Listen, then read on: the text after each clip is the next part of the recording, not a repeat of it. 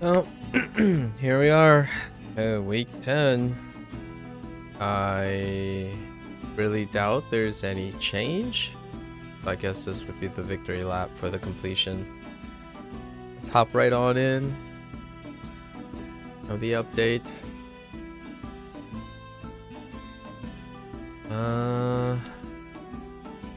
Check. Check. Alright. We're off to the races.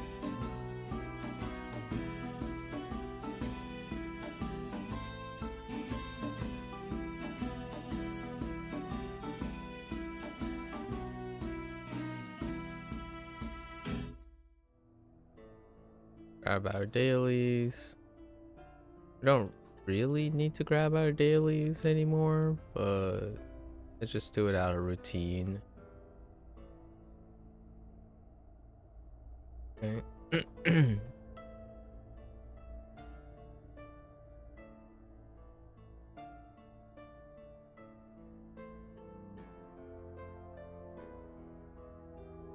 think we're gonna hit the cleaning streets threshold. Nope, no cleaning streets threshold.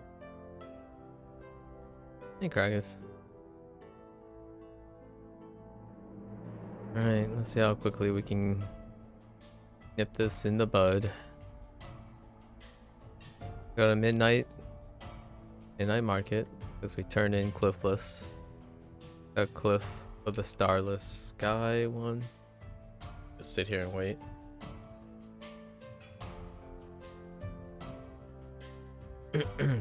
About here somewhere.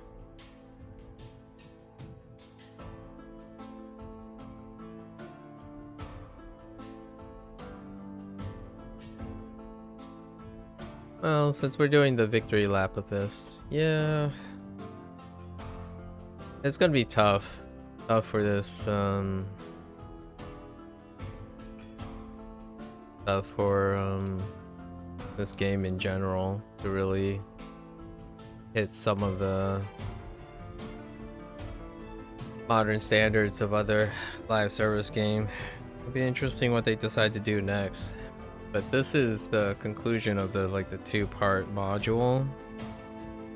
So I imagine that there's gonna be some experimentation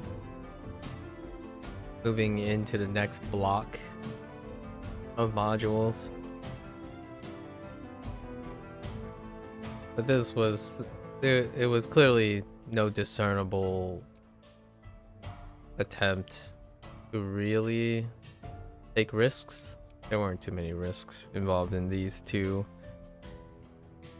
modules of the, I guess, which is called an Underdark block.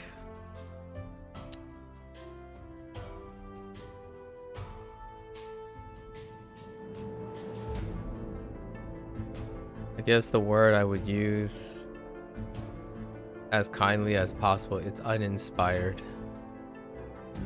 When it comes to fundamental game design, doesn't really demonstrate that the leadership is committed to investing forward, just sticking with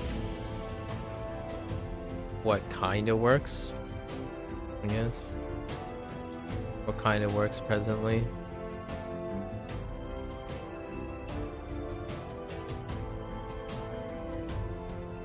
Yeah, it largely seems uninspired, unfortunately. Well, so we're not talking about the stuff that's in it, like the content and the purpose. That's relatively reasonable, considering it's now a live service game, or they're striving to be a live service game.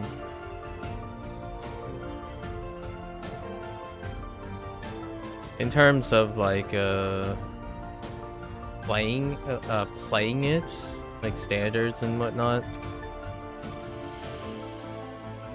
every half a year or so, you kind of curious if you know, they're gonna light a fire under their butts or under the leaderships to take a shift towards some of the gold standards that would make it more of a competitor in design.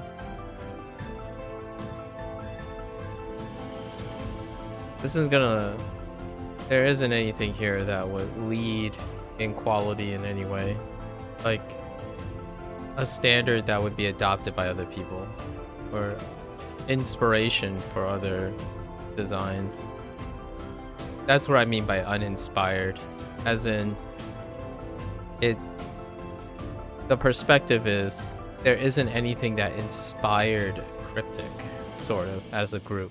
Like, it just doesn't feel like they're enthusiastic about exploring and taking risks, which that can be fair. I mean, that can be a acceptable philosophy if the population, the player population, and their legacy isn't in slow decline, but it is. So that's the unfortunate part. Some inspiration goes a long way, but it doesn't appear like, at least to me, looking at the design and whatnot, and the content will forever remain D&D inspired. So D&D is a endless pit for content and whatnot in terms of that regards. But in terms of like game design, psychology in general, keeping with the times of modern gaming, like things that work and things that don't, even taking inspiration from others, there's no clear indication of that either. I play a lot. I look after a lot of live service games because it's kind of a really reliable source of revenue for these types of formats of games these days, like quality of life games. But it's very difficult to see or even say something about it. And I mean, if there's anything I try to say something about things, and it's tough. Like from week to week, it's still tough to say something about the relative design. Like, I'm on week 10, right, of a 10-week module that takes about 4 to 5 months turnover time, and I can, in the second part of this, like this is the second module, one of two, in a ongoing, like, I guess you would call it content block. The content block referring to like the D&D, the content, the story, and the lore, which I read a little bit about in the background. So it's across half a year. I would say it's closer to a year for this. So this is an entire year, basically. Maybe 8 months, something like that. And for this second block, the experience minimally, if not at all, changed from week 3 to 10. That is the longest singular period of repetition I've seen so far in a live service game. Like, generally speaking, within 10 weeks there would be 2 seasonal events for any... I mean, that's what they're doing. They do provide seasonal events, but those seasonal events are not part of this evaluation. Their seasonal events continue to be recycled and so on. Like Day of the Dungeon just happened. Or talking about this stuff right here. It's hard to say anything about it. Constructively, there is very little. I honestly think if you played Ravenloft, Kragus, right? This is Ravenloft. Like, what I mean is the structure of progression and stuff is still Ravenloft. Like, they still do the weekly hauls, only it's extended even further. Weekly hauls don't go up. Step progression is even more redundant, like, and even more so than ever before, content is locked behind a player gate. And what I mean by player gate is that you have a game that requires an increasing tax on around the clock player base, but the designs continuously almost impress me to the level of how it excludes player growth at all. Like, it's tough. Like, oof. The dungeon designs are competent. I mean, it's still up to the standards that they've set a long time ago. But the standards doesn't allow player growth, and it constantly creates bigger and bigger gaps between how to get to, quote unquote, what most people call the end game, and how people start. And it keeps getting bigger. Like, the gap keeps getting bigger. So the bigger that gap gets, the less welcoming it becomes, and the more detached all the individuals who claim to be end gamers are. Like, there just isn't an incentive progression level that encourages a mixing of the player base. So you just have people that hop in for a month and never come back to the game, which is the vast majority of players, and then you have the people who are playing the game regardless of what you release. It's to the point that the player base that are already doing that will just stay out of complacency. It's not out of merit, it's just out of sentimentalism. So what that does is it lowers the quality or the need or the pressure to innovate at all. And then from the perspective of a new player, it's predatorial. So you have this mixed feeling of people who don't ever grow psychologically at all, get reaffirmed about their status in the game over and over again. And then you have all the prey, whoever gets ensnared and then gets just immediately just gets poor feedback. After a month, the game is practically dead to them. So you're constantly over time generating poorer and poorer reception of the game. Meanwhile, the gatekeepers continue to get reaffirmed over and over again about their false impression of their superiority or competence. It's one of those things that it's a scary environment where if you're always at the top and you have always been at the top, you haven't learned anything. You don't need to learn anything. You're always at the top. The game is made for you. And with that comes this like attitude that comes with it. We're like, oh yeah, you know, we know how to do this. It's like, well, you didn't learn anything. You're always ahead. You are never behind to even learn anything to get ahead. It's to the point I would probably, for those individuals who are so used to it, try starting a game over. What I mean is try starting a new game, and those people would probably be content with just staying. Oh, can I not use the same? Oh, I can't use the same position for this. Those people would be content with just being reinforced that they don't really need to change the way their approach is. They're just churning away over and over again. And I don't mind that. I really don't. But I don't I'm happy to say I at least enjoy other things that doesn't make me an incredibly cynical and high standard person.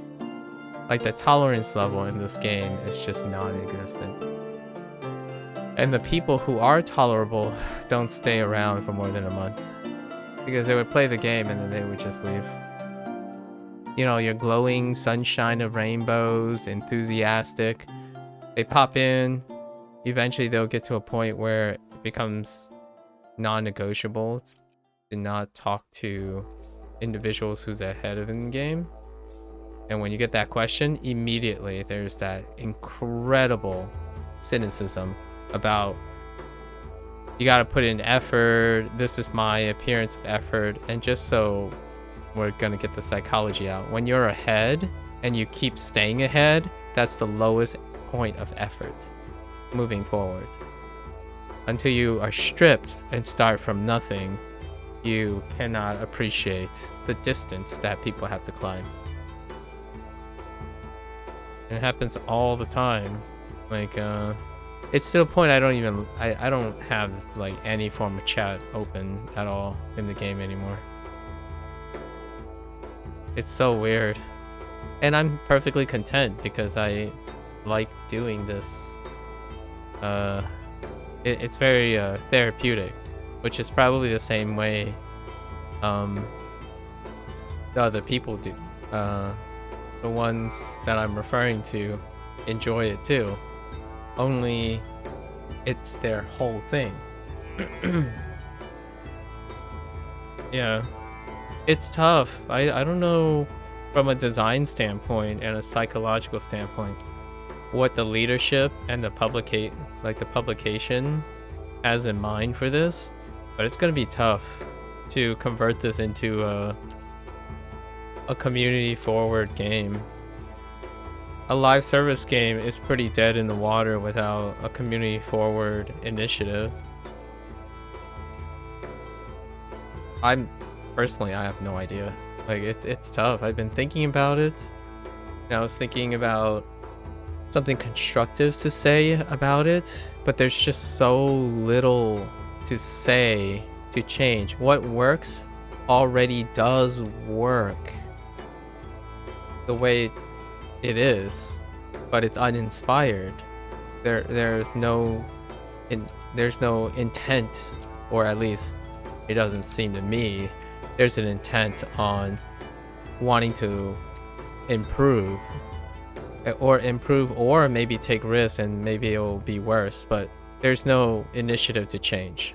So there's really nothing there isn't anything interesting I can say about something that doesn't change over time. What I can say is it's the same experience, for better or for worse, and one thing I forgot to take the contraband from there. One thing I can say is that it is an unattractive model for the majority of gamers that are looking for an MMORPG in this day and age. And it's only unattractive because it's not new. Like, it's not trendy. But one thing could be said is its attraction to old school stuff. Like, eventually it still has a steady flow of old school stuff. So like, maybe if they hang on long enough, if you take like the hands-off approach, if you do this long enough, there'll become a time when the trend cycles back to something traditional like this. Like, it's to the point where the design is so traditional that you could consider this as a stopover for classic game design. Like, this has become a historical piece to me. So no, you can't find an experience like Neverwinter anymore. For better or for worse, it is a unique experience if you play Neverwinter. Is it an experience that will compete or be sustainable? answer is kind of yes. It can be sustainable if the publisher who owns this, which is Gearbox publisher and like the bigger Gearbox publishing group, along with like its parental company. The answer is yes, because it makes it can make you can always do the thing about shrinking down, right? Shrinking down, meeting the demands, and then constantly mitigating costs and rearranging your staff until the expenses are less than what the game is pulling in. You can definitely do that. You can downsize and all that jazz for sure. Is it great for the DN? Is it great for their legacy? Not particularly. You're not building any legacy.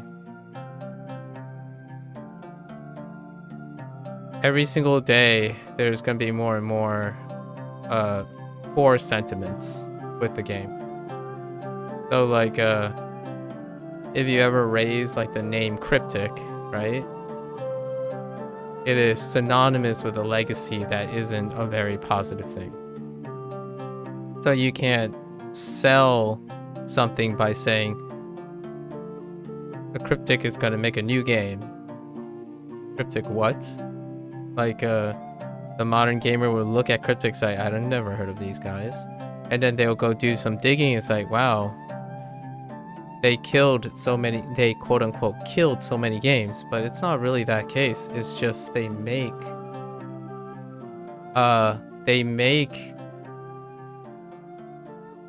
they're like the workhorse. I would say one thing that's fantastic, that's admirable about them is, as a group, they're a workhorse. They stick to their guns, right? It's just unlucky that this type of game design, it's not appealing. It's just the vast majority of people do not find this stuff appealing anymore. So instead of going back and forth, going through a period of change and then coming back to it, right? Or maybe doing a integration, it just feels like they're gambling on, if we keep doing this long enough, the trend will come back to us. And I don't have to tell you this, but if there's any place that has a chance to take a risk with the D&D property right now, is right now. This very moment. Like, it is such a golden goose right now to just take risks. Because the power of D&D, the power of having Wizard of the Coast it's a grand time to take some financial risks. But I don't know how the leadership works and how Cryptic works in the ownership now, because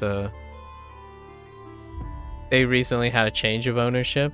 It was like within the last 2 years. It's tough. I play this out of legacy. I mean, ironically, there's no really better word to describe it. I play this out of legacy because I could earnestly say there is something that you can tap here in terms of traditional design. Statistically, though, it's myopic. Like, it's like that guy in a local shop making paint the way they want to make since ever, because it's endearing that they're sticking to making the paint the same way all the time.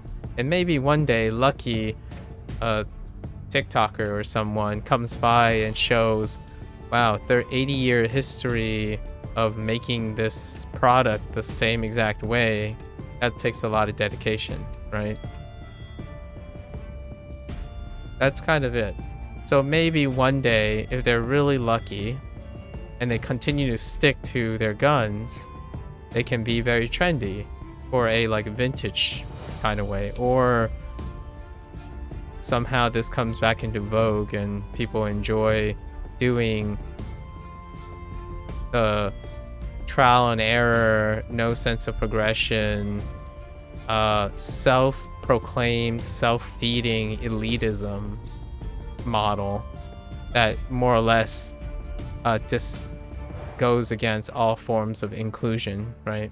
Right now, this is kind of a funny thing. The player base in this game is more heavily European than it is the United States anymore, even though it's US servers and a US company, right? Because this game does not reflect the US model. US models, in terms of gaming, is about inclusion and accessibility. This is legitimately, I don't want to generalize too much, but the dominant philosophy when it comes to a European design tends to be exclusivity, like elitism in a practical way. So you have to reach a certain level of excellence to be considered acceptable. Very homogenous type of opinion. Like, if you're good, then you get to be good. So every good person hangs out with every good person. So it becomes an exclusive club. It's very European, in my opinion. Like, what I mean is, in terms of European gaming design, like competitive shooters, right? That's probably, arguably, the hottest genre in among exclusively in that region, like EU West and EU East. It fits very well with that, and sure enough, that's what's taken over in this game. So around this time, this moment, actually it's already too late. 6 hours earlier would be the prime time in Neverwinter. This is where most of Europe is in their like evenings, coming back from work and stuff, is the most active time. When you go into US evenings, is non-existent. And that's one of the things to draw conclusions for myself, is that it doesn't reflect the culture in the United States. The United States is going through a period of inclusion, right? It's starting on the internet, in video game, is about accessibility. The more accessible your game is, the more attractive it is to the American audience. And that could be making a game easier. That could be lowering the threshold of design. That could be streamlining the thing. The idea is getting options, having customizable options. It incredibly increases, in my opinion, American fan base when it comes to these types of games. The more options and flexibilities they have, the more attractive it becomes. And a game that was initially very unattractive, I still play, Phantasy Star Online 2, NGS. Sega recognizes it's about, the PSO2 team recognizes it's about flexibility and feedback. So what they focused on was just keep bringing more options. Hey, someone wants to do traversal, put in traversal. Someone wants a hardcore version of all the bosses, put in a mode that allows them to tweak the bosses any way they like. They want leaderboards, they want achievements. So it keeps accommodating as many form of gamers as possible onto one platform. And they stabilize their like the global servers. And it's just, now that it's stabilized, it only has growth in its potential. It's difficult to misstep when you have all the options open. In this game, it's one option, or it's their way or the highway. It's like one directional. It's a very pure design, but it's just not appealing right now to Americans. I have to say, in general, 9 out of 10 Americans would find this very unattractive. Where basically, if you're not the gamer, the type of gamer this game is directed towards, there's no chance you can be retained. You will leave within the month. And the month period is a honeymoon period that even those 1 out of 10, that 10%, by the time they reach there, 90% of them will leave because of the animosity of the privileged. It's kind of like a, yeah, you finally made it to the I don't know, to the golf club, right? You join it, you punch your ticket, got your membership into the golf, like your country club, and then you realize that's not part of your identity, and you just eat it out of there. That's usually what happens to 90% of the remaining 10%. I've been in the club for a really long time now, so it's more of a legacy complacency. Like, I just check out what they're doing. Hey guys, what are you doing in the exclusive club? And then I don't participate in it because it's uninteresting. It doesn't change, but it is good to know, so I stay in it to see what's going on, because once you're out of it, you can't, it's very difficult to get back in it. Like, you finally became a millionaire and you try to join the millionaire club, right? And it can be growing pains at first, even that. And usually speaking, your roots will make you different. And this is truly that type of game. And to me, if they are perfectly happy with that, can't touch that. I think actually the country club of players in this game is perfectly content with having content made for them, and that's fine. It doesn't change what I'm saying about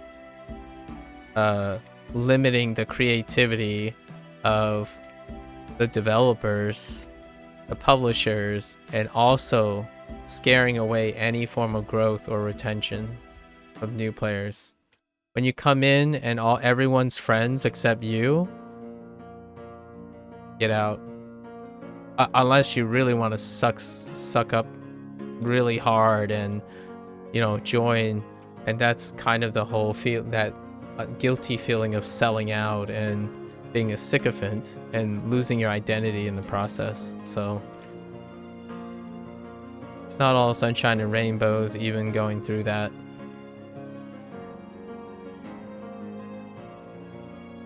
I kind of do it out of just understanding the process. I've done it once recently, but I haven't gone back to do it. You know, I do like to do things that I haven't done in a while. Like try to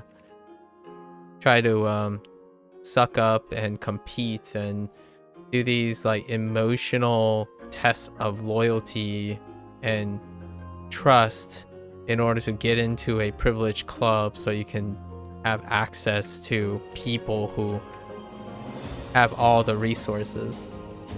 It's rough. I don't, it's not easy. And personally, I wouldn't wish that upon most people. To play a game, you have to qualify to play a game? That's unfortunate. I mean,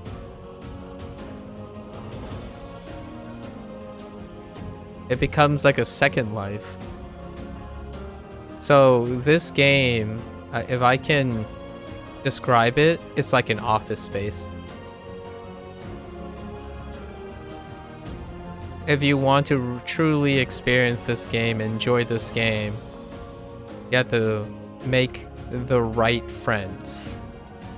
And those right friends expect you to... It's kind of like a fraternity, or maybe a co-ed honor society, like an honor society kind of thing. So you bend over backwards to prove your worth. And when you get in, 90% of those players are gonna think, just wasn't worth it, and then leave and have this feeling of emptiness inside about trying so hard to bend over backwards to get into the elite club. How do you change that type of mentality? Do you want to change that type of mentality? I have no idea. It would be wonderful if they communicated it.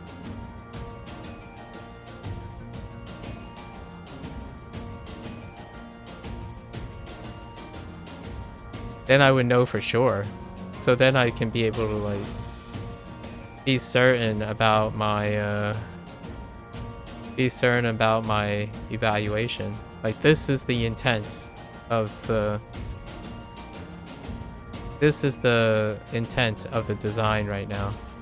They're not really looking for new players. They're looking to keep the old ones satisfied and preserve the old ways, you know, the old school ways of elitism and privilege content. At the moment, it seems like they're skirting between two worlds, which is world of we want as many players as we can get, so we're lowering the barrier as much as we can, but we have no way of retaining the player because the retention content is sacrificed to keep the clergymen and the nobility satisfied just enough. So when you do both, you end up with the current state of Neverwinter, in my opinion. The ability to recruit players, right? The ability to get that initial positive impression, or not positive impression, long enough to possibly make them make a few buyer's remorse choices, only to not be able to retain them in like within a month. So I could say that this game is predatorial, or it's getting the sucker, and then the ones that already benefit from it continue to benefit from it. The game continues to run, which fuels more content for the people who are privileged, and they're satisfied. And they continue to get reinforced of this like false superiority that is called privilege. It's one of those things like we were talking about in when we were playing some of the sub stories in Yakuza, like how Akiyama was talking about like skipping lessons, everything is just handed to you kind of thing. That's kind of it. Like, if you did it once and you stay on top and you continue to stay on top, the distance between the next top and the current top is very, very low. Meanwhile, you're trying to make a game that tries to bridge the top with the bottom, starting at the bottom, but there's no bridge there. It's just a cliff.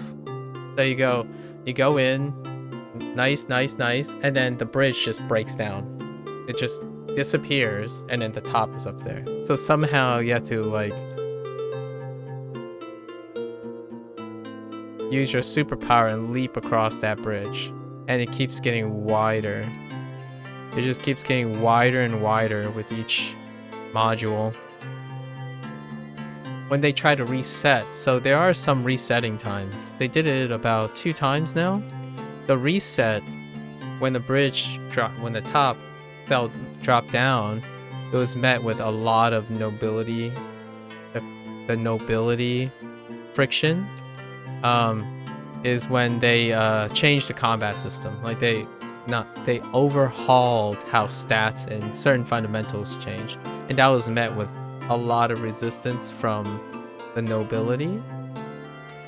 But it made the casuals, it genuinely, those periods were the highest growth periods in recent module history when the combat changed, because it kind of swapped it up. So it makes people feel like everyone was working together to figure out the stuff, right? That doesn't happen basically at all anymore. At least in these last 2 updates. Maybe it'll happen in the next one. Maybe there's a complete overhaul of how DPS works or something. That would probably reinvigorate a lot of returning, like people, like players that have left as well. Because they would be genuinely just interested in how it differs. But if you're really into like doing something because you can, which is what I'm doing here, it's basically doing what I can. It is a different type of experience. Yeah, they've done it twice.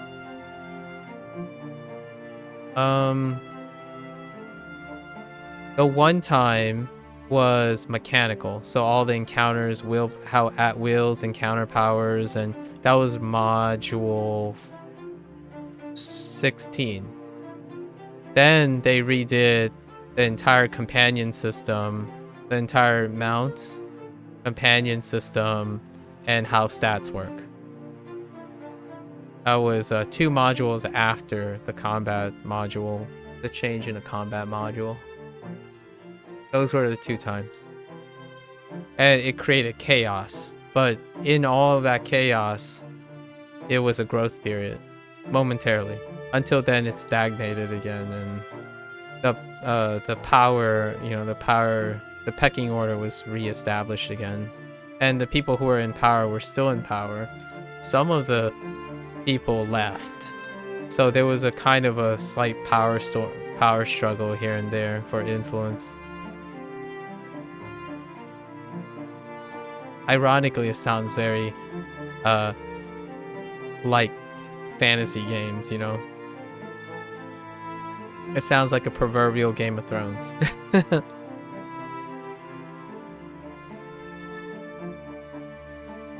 And, we talked about the psychology behind attracting things to the characteristic of the things you're making. I mean, you could make a very compelling essay on how the appeal of Western fantasy attracts Western cultures that compete in a very Western way. So this is no Japanese designed philosophy game, obviously, or a Eastern design game. But even Eastern design games, it's kind of ironic because Eastern design games tend to favor iteration, like constant refinement to elegance, right? To like buffer a rough diamond in the rough until it shines like a priceless diamond. But in this way, they still at least continue to refine their process. This is complacency. The type of design that this group has done, whether it be a leadership position or not, I'm gonna say it with 2 positive things, a negative and a positive thing, just to make it sound a little bit neutral. It's lazy, but it's also safe.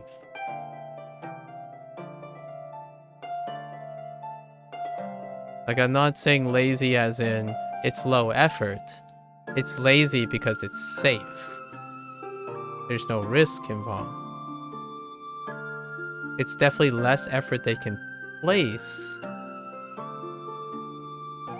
without, but it's very safe. So games like if you're gonna make a sequel, there's appropriateness for this design. When you're making a sequel, often being more complacent and taking less risk, hence using less effort, but also understanding what a sequel is, it's a safe approach. It's a very pragmatic approach. It's cost effective, it's fast, you can make a lot of it, so it's efficient. But in terms of creativity, it's lazy. And that's kind of where they are. That's the feel you get anyways. There's legitimately no clear sign of attempt. Like, this is almost a slight, it's kind of like a what do you call it? It's a smoke screen. So you move things around a little, you move how these are displayed, but in the end of the day, it's a repackaging. Constant repackaging of the same philosophy. For better or for worse. I don't mind going through it and seeing if they ever change. I'm kind of in it to just see where it goes.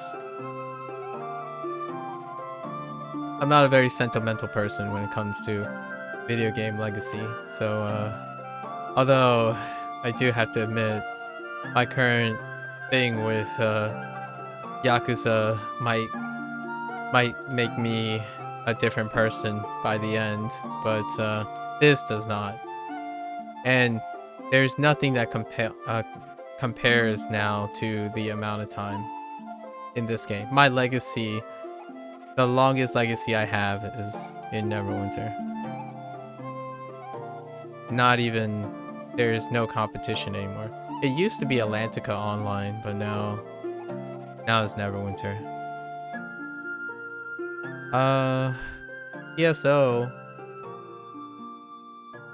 No, I'm getting sentimental about it though. What I mean is, it's creating sentimentalism with the characters given.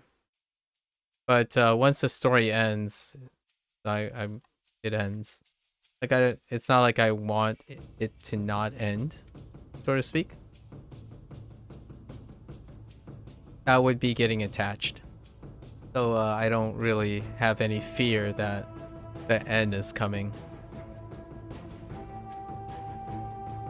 But I have feelings for it. What I mean is, the game is capable of making me feel things, which is great.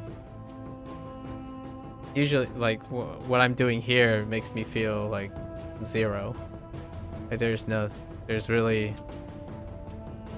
In fact, it makes me feel the same way, which is... I don't feel anything now, but if I had to guess, it makes me feel the same way I felt 10,000 hours ago. And if that's a great thing, if the experience was the same sensitivity every time.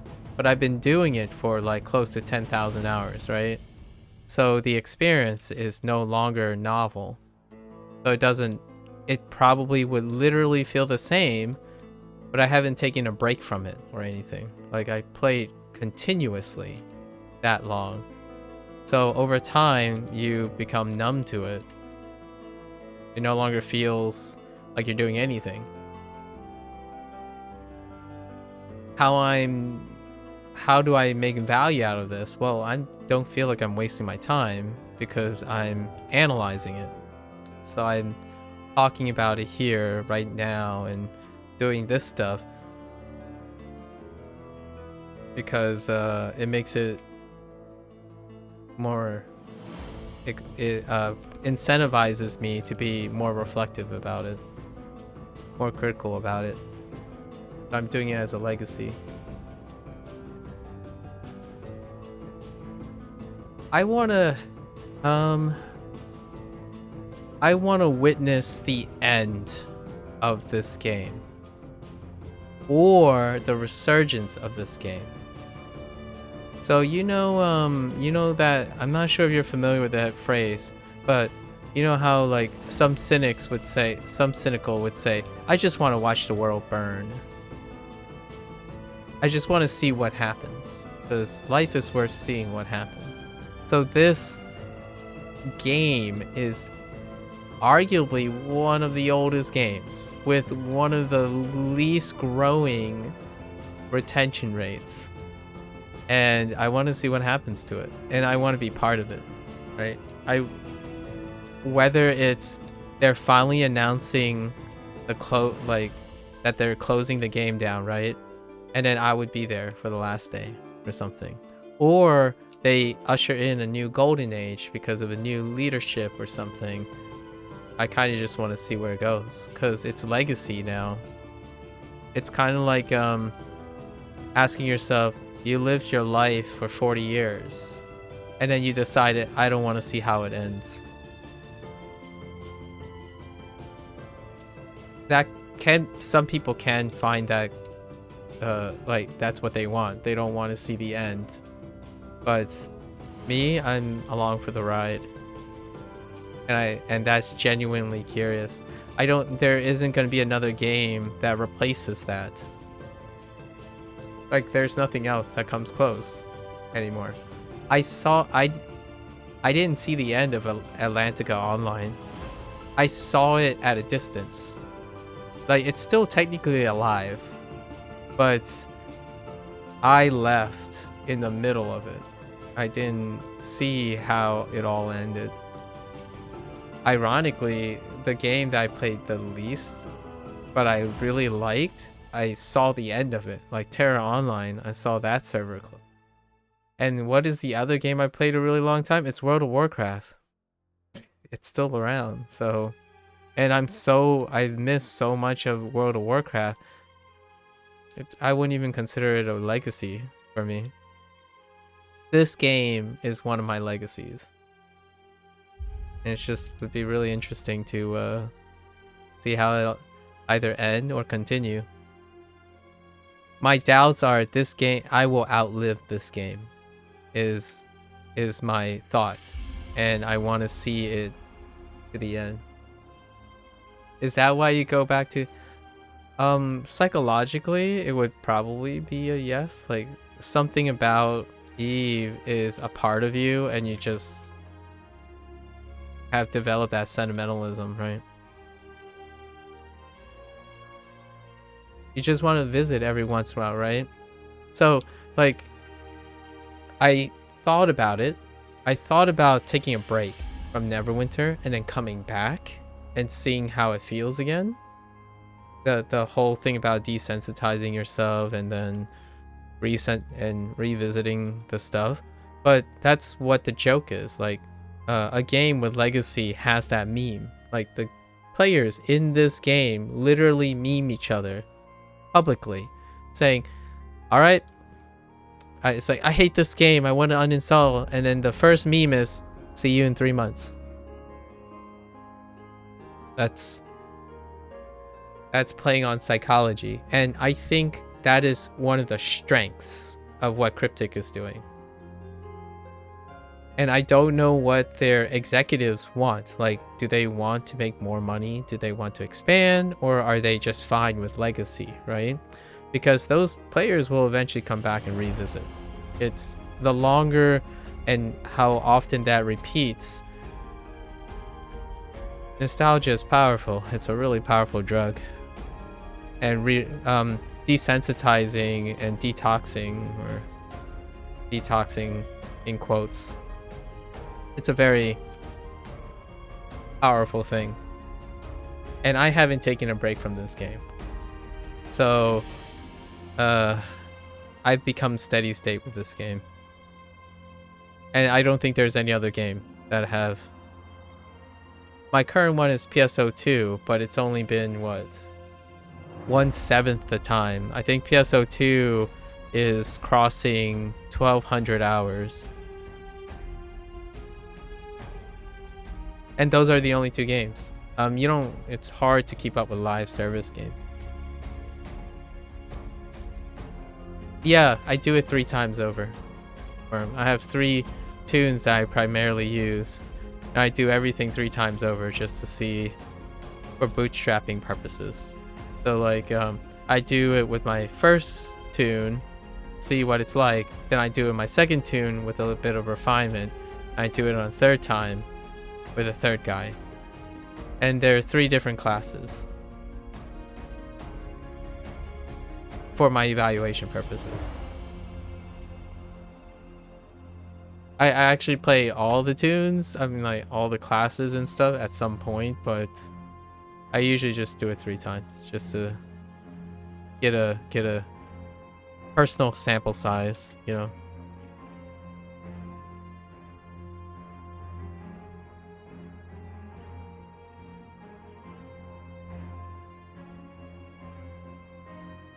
one would say safely, Kragus, that is probably why you go back to Eve.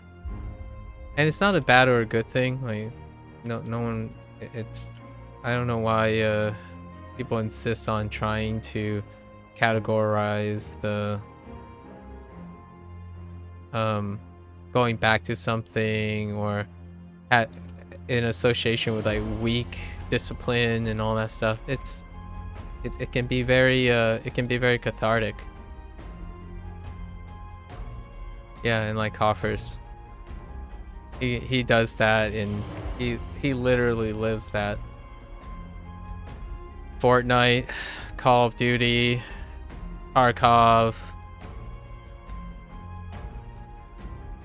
Genshin Impact. It describes the modern gamer. And if you want a game that works with that, sticking to your guns is very effective. So like I think that's what Cryptic's strength is with this, the type of design. If you stick to your design, the people that liked it has a high chance of resonating with it, returning to it. It doesn't feel foreign anymore. However, like as a good example, right? The worst reception when a player comes back, and you hear it all the time, when a veteran player comes back, the first remark is dealing with the 2.5 overhauls. They either left before the combat rework, which is less so now because it's been like 3 years. The second one is how all the stats work. So that would be the second gripe point. And then the third, it was most recent. All the enchantments were redone. The enchantment system was completely dumped for something new. So those people who came back expecting to get a little swig of the same thing, it's no longer the same thing. So the very first comment and complaint is all the changes. So in a way, if Cryptic lean hard and they say they make enough money, just keep making the same thing, right? If they keep making the same thing, even if someone hated, right? Even like you, Kragus, if you hated the old enchantment system, when you come back to the game, it will feel like you hate the old enchantment system. It will be like a revisiting of memories, right? For example, like if someone revisited a memory of a wartime, when you revisit it, it still is going to be a wartime feeling. It's going to suck, but you're revisiting, so it'll feel like at home. So if they go that way and they make enough money, they can keep this game alive indefinitely. Put people cycling back and looking for that same hit. Like, that works for me, right? I have a favorite restaurant. I don't go to that favorite restaurant every single day. I go to it every once in a while. It's a joy. Every time I go to that favorite restaurant, every 3 or 4 months, it's a celebratory dosing. It's not micro dosing. Now micro dosing is the current live service games, like everything with the Hoyo verse, PSO2, NGS, like all the Japanese live service games and the Korean live service games. That's microdosing, which happens like on a bi-weekly basis. You're coming back for a hit like 3 times a week, and every 2 weeks there's a spike of a larger dose, and then every other 2 weeks, and then every 3 months it's a gigantic spike. So microdosing produces a habit more reliably. Revisiting things like EVE Online, which stays consistent because it's a mirror of the time, like the player creation, right? It's one of the most consistent systems. It's more of a once every 4 months thing, and that's kind of their development cycle. Yeah, and Destiny and all the games that use expansion type roadmaps, It's celebratory. Like, yeah, there's something I look forward to. It's been 4 or 5 months. I've been detoxing away from it, and it hits different just for that moment, and then you're gone. You're gone again. If that's sustainable, it's sustainable for millions of players. Destiny is a great example of it.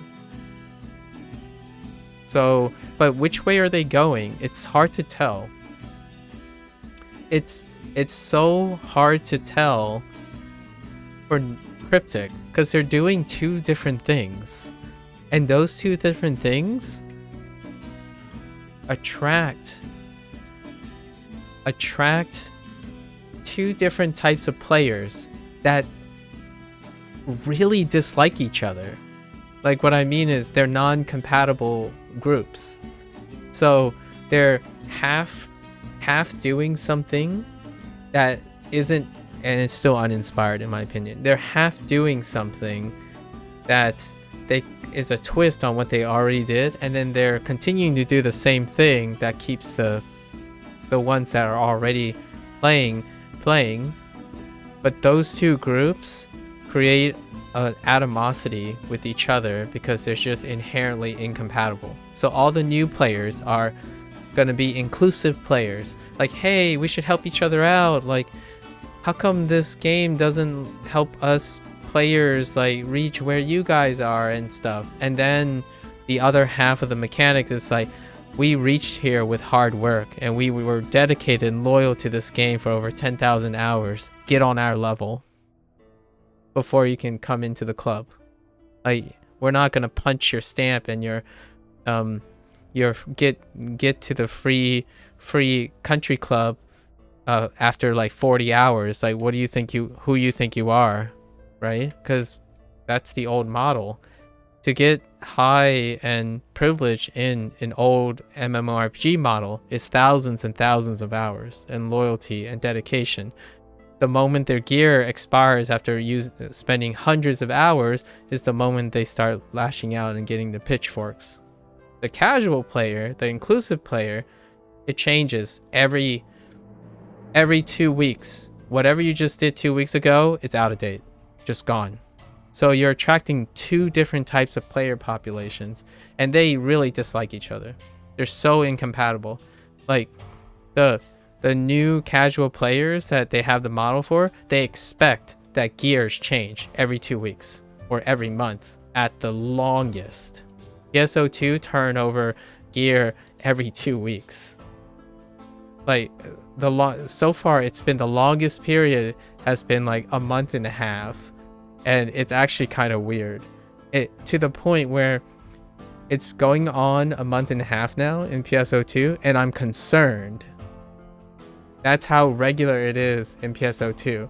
So the moment they stop doing that, players are concerned that the team is struggling with creating new things.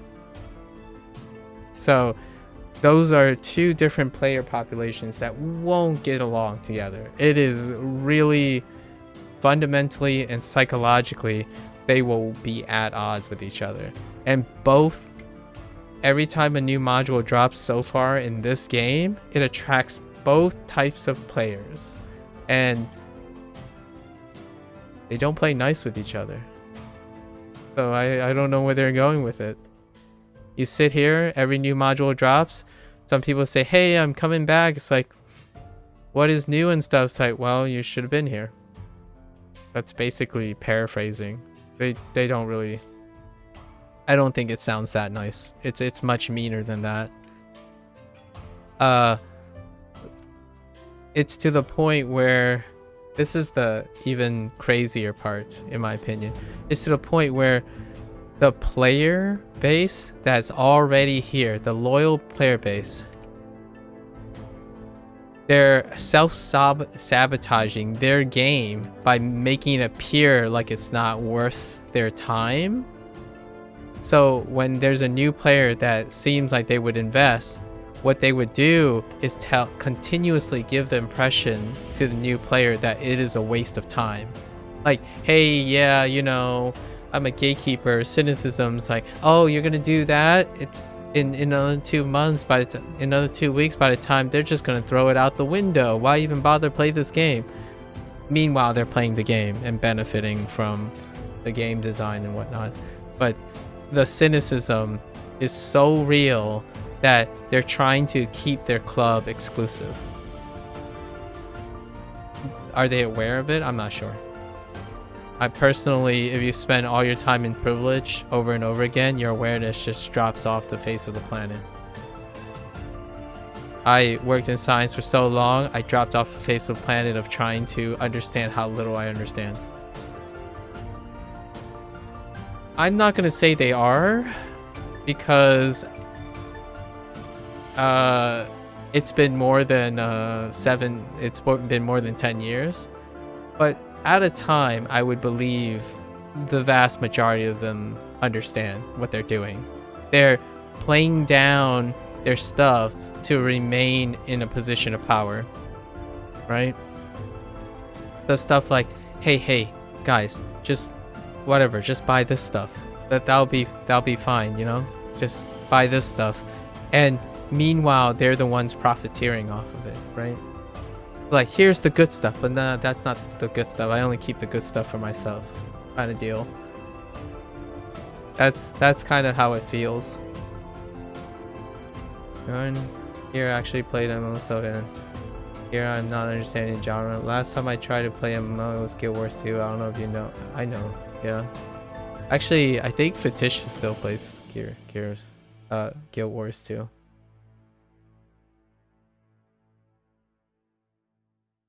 Yeah, lots of marks. Yeah, MMO. Yeah, you kind of highlighted some of the more memeable and generalizable aspects of MMOs. Yeah.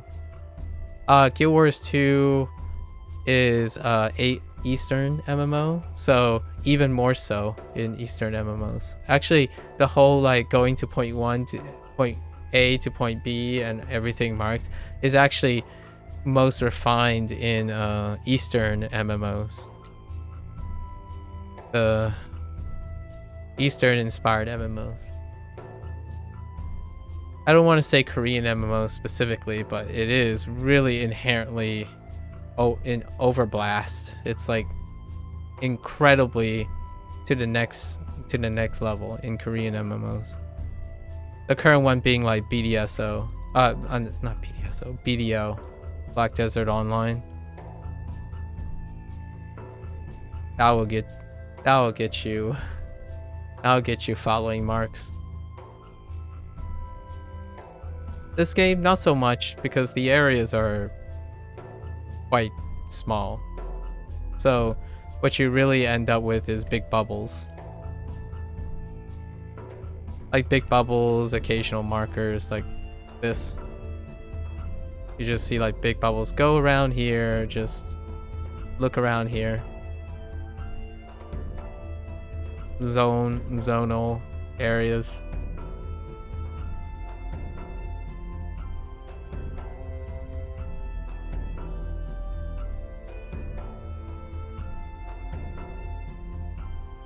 I don't know. I don't have any strong feelings either way. This is not something I do to elicit any feelings.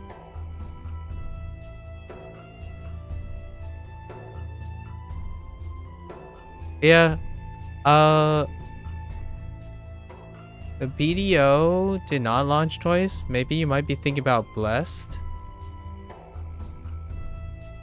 Blessed launched twice. It was originally called Blessed, and it did really sus, and then it relaunched as Blessed Unleashed. I mean, if you think about it, Final Fantasy 14 relaunched too. Oh, you launched it twice. Oh, okay. Yeah, it's kind of coincidence, but there are MMOs that launch more than twice, and they turned around as well. So like literally launched more than twice. The fighter gamer. Kind of. Yeah, I can see that. I definitely can see that. But they don't really need to anymore because Capcom has filled that void fast. In different regions, if they are region locked or something like that. Most games are not region locked. But the larger games are region server specific though. So you could kind of see it as a lock. So like it's difficult to usually it's monetized as well.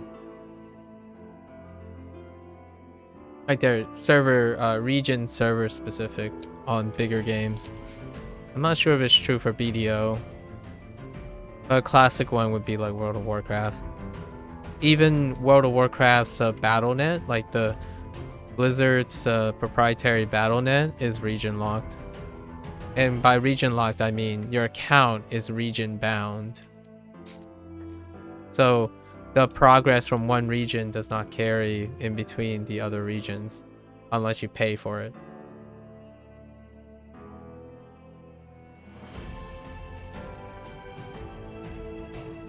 You could, oh yeah, also region specific could mean when they get updates too. Because like, for example, lots of Chinese live service games would have a delayed update schedule. Neverwinter is actually one of them as well. And there's also extenuating circumstances. Like Russia's server was different from Neverwinter's server, like the global server as well. And also like for PSO2, I play on the global server. Japan exclusively has their own server. And the two don't necessarily, they try to make it like at the same time. And also there's console and PC delay schedules too. So a lot of times console, if it's a PC game, consoles have different update schedules, and if it's a console game, PC has a different schedule. So all those still exist. There's an example of them somewhere in some game, in some MMOs. And when I mean MMOs, we're not talking about MMORPGs anymore. We're talking about massive multiplayer online games. And they can come in many forms.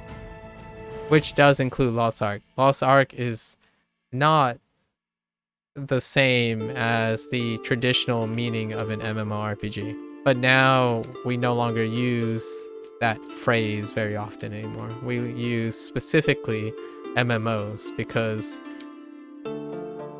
you can't tell. Calling it an MMORPG is difficult to standardize anymore. Like what does that mean? Like for example, Neverwinter is still probably just a combat MMO. And then World of Warcraft would be your like, I don't know what to call it anymore. Yeah. Dungeon MMO? Oh yeah, true. Yeah, Dungeon MMO is pretty good. That's a pretty good distinction. Although that's difficult because combat MMOs have dungeons. So if we're comparing, so there's system type. So you have to classify system type, basically the core mechanic type, right? Combat or tab targeting, right? Combat, or I'll call it cooldown, like non-aiming, right? So there's tab targeting and there's combat. There's real time and a cooldown based. So those are like two different flip sides of the coins. And then you have dungeons or persistence. Persistence is like exclusively world boss dependent, only world events. But then there's like dungeon exclusively, or a combination of both. And then there are raid types or non-raid types. And then there are massive like PvP ones where the whole thing is like Eve, right? Eve would be a great example. It's massive, just player controlled. So there's many examples of massive multiplayer online stuff. But I think the one thing that we can agree on is MMOs have to extend beyond an instant-based session. So like League of Legends is not an MMO, it's an instant-based session. CSGO is an instance-based session. Players are matched up. Whenever it goes on to MMO is when there's a obligatory persistence between all the players, and it is not selectively done. Basically, there is a hub that is non-conditionally part of everyone's like gaming experience. That's, to me, that would be the minimum amount to qualify the MMO. You have to occupy the same hub or a persistent area that involves more than just the people you have to play against or play with or people you know. There's a persistent world that you have to interact with other players. And even in this game, that still happens. That is an instant-based game. It's even more instance-based game than Neverwinter. But Neverwinter still has a hub. It still has Protector's Enclave. Warframe is even less than that. It's closer to a speedrunning game.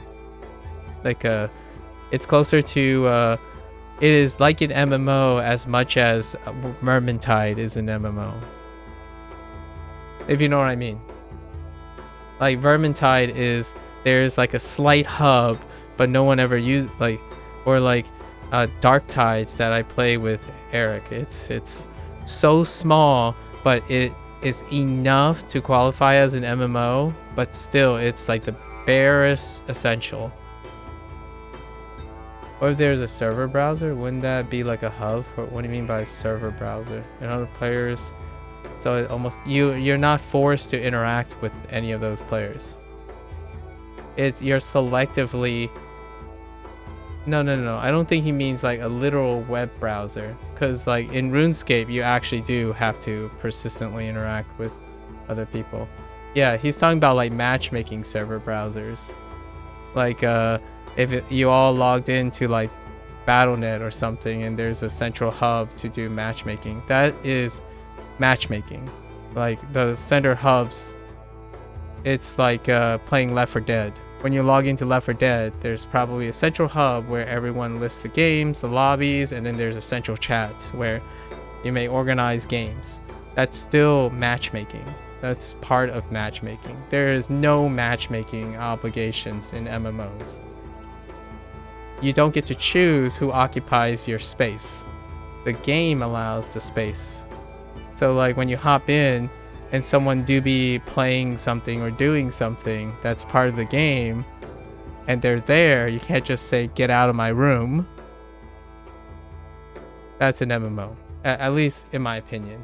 That is the fine line that easily most people can agree feels like an MMO. When someone comes in, steals your loot, or pulls something into you, that's an MMO. There isn't going to be someone that's going to drop in your CSGO game all of a sudden that's not part of the game originally that was prescribed.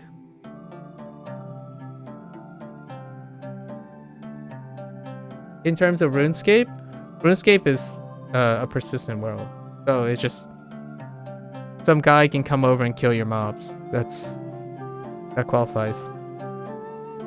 Like it's this thing where like I'm doing a quest, right? Or I'm doing something. I'm doing a task. And if you ever someone comes by and does it and delays you, it's like, who invited you? You're in an MMO. It requires a persistent environment that is beyond matchmaking. If it's not beyond matchmaking, then you only encounter those people. And that is not massive. It's a multiplayer. It's a multiplayer game. Absolutely. But you know, you can spend your whole time just playing with friends. In an MMO, yeah, sure, you can form a party with your friends, but there are going to be other players that you don't know around, regardless if you like it or not.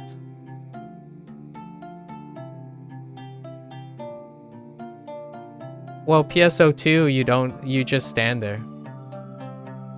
Like, that's a quality of life that is standard to most live service games now, to give you the feel of collaborative thing. But there's a con to that. Parasiting is a toxic counter to that. The idea of parasiting, where like you're leeching, that's the other side of the flip of the coin. But it is a gold standard. The gold standard of giving up that type of single credit kill thing. You get the other thing, but it's so less toxic than creating a system that determines who contributed the most, which is this game. This type of model is what creates privilege, because it's deviated based on who contributes most. But if you're in a privileged advantage position, you will disproportionately be contributing most. It doesn't matter if it's harder or easier for you, or how harder you have to try than you usually are, you're contributing the most. So you are undisputably in a position of power. In PSO2, if you stand near a mob, you get credit, as long as your character qualifies and have the capacity to attack that mob in the first place. Like, you could be playing Genshin Impact with your character standing nearby. That's how low the threshold is. But even then, that toxicity about like leeching and stuff, idle gaming, is still less than this type, where it's merit-based. And merit-based pushes player aptitude, absolutely, eventually. But when it becomes stagnated, it no longer pushes player aptitude. I actually thought that core element of MMO is having a character that progresses continuously over time and aren't tied to specific matches. I don't know if you heard of the game Warface. Yeah, Warface. But that is not. Nope. Everyone call it an MMO FPS. There could be an environment that has interaction. I pretty sure it might have it, but I wouldn't call it an MMO unless it's unobligated interaction with players. MMOs have matchmaking, Worm. It's not the other way. Like, matchmaking is not required for MMO. Like, it's not... An MMO can have matchmaking. Matchmaking is not sufficient to make it an MMO. But MMOs can have matchmaking. MMOs have PvP. They have to matchmake. They have dungeons. They have to matchmake the players. But it has to require an environment that doesn't have matchmaking. Like, it requires an environment where you do not have the choice of who goes in the region. Otherwise, it's considered an instance game, where in this game, it's actually small enough that you can literally populate the entire instance and close everyone off. So if you had a party of 20 orchestrated people, you can go into an instance and artificially block everyone else from playing with you, except for the 20 people you know. It's still closer to a game that only has matchmaking. So it is not sufficient enough to support it being an MMO. So Warface has other things that makes it more MMO-like, which that persistent character thing is a characteristic of MMOs. But it is not unique to MMOs. So if it had that, it's not enough to make it an MMO. The thing I'm describing is the one thing that if you have that criteria, it's hard to call it anything else. So imagine a game that has that. What would you call it? You would probably call it a massive multiplayer online game. If you had a hub that you had to interact with many other players, you can mute them if you want, but there are going to be hundreds of players you have to mute over time. It's obligatory. Like if you walk to a shopping mall, you have to see other people. You have to see that kid who's excited to buy his 13th copy of Call of Duty. You have to see that crying baby, or that guy trying to silence his baby yelling into his mic into your ear hole halfway across the room. Obviously that's not the case. It's more like people typing like, dude, chill, you're crying like a baby. You have to see that. Like, it's gonna be there. And then you can mute them, but you've already seen it. You've already seen that guy complaining in public lobby. Well, not a public lobby, but the instance. And their avatar is like jumping around and emoting, or like two people in the corner role playing and trying to like get saucy with each other during the avatar, you know, like using their avatar. It's not a choice. It's there. It's a persistent area, and that's what I'm qualifying as. You can have everything else though. MMO is just, you can have everything else. Like MMO is just that criteria. Then you tack on everything, right? The FPS. That's what Warface is. Warface is an FPS, which includes the matchmaking, a progressive, continuous over time profile of the character that you're playing in a first-person shooter. Call of Duty does that with their prestige system, you know, like perks. Halo Infinite does that. But to get the MMO label, it's just describing just the one thing. And then you add everything else. So what is this game? This is in MMO, third person, combat, RPG. That's all that describes everything else. So it's an RPG because it does the loot system and the loot cycle and all that stuff. It's a combat MMO because things happen in real time. And it's third person because it's third person. Actually, can it be first person? No, it can't. There's no first person on here. So you can't toggle between third person or first person. That's kind of where I'm going at. So over time, I don't know if that definition for myself is going to change, but this is my opinion. It's the one thing that you can't say, oh wait, but that makes it an FPS. Or like the criteria that I picked, right? The criterion that I picked, you can't mistake it for something else. Because it doesn't tell you anything else. Like, hey, there's a bunch of people that you have to meet and they all occupy the same space. What's another word for that? Can you mistake that for something else? The closest thing I can think of is a lobby. A lobby, but have you called a game a lobby game before? Or have you called a game a hub game? No, you use the phrase MMO. So that's kind of where I'm going with this. If you say matchmaking, that describes a lot of things. If you say first person, that describes a lot of things. Yeah, it would have to feel like an IRL public place. And that's kind of what makes it difficult for gamers these days. MMOs aren't, MMO, especially MMORPGs, aren't very popular. MMO in general, the format of MMO is not popular. And you can probably know why it's not.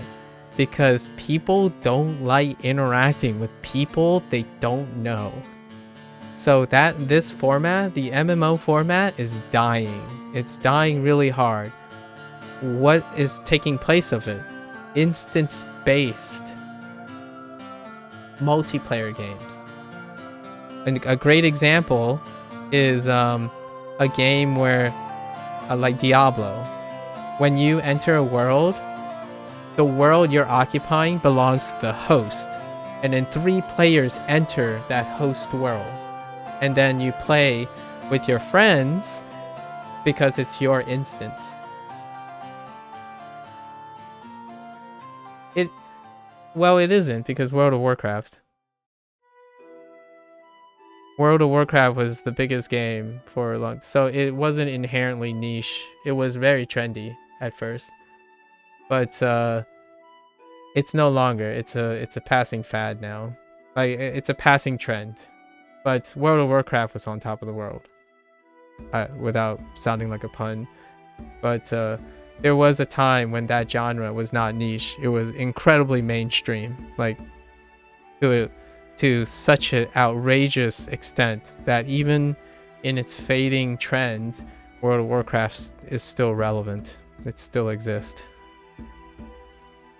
When people talk about PC gaming, they still talk about World of Warcraft, but not so much anymore.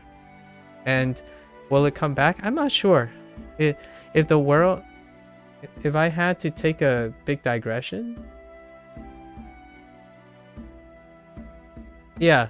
So if I had to take a slight digression, there might be a time when people like each other again. I know what I just said. I know it sounds like cynical, but when maybe the internet will become a more sociable place in the future. Like, what I mean is less focus on getting what we want, but becoming more accepting and conditioned to randomness. And then when we become more conditioned to randomness and discovery, MMOs might come back.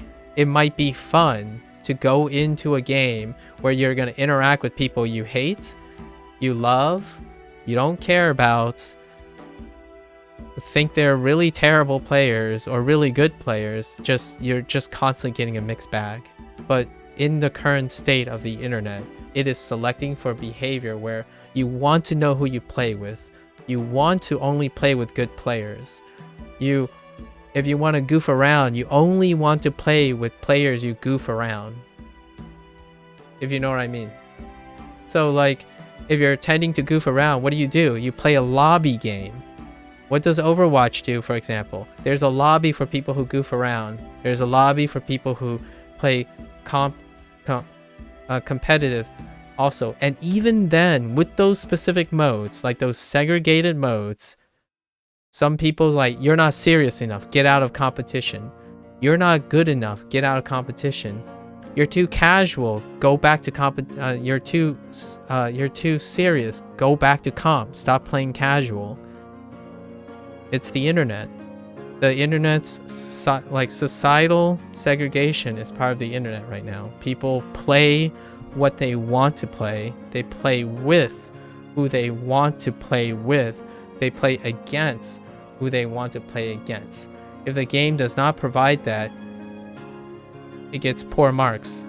Like, for example, Overwatch doesn't, comp is kind of sucky right now. You either get steamrolled or get rolled. Like, you either steamroll or get rolled. It's not great matchmaking. Like, I want to have good games all the time, so you have to like matchmake for that.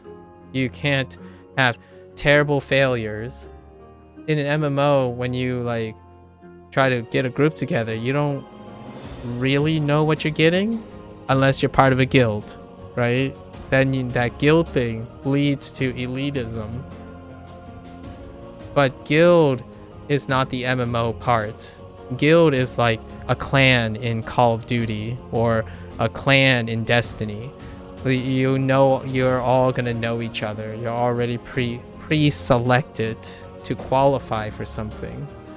But when you pug and ask around in public chat, you have no idea. You're gonna get like the worst player in the world you've ever met, and guess what? They will become your best friends or something. It's difficult to know.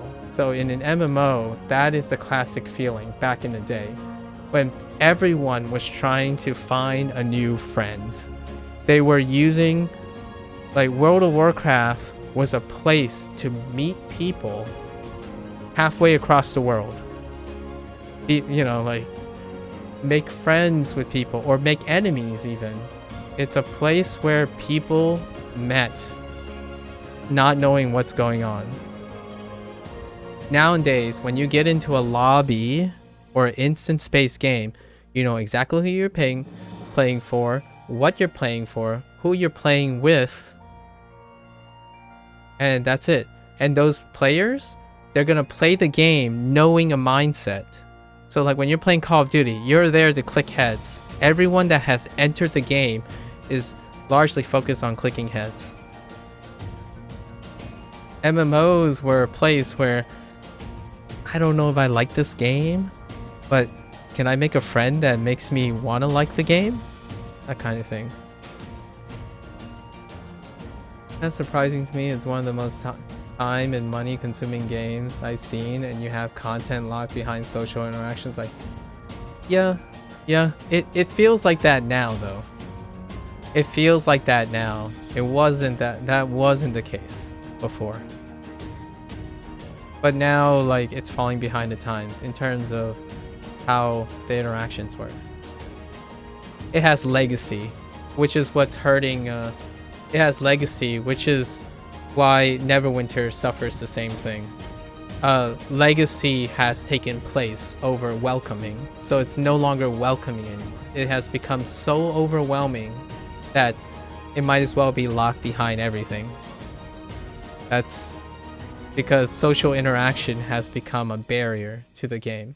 In this game, you cannot socialize with 90% of players you probably want to interact with. Like, those people have shunned. Like, you can't get into the country club. You have to prove that you get into country club. But the game has such a high barrier. You need the country club to get into the country club. So why bother trying? So modern games remove that now. You're in the country club before you even start the game.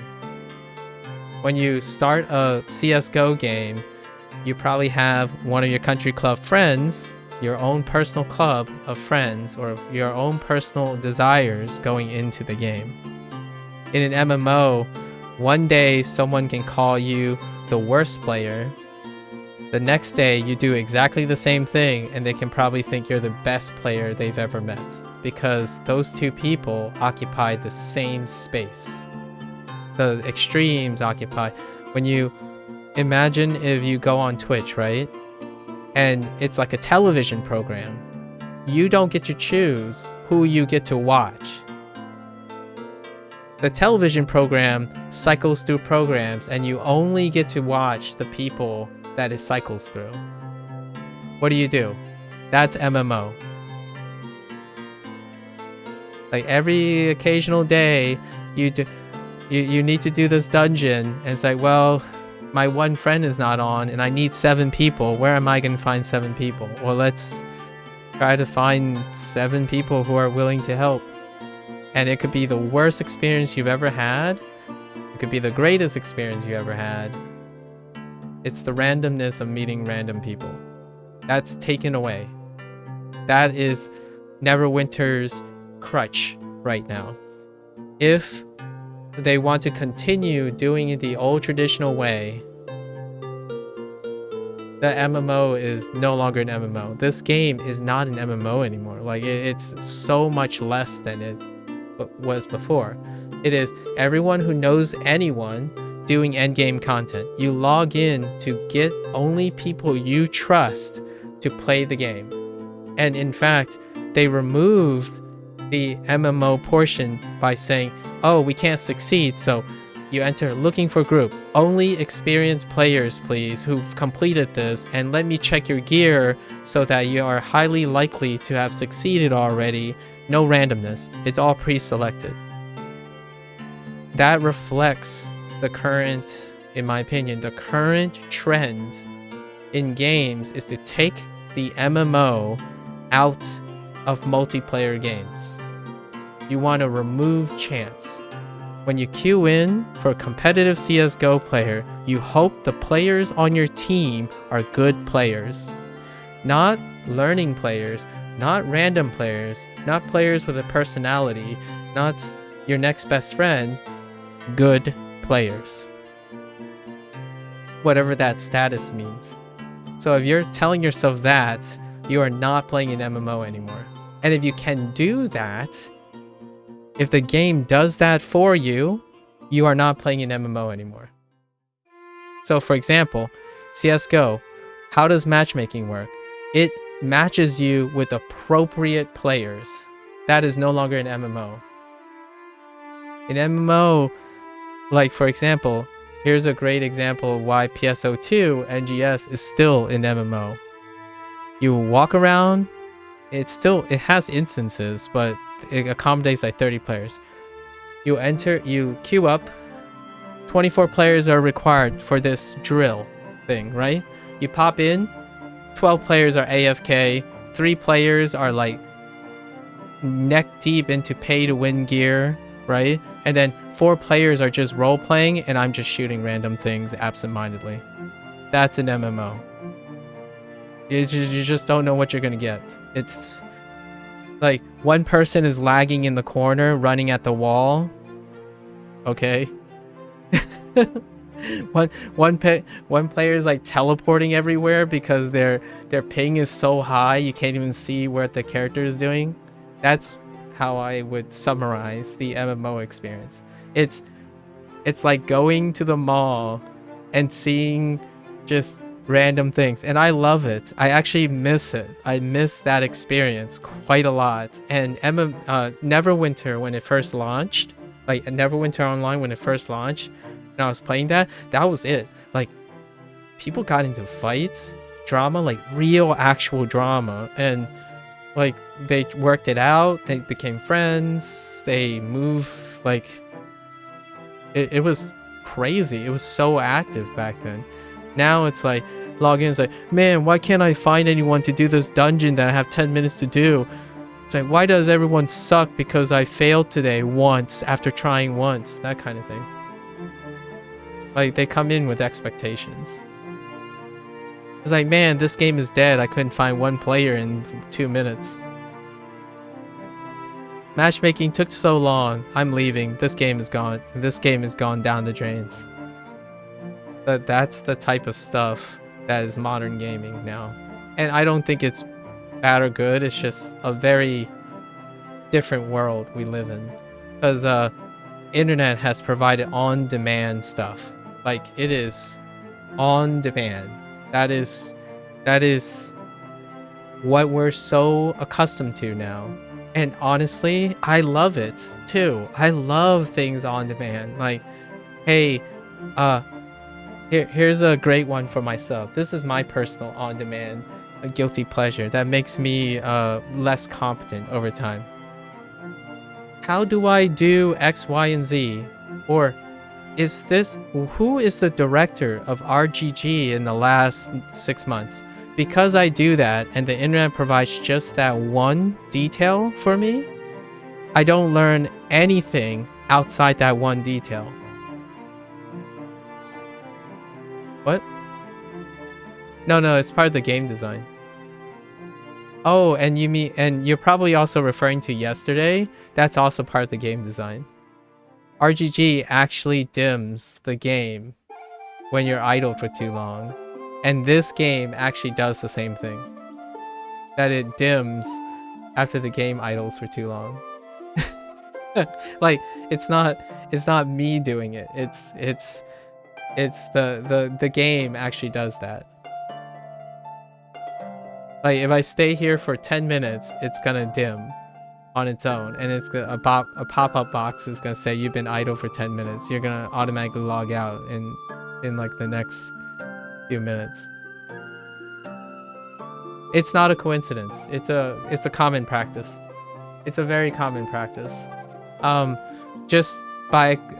the 2 games that I played back to back, when you saw it, is a coincidence. It's a coincidence that you witnessed that in 2 really unrelated games, but it is a very common practice for idle timers, because leeching service bandwidth, like MMOs especially, but for RGG it was probably because Japanese designs, like when you dim it, maybe you were staring at it for too long, or you walk away. Dimming stuff preserves, like, you know, maybe eye fatigue and whatnot. It's a very it's funny that you noticed that, and I figured that's what you were referring to, because yesterday I was having a digression with you, and you probably noticed that the Yakuza game dimmed, and then I like moved my mouse to relight it a couple of times when we were talking. And it does do this in most MMOs. They do this because of idle timers. We're trying to like complete this digression about MMOs, right? I think MMOs is here's what MMOs are now.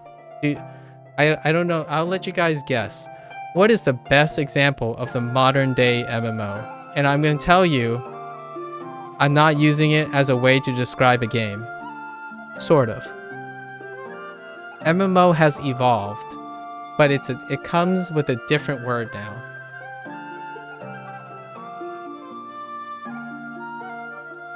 The new MMO, for the trendy people, like the modern gamer. What is the closest thing to the MMO experience that you can have?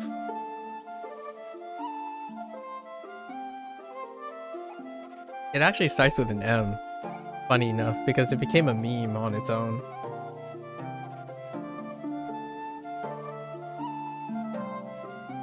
It's a metaverse. The metaverse is the modern day MMO. Like a hub, a persistent hub that showcases a person's life as an avatar that's persistently connecting everyone to it, whether you like it or not. It's a metaverse. And that is a meme now because of Facebook. Oh yeah, and I said yeah. Battle Royale is... The only part that Battle Royale is in MMO is that beginning lobby. That might be the closest thing you can have to it, but it's matchmaking during that period, right? But it's a metaverse. So how many companies have tried this, right? So Facebook tried this and they failed, and they actually are closing down the metaverse, by the way. It was recently announced that Facebook is abandoning the project for metaverse. But there were other attempts too.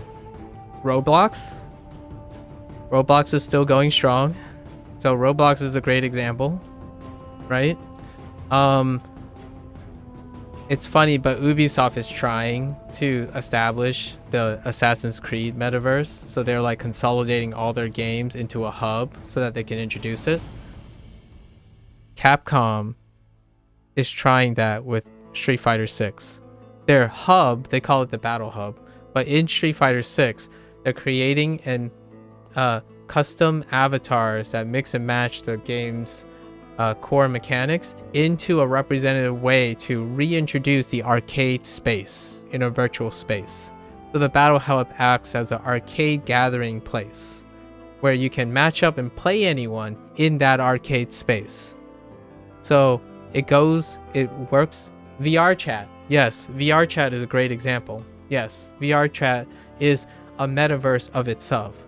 You go in, it doesn't like someone could just walk around with, I don't know, a very sussy avatar, right? You can't help that. It's a virtual space. There are other virtual spaces. Anywhere there's gatherings, like real-time gatherings with representation and free speech, sort of. So our modern day MMOs now are chats. So Twitch chat, YouTube chat, any form of live chat. Those are the closest things to MMOs that are left. And even then, the pre-selection is really strong, right? So you're pre-selecting yourself to VR chat. You're pre-selecting yourself to a specific Twitch stream. You're so the more you remove pre-selection, the closer it gets to the original MMO space.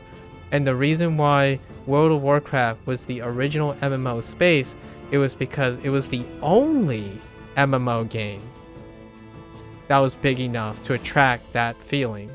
So most people experimented with MMOs with World of Warcraft. But now that we have different MMOs and whatnot, even that splintered.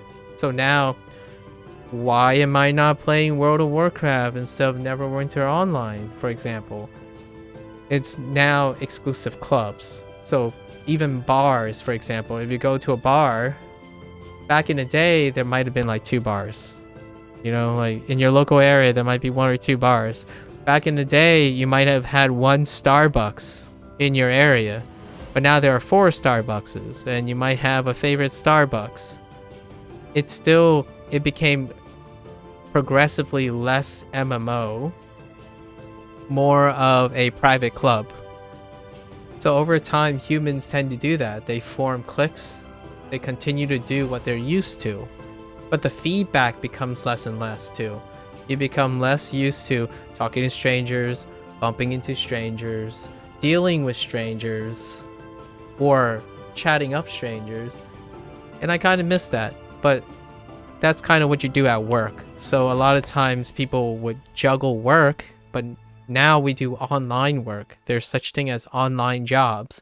So now you only interact with people, also specific people online, right? Even at your job. So you become even less practice with interacting with other people. Back in the day, when World of Warcraft was around, you could actually make a compelling argument that World of Warcraft helps you with leadership skills, charisma, and communication skills, because it was absolutely required to be successful in that game. Nowadays, matchmaking deals with all of that. Algorithm-based selections, ranking systems, MMR, all that stuff is used to make you pseudo matchmake even in an MMO game. So like World of Warcraft is now the game you think of where there's barriers everywhere, because most of that is automated now. So to the point where that's what the internet is creating. You're automated for pre-selection. It's very convenient. Now you get to always match up with people around your skill level, even though you might gripe like, hey, they're not around my skill level, I'm better than them. Back in the day, there was no such thing. You say, hey, you look like a great player, let's fight each other. That's what it used to be like. And that is far more random than everything we've done up to this point to make matchmaking convenient. That is the death of MMO. It's no longer massive multiplayer online because you might have 1 million players, but you're only playing against like 10,000 of them. Osu might seem like a massive multiplayer online, but you only play against people within your skill range. And that isn't even automated. You actually selectively do that as a human being. So that's kind of the thing, right? When you go out in life, when you're driving, you're surrounded by people with different proficiencies of driving. You don't surround yourself with equal skilled drivers. Wherever you're going on the internet, it's all filtered. It's filtered to your preference. So in the future, you no longer have skills to interact with anyone other than people like you. So if you're wondering why sometimes it feels like you just don't care about things anymore, which is what we were talking about on the dissociation stuff the other day, is because everything is so familiar. You're just familiar with everything anymore.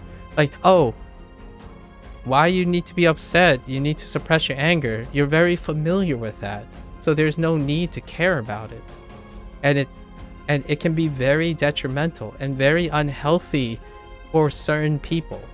For someone like myself, I think I've had enough life experiences before everything was conveniently fed to me that it's not as bad.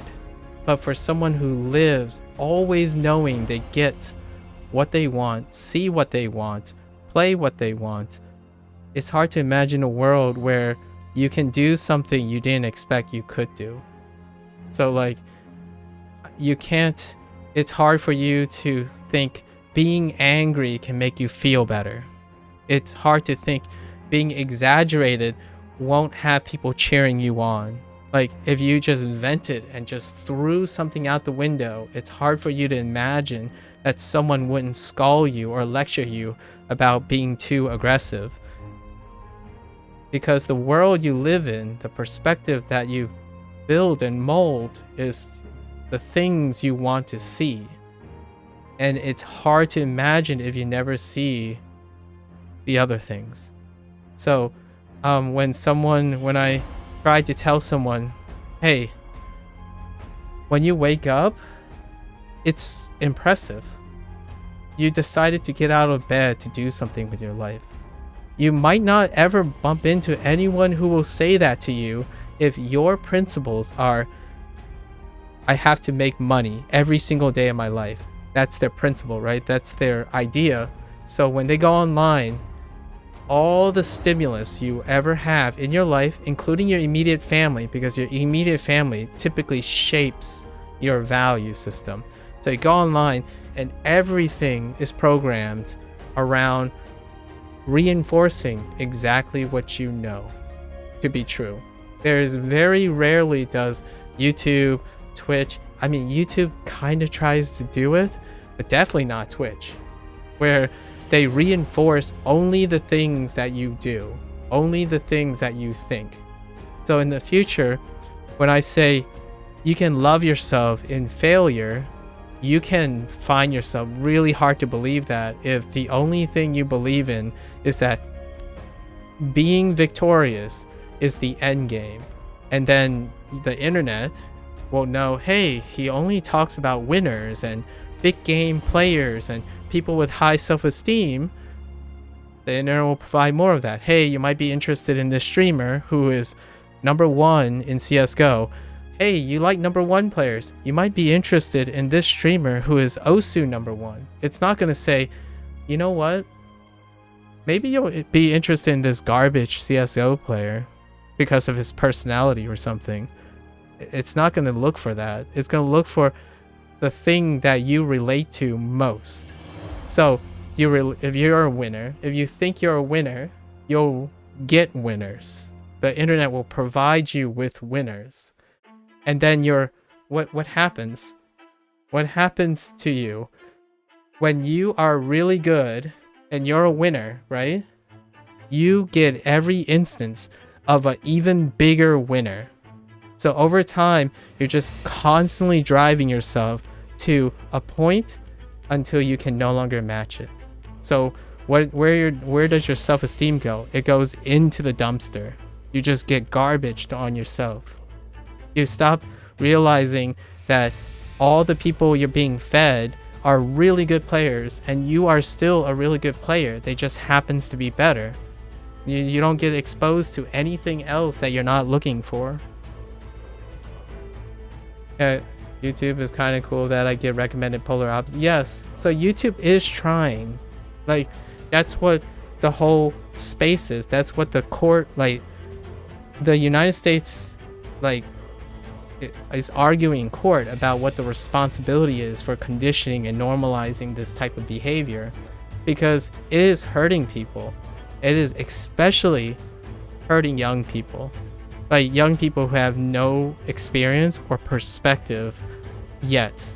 Like, if you drive a kid to constantly say, only focus on successful people, only follow what successful people do. Your cousin is so successful, you should be more like your cousin. And then you go on YouTube and say, how to become successful. Well, the algorithm is going to provide is successful people telling you how to be successful. There's no it's not going to provide to you as like, I'm a failure, this is garbage, because none of those people draw viewership. They don't, like, there's no system that encourages the discoverability of people struggling to be successful and haven't been successful already. So now you have a whole generation of young people who go online and only see success. They don't see anything else. And they only see one part of the person's life. It's not like they're intentionally being like deceiving. The successful people aren't trying to be deceptive. You're seeing them at their success part of their life. You didn't see, and YouTube and still doesn't really do this very well, nor does Twitch and stuff. You didn't see how they got there, because that stuff is not popular. It doesn't release endorphins. It doesn't create dopamine. The ones that get it is you see the after the fact, and it's gonna warp your mind. Like, you warp your mind to the point where people don't see time anymore. And that's what I also mean by when we have discussions about MMO, FPSs, gaming industry, legacy, gaming industry, humans, we live on a timeline. So it's definitely really worth reminding yourself that it was not always that way. It became that way somehow. It became a different way somehow, and it has a capacity to change. But the internet would not tell you that. There's no way you would gather that logically or intuitively over the internet, because they tell you, this is it. That's how it's always been. That's all you ever see. And then when you see just that, you're going to start thinking, oh, it's always been like that.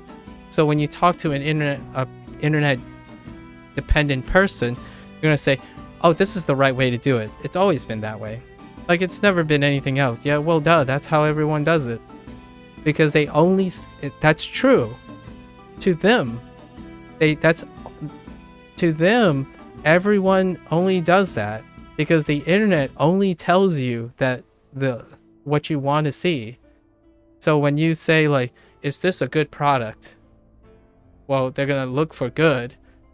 They're not going to look for everyone who disagrees with your search tool, right? So yeah, you have to teach, in my opinion, someone to use a tool to gather the largest subset of things. There is a silver lining to this. And it's one thing, it's a controversial topic. And I love it for this possible capacity. Machine learning and AI can be a solution to this. And what I mean by that is, when you type in a search result, you can program machine learning to tell the person, hey, you asked about this. Would you be interested in knowing people who are opposed to what you just said or what you're looking for? And here, let me summarize a few more perspectives for you, and I'll provide you with these search results. As opposed to, here, this is exactly what you wanted, right? I'm looking for the very specific thing.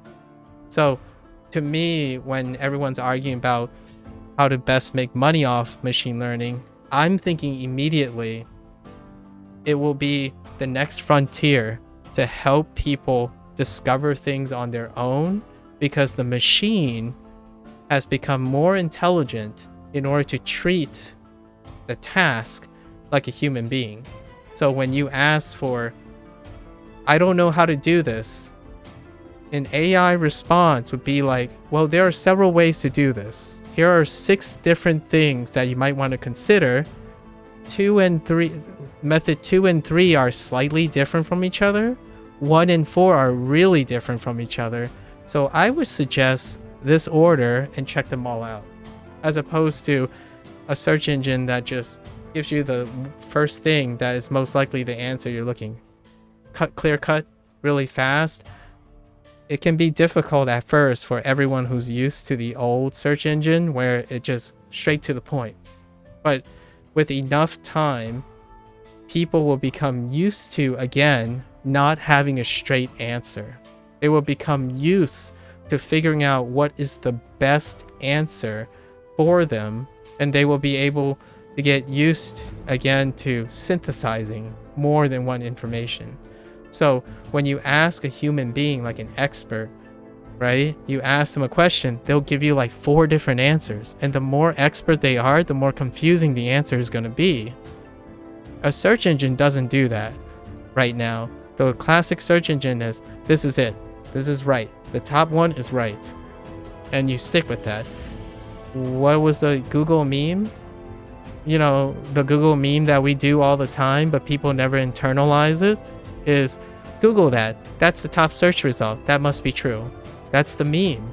Like, no, the top search result is the most popular hit. It's not true or false until it has converging evidence. And only then, that only increases its accuracy. It doesn't actually, it's converging circumstantial evidence. Until you validate that those are objectively validated observations, you can't, and that's a luxury in its own right. So at most, the top search result that you get, it's a converging result, as in many people take it as the popular accepted thing. It's not evidence to say it's true, but machine learning might be able to alleviate that. It'll make people, it'll get you used to thinking again. And what I mean by that is, it's not an insulting thing, because personally, I would love it if the world was so, I mean, I don't mind it if the world was so clarified, right? Like, if the world did behave like a search engine where it provides one right, one wrong, there would be a lot of less conflicts, right? There will be agreements, people won't argue because there are facts and not opinions. But the idea right now is the internet is creating fake news, but the fake news is not created by humans, it's created by behavior, like the human condition. So the internet is not gelling well with how humans discern information. It's conditioning humans to behave in a way that hurts the human condition. So search engines are making us think the way we don't typically think. That helps us stay healthy. And that's the talk. I think that summarizes why Google is constantly under attack for YouTube, and how the US government is still constantly arguing with Facebook about like grooming young adults, like, you know, subliminal advertisement and stuff. That is the danger right now. The search result removes humanity's ability to practice being analytical, synthesizing stuff. One great example is ChatGPT is providing people with professional products, and they're wrong. Like, what I mean is, there are, and it goes really, really high up in like the highest level of stuff. Like a lawyer submitted something as a lawsuit, and they asked ChatGPT for a summary so that they use it, right? They use it, and then they asked ChatGPT again, that, can I have the citations? And they didn't check the citations, and it was wrong. That's how difficult it is right now to break away from automation. Yeah, people stop practicing double checking. They stop practicing using what their brain does so well, in my opinion. Like, they can do it so well. So whenever someone comes up and say, oh, I'm just stupid, I just Google everything, it's like, well, you're not stupid. First of all, you're just very dependent on something that is obviously really easy to do, and you don't want to do harder things, but you're just not used to it anymore. So like it's easy to Google because you have done it really much. Ask my mother how to Google something and she would have no idea what to do. She would rather go all the way around and ask a bunch of strangers. They would go all the way around and ask a couple of strangers just to get an answer that's subpar instead of typing into Google because they don't know how to type into Google, or they don't know how to interpret or use Google. So the idea is not really the internet. The internet isn't dumbing. It's making one action so much more efficient than another action. So if you choose to walk your entire life and just keep on walking, it actually hurts more to sit in one place. If you sit in one place for a very long time, it's probably going to hurt less to sit than walk. So you don't end up, you got a disproportionate balance of like exercising, and your brain works the same way. If you do a task really, really well, you're sacrificing all the durability and plasticity of the things you don't use anymore. So if you stop having to negotiate what is real or what is not real and have the search engine do it, then you become really, really good at doing what the search engine does. But you skipped over. You no longer do the other skill. It's not that you become stupider or dumber. You just stop practicing it. And is there a point of no return? I answered this before. I truly believe our brain outlives our body. So I want to believe that you don't lose the capacity to do something permanently. As in, you don't lose the capacity to be able to find tackling hard questions is very fun.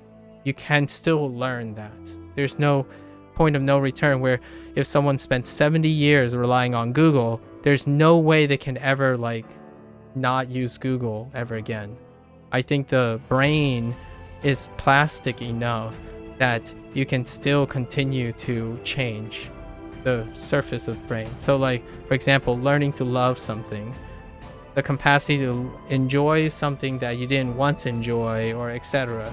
That type of thing, I think it's a lifetime skill that humans have. Humans can recondition themselves. I like to believe that. But there are certain skills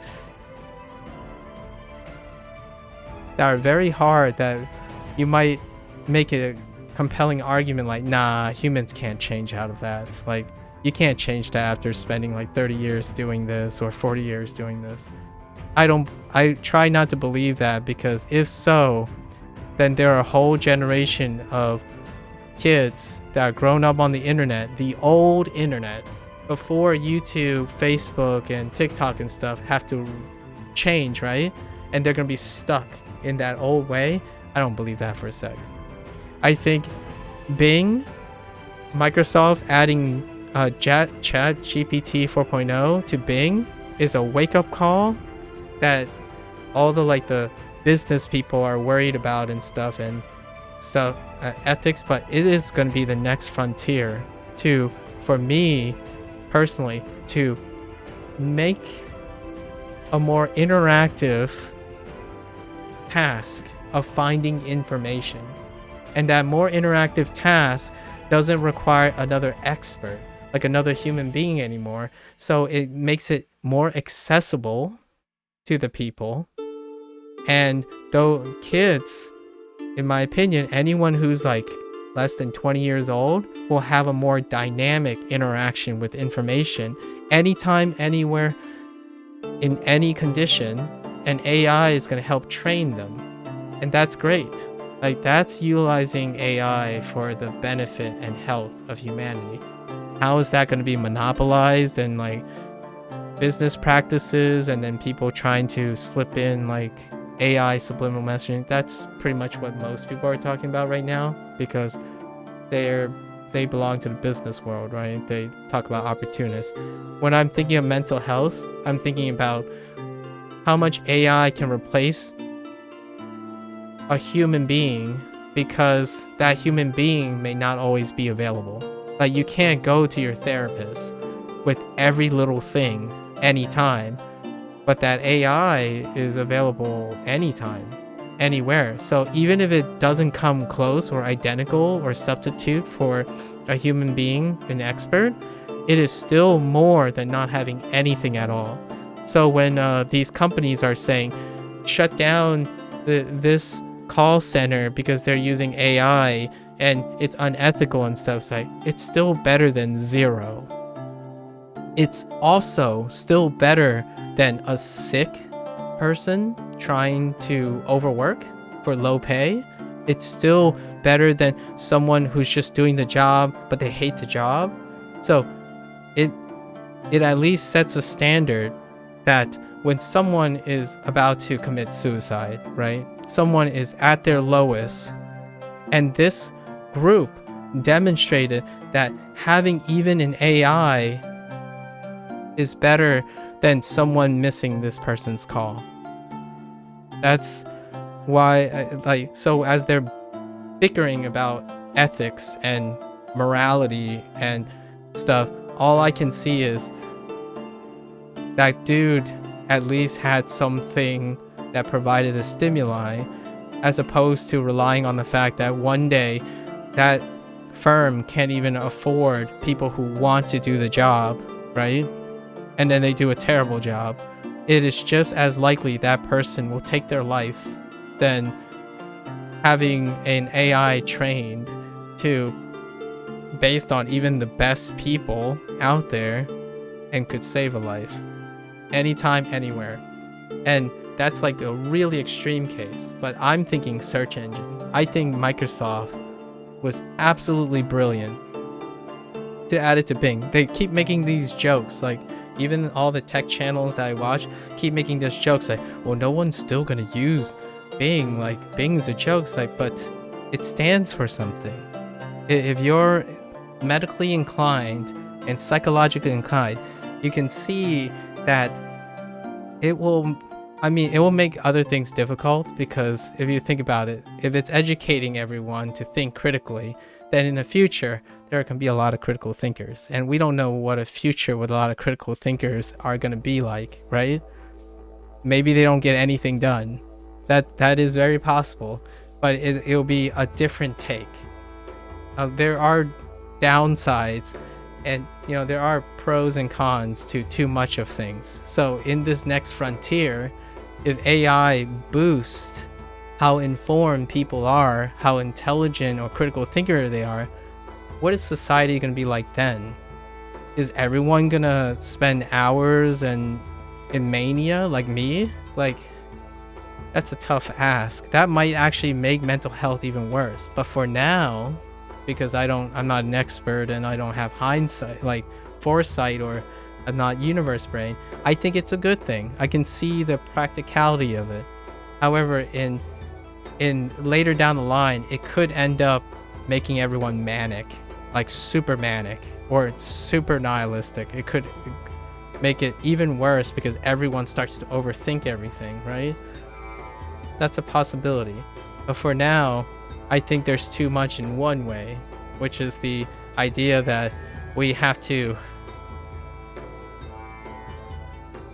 accept things that are automated. And that's kind of, it goes all the way back to MMO. I'm really dead serious. That line of thought just goes all the way back to MMO, and basically what Neverwinter used to stand for and what World of Warcraft stands for. You interact with different people. Like when you ask, if you go on an MMO and you ask a question, if everyone has the same answer, you're pretty much not an MMO anymore. That's just it. And to this day, everyone's angry at you for being a noob in this game, but at least you get insulted 4 or 5 different ways. That's still more than getting one answer. That's four or five different ways that you can deal with or be exposed to an insult. That is still more informative than getting insulted one way 5 times. Because if you get insulted one way 5 times, you normalize that. And when you normalize that, it no longer is informative or a learning experience or even interesting to you. So if you have your parents constantly saying, you suck, eventually you're going to block it out. It will lose its meaning, and you would stop exploring. I know this might sound terrible, but there's a silver lining. You might lose exploring. You didn't ask your parents why you think I suck. And then they would say like 4 or 5 things, right? It's like, well, why you think those things? If it's just constantly inundating, you're no longer interested. You don't even explore why that's the case anymore. You don't even talk to your parents anymore, right? And that's kind of the thing that I think about when I'm a teacher, when I'm talking to someone younger. I don't want to be repeating the same thing. I want to encourage them to challenge me or to keep on changing like their perspective. If I keep saying like, oh, you just gotta get good. Just get good. Just work on stamina, you papega. Just keep working on stamina. Did you do your stamina training yet? That's eventually that has 0 effect on a human being. A human being becomes numb and normalize the same stimuli. So as bad as the internet and great as the internet is, when you watch a puppy video and YouTube provides 30 more puppy videos, your new threshold is 30. Tomorrow is going to be 40. The day after is going to be 50. Eventually, YouTube can't provide that anymore, and you go numb, and you fall out of love in it. And what do? You have no idea how to discover new things.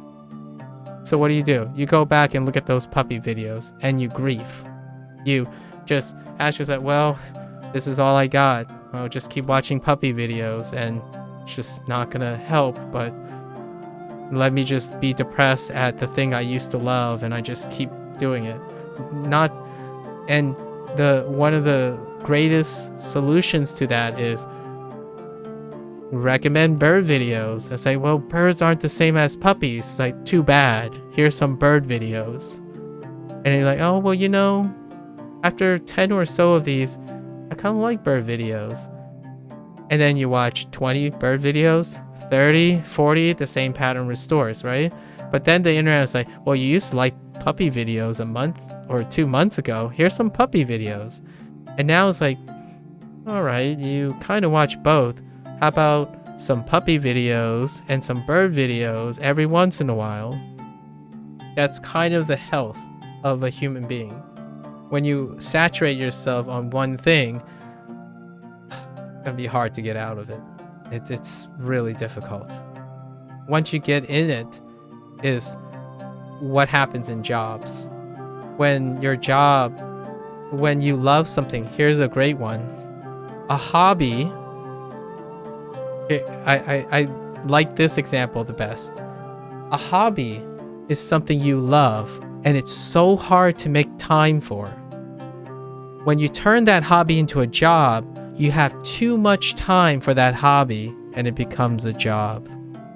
And when it becomes a job, you no longer like it. It's not because the hobby changed itself.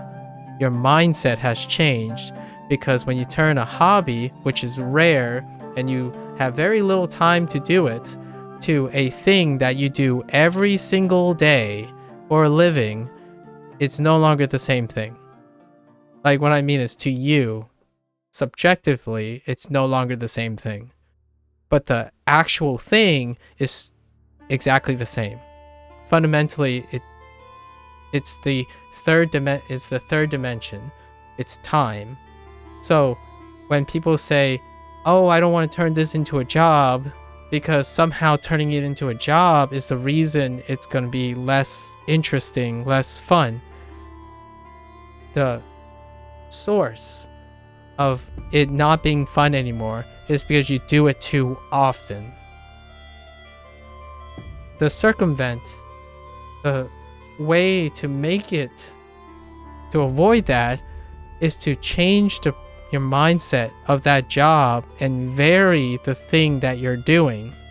So for example, if you want to successfully, it's a thought experiment. I've done it with a couple of things. A content creator, they play video games for a living, right? Like they want to. Like say a content creator wants to play video games for a living. What is the first thing they can do? Well, they can play the game that they have very little time for, but they absolutely love. And now they want to do a career where they play that game for a living. The first thing they do is get burned out. Eventually, they're going to burn out because now it becomes a thing they do every single day.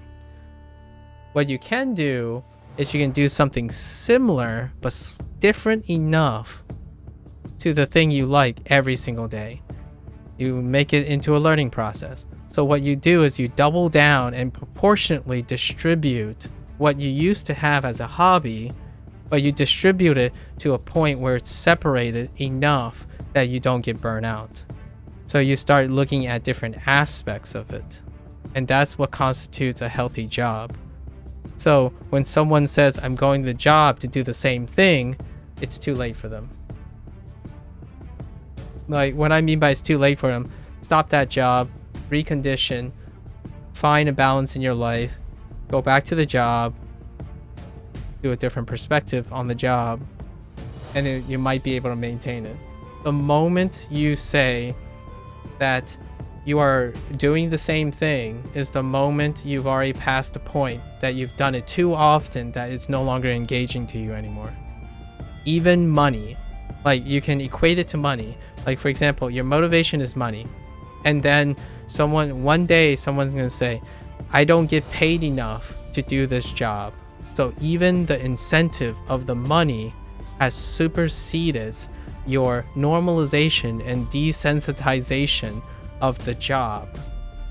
That means you have repeated the job so much, it has consumed so much of your time in repetition that even a heavy motivator is not enough. Then you're in it real deep. You're in it past the point that you liked the job originally and decided, hey, I can do this job for a living. And then add on top of it the money it pays, and still that's not enough. So the moment you reach that point, you have to you have to compensate for all your loss of your passion and everything else. That is a midlife crisis. Like that is stored for a grand midlife crisis. And I had that. That's what I'm describing as my burnout period. I had, well, it really isn't money. It's other things like a legacy, feeling the reward of seeing students get better, like all that stacked up, and I still burn out. So then when I had to reconstitute, it took a really long time. It just took a lot of, but it doesn't take forever. It takes a really long time. So the more incentives you're piling up and you're still telling yourself, it feels like I'm just doing the same thing every day. It's like you're in trouble. In my opinion, if someone says that, it's an early red flag, but I don't think you have to start over. Like when someone says phrases like, oh, I'm just gonna go grind this out. Like, well, there's still time. You could say, why do you feel like it's a grind? And then they would say, well, you know, it kind of feels all the samey now, right? All right, well, can I help you with making it less samey? First thing as a friend, as a colleague could do is, hey, you know what? I don't understand this part of what you do. You say you do it all the time. Can you explain that to me? Like, not today, but can you spend the next 2 days writing down something to teach me that thing that you're doing every single day? And the first thing they're probably going to do is going to have a really, really hard time doing that themselves. But it is causing them to think about the way they work because you have obligated them to you. So they have a new task and it's going over the thing they thought they do every day really well. So if you get them to do it, they're gonna be like, oh wait, I actually don't know how to explain this. Like, all right, well, and then they start working on it. And then they come to you and they do that and they realize they have a better appreciation for what they do. So it gets them to appreciate what they do. They are helping you, you benefit as well. And you get to thank them, and it reinforces again what they do. And it gives them a better value. Now they gain the value of you. Therapy works in the same way, very similarly. Instead, you get to get them to tell you about their feelings. Is what is my novice opinion of why psychotherapy works. In the sense that I am getting you to tell me what you think you know so well about yourself. But the idea is, the challenge is not to explain it to yourself, the challenge is to explain it to me. And when you actively try to do that, it can be very hard at first because you've already dissociated everything. But the idea is, do you trust me? So you have to establish trust with the person, right? So I believe in you, I want you to get healthier, and that person's like, I trust you, I will open up to you. Say, okay, well, if you open up to me, can you explain that stuff to me? Actively think about how you can explain all the things you think is easy, happens all the time. Explain that to me in the most detail you can. And that activation is the key to reminding them that is what they've been forgetting and taking for granted for a really long time. And in the process, you do your job, you get to help them, and you also have the perfect reason to thank them, and they would believe it. If you give like unequated things, like if you're one-sided, like you lecture them and then you say thank you for your time or thank you for trusting me, it doesn't feel rewarding to the person you're thanking. They have to actively think and feel like they're doing something. So one of the greatest stimuli for most people is when they go numb, when they normalize and get overexposed to something, they stop thinking about what they're doing anymore. Everything just feels pointless. It's no longer active. So your goal as a friend, as a family member, or even a psychologist is to get the other person to actively think about what they're doing again. And in the process, possibly, if at all possible, couple it with a positive thing you control. So in the future, when I ask something like, hey, I've been talking about this game I really, really like. Do you have any thoughts about it? And then someone will say, well, you know, I kind of like this game. It's like, well, why do you like this game? And then the first couple of times it could be like, I don't know, I didn't think about it. It's like, well, could you try? Like, think about it as a favor to me. Like, explain to me why you like this thing. Like, I want to really know why you like this thing, or why you don't know.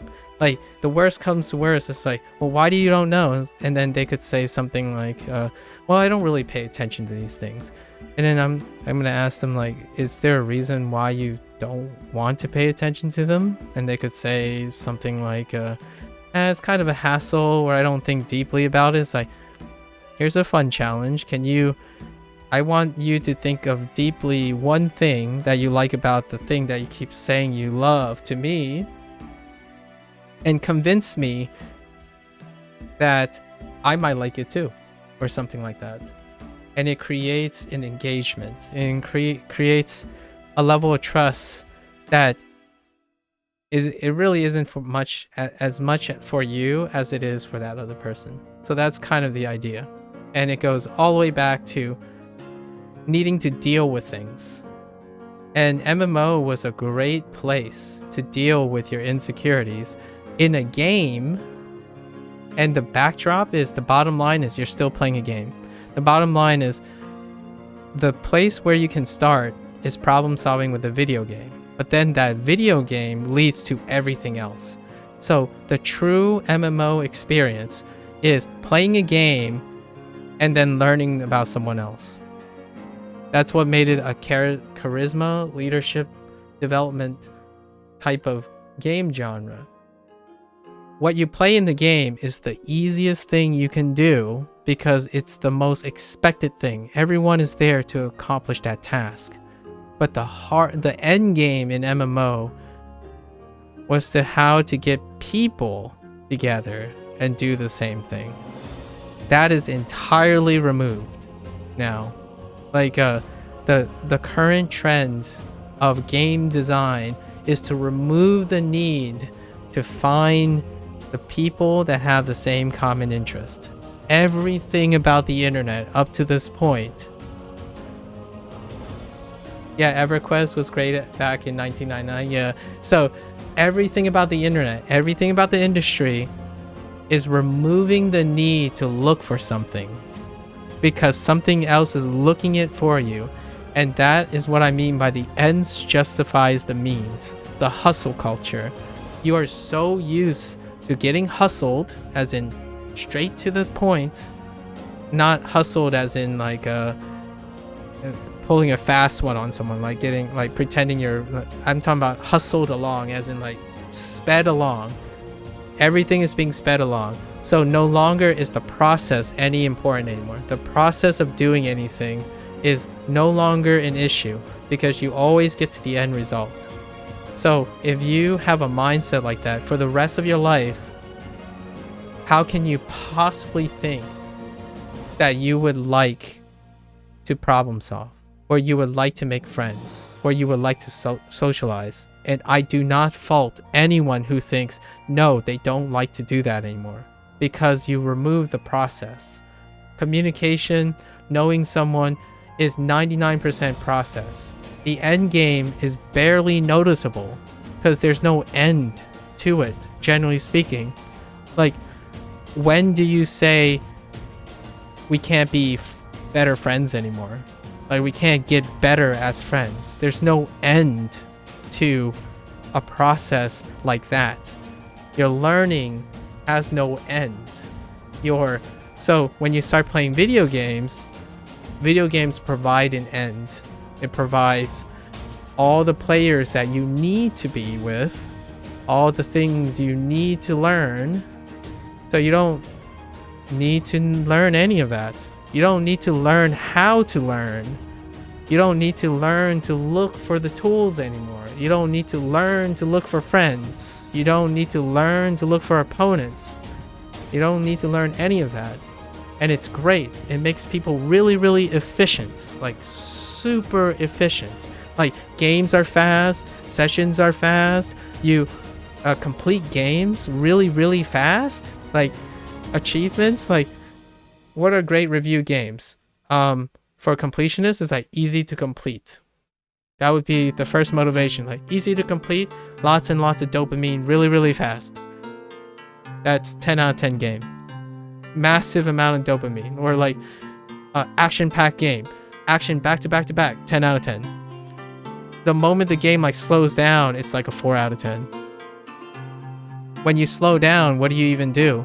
Well, for most people, they do nothing. When I slow down, I don't do nothing. I think about everything that just happened, everything that might happen. What am I doing now? How I feel now? What does this mean?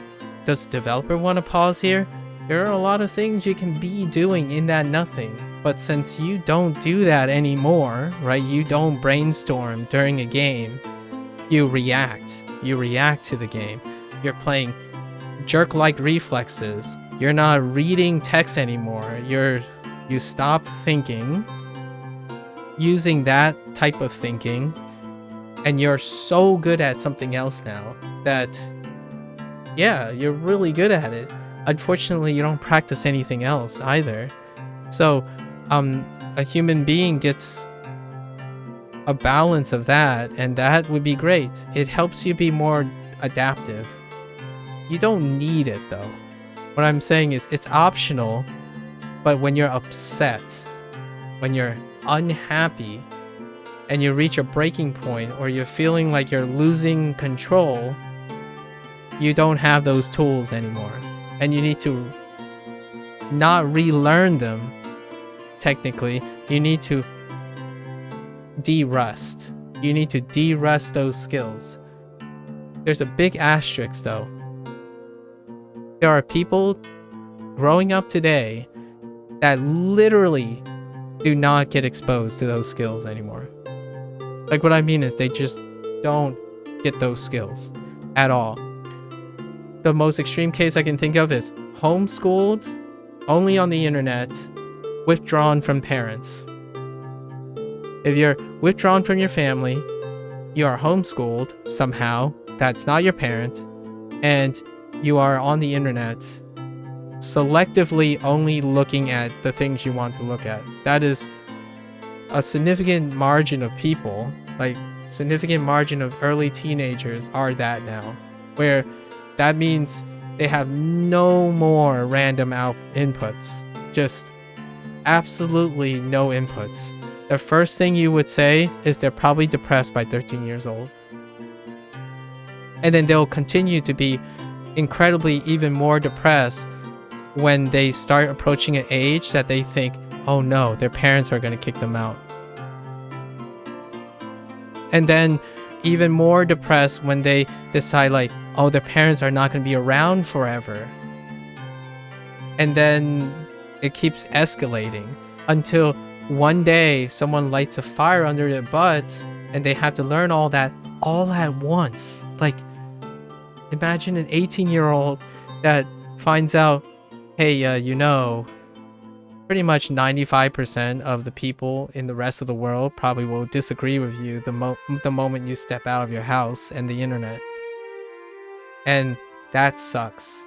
Like, how are you gonna learn the rest of the universe in like 1 month when you run out of money or something, or you get kicked out and you have to learn the rest of everything so fast? Usually you have 18 years of life to get, a sprinkling, a microdose of a lot of things. There's some things you hate, some things you like, some things you just don't understand and you forgot. But usually all that culminates into a human being that accepts, stuff just happens, right? That just happens. That's life.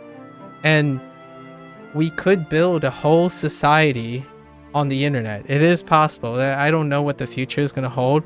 The whole future could just be completely automated and be online, and all those peeps are all good. But for now, this very moment, I know that the vast majority of your life doesn't actually take place on the internet. You might be thinking, no, it feels like all my time's on the internet. You sleep more than you're on the internet. Like, sleep and eating combined will take up more time than the internet. So it's not difficult to convince someone that the internet is not their entire life. So what do? You practice making your sleep better, eating better, and heck, you might as well practice breathing better. Because breathing is no contest. If you're asking me, you breathe less than being on the internet, that's gonna be a hard one for anyone to believe. So you can work on breathing. What's a great way to improve your breathing? Go running outside. Go walking. Exercising. Anything improves your breathing. What improves your sleep? Walking outside. Exercising. So there are a lot of facets of your life that behind the frame, like in the internet world, is excluded from your mind. So sleeping doesn't exist anymore because you're not reminded of it anymore. So when you're on the internet, what's the last thing you're thinking about is going to bed, right? Like, if you get a really great dopamine and all that, the last thing you're thinking about is going to bed. So how would you realistically ever think long enough about going to bed to even improve going to bed? By improving your quality of sleep, improving your health, improving the way you solve problems if you never have problems. My favorite example is if you only care what you think, and the internet provides everything you only care about and never provides you with things that you don't care about, how can you ever learn to care about anything else other than yourself? It's going to be very difficult.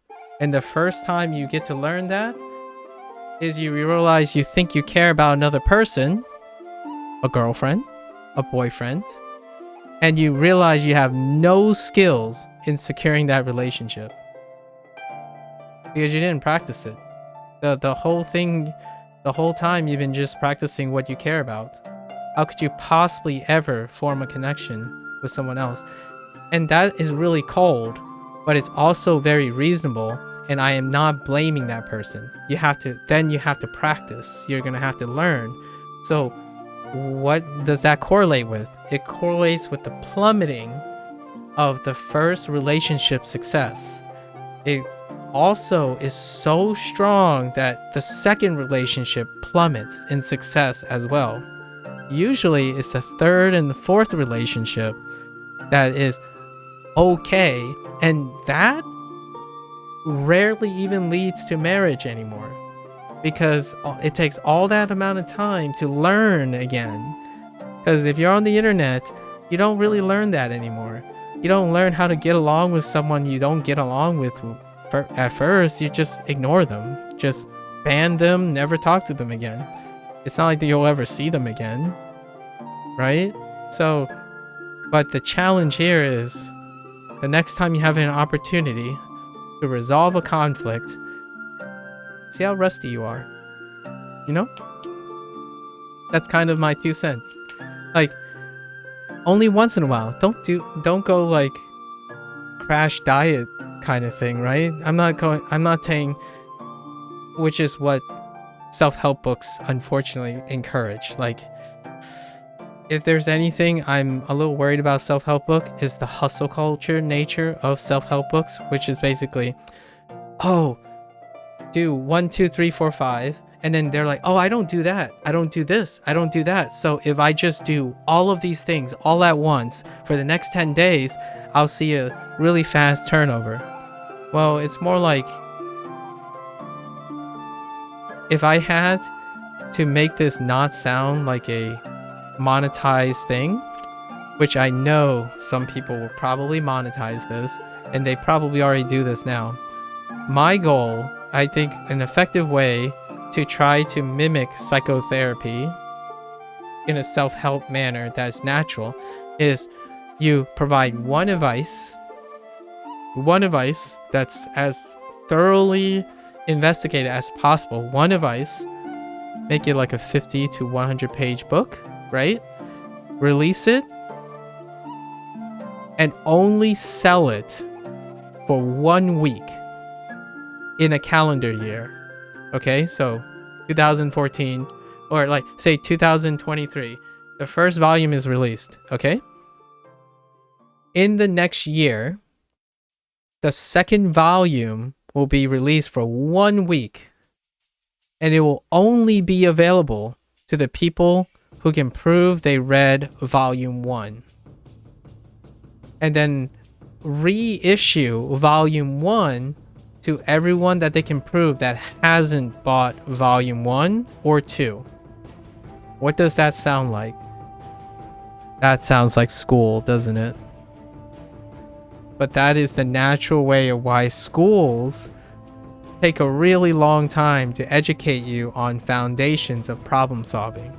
Yeah, you know, you learn about history and like math and reading and stuff, but in the process, you also learn how to solve problems, how to study enough so you have free time to play video games, how to deal with your friends, how to deal with your bullies, personal favorite of mine, how to deal with bullies, how to gain self-esteem, how to succeed. All that stuff is inherent in schools.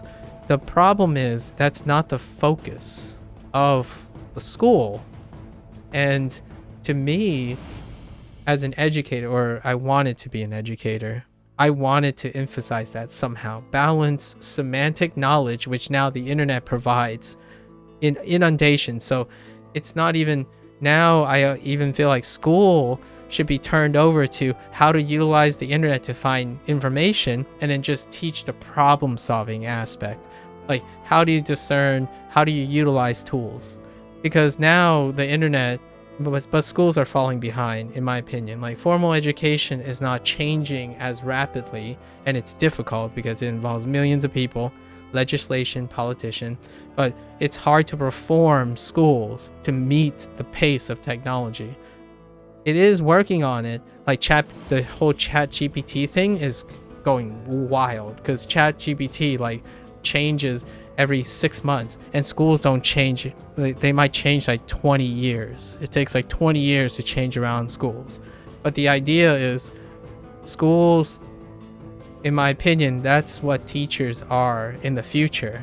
They are the individuals, the adults that will be able to educate people on how to use tools. That's usually what happened when you... Here's a great example. We did do this in formal education. How to use the library Dewey Decimal System. That used to be a thing. How to research things. That used to be a thing. How to use the scientific method. That is still a thing. All these things are kind of a thing, but it's not the center focus.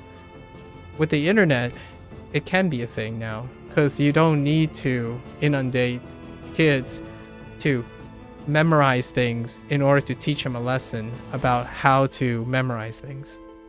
Like, you can't...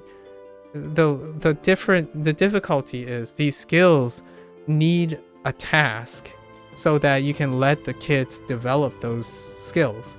And the more successful they are at developing the skills, the better their grades are. And unfortunately, the only thing I can tell you is it's a one-size-fits-all model. So if you didn't get good grades, that's why I can tell kids, if you failed school, it doesn't mean you're incompetent. It's just you didn't have the proper stimuli to train and motivate yourself to find your method, your balance of problem solving. You were unable within that time, that environment, to develop your skills to solve the problem, the task. And the schools can do only so much. They pick the statistical likelihood. So it applies to the majority of students. They would eventually develop sufficient problem solving and all that stuff that I was talking about by the end of 12 years. Unfortunately, if you're not one of them, it doesn't mean you're stupid. It just means whatever was provided was not enough. So you get it elsewhere. And the idea is of providing an opportunity for that, and hope that you don't reach an age that would present too much obligation on the person to have enough time to do that. But the internet can remove all of that. Like, you could even use AI to train people. Here's a great one about AI. Soon, they've already been testing this. A few select companies, I'll let you guess who they are, where in the future your NPCs will respond with machine learning, and they will be coordinated with like deep fake technology, like dynamic technology, where it will make the NPC emote specifically in the context of the response. So in the future, you could be like, hey, could you get the sword for me? It's in the lake. You could do something like, wait, why do you need the sword in the lake? And then the AI will come up with something clever like, well, you know, it's an heirloom, it's priceless. It's like, wait. But how did it end up in the lake? It will respond with something natural, right? Or at least more than needing someone to predict you're going to ask that. The downside is it also has limitations in how it responds, right? Because it uses a sample size, it uses a data set. but it does also remove creativity, like other people who create like dialogue to be very flamboyant or something.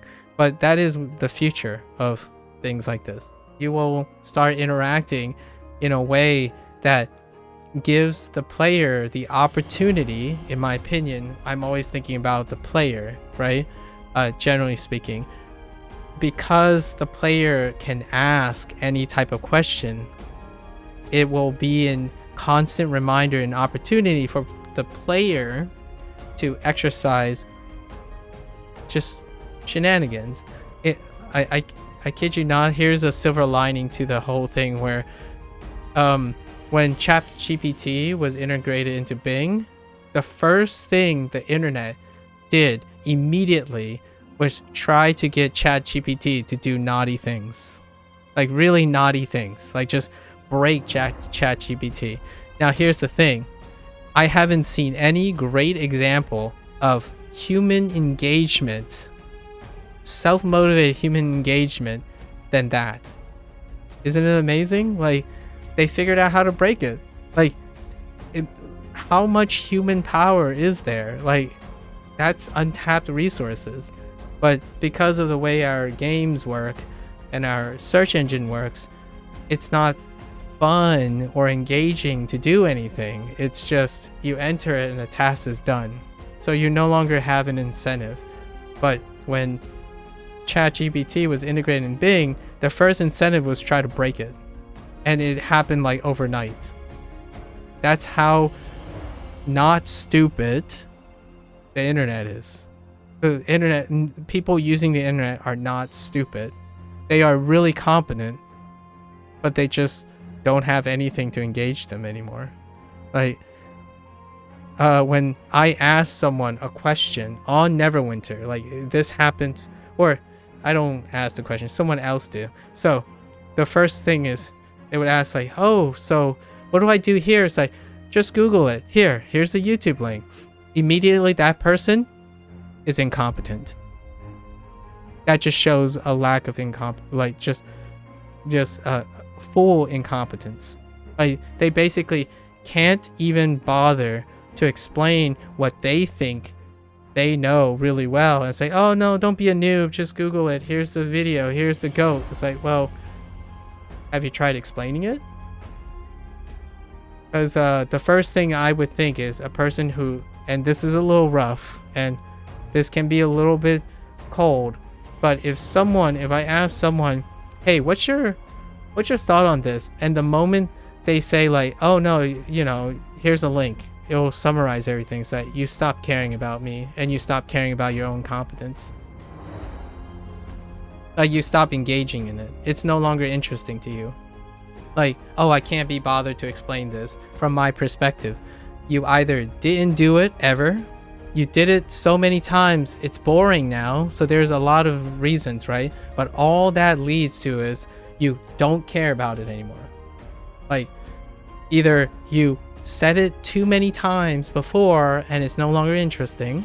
That's from a teacher perspective. You think it's not worth your time immediately.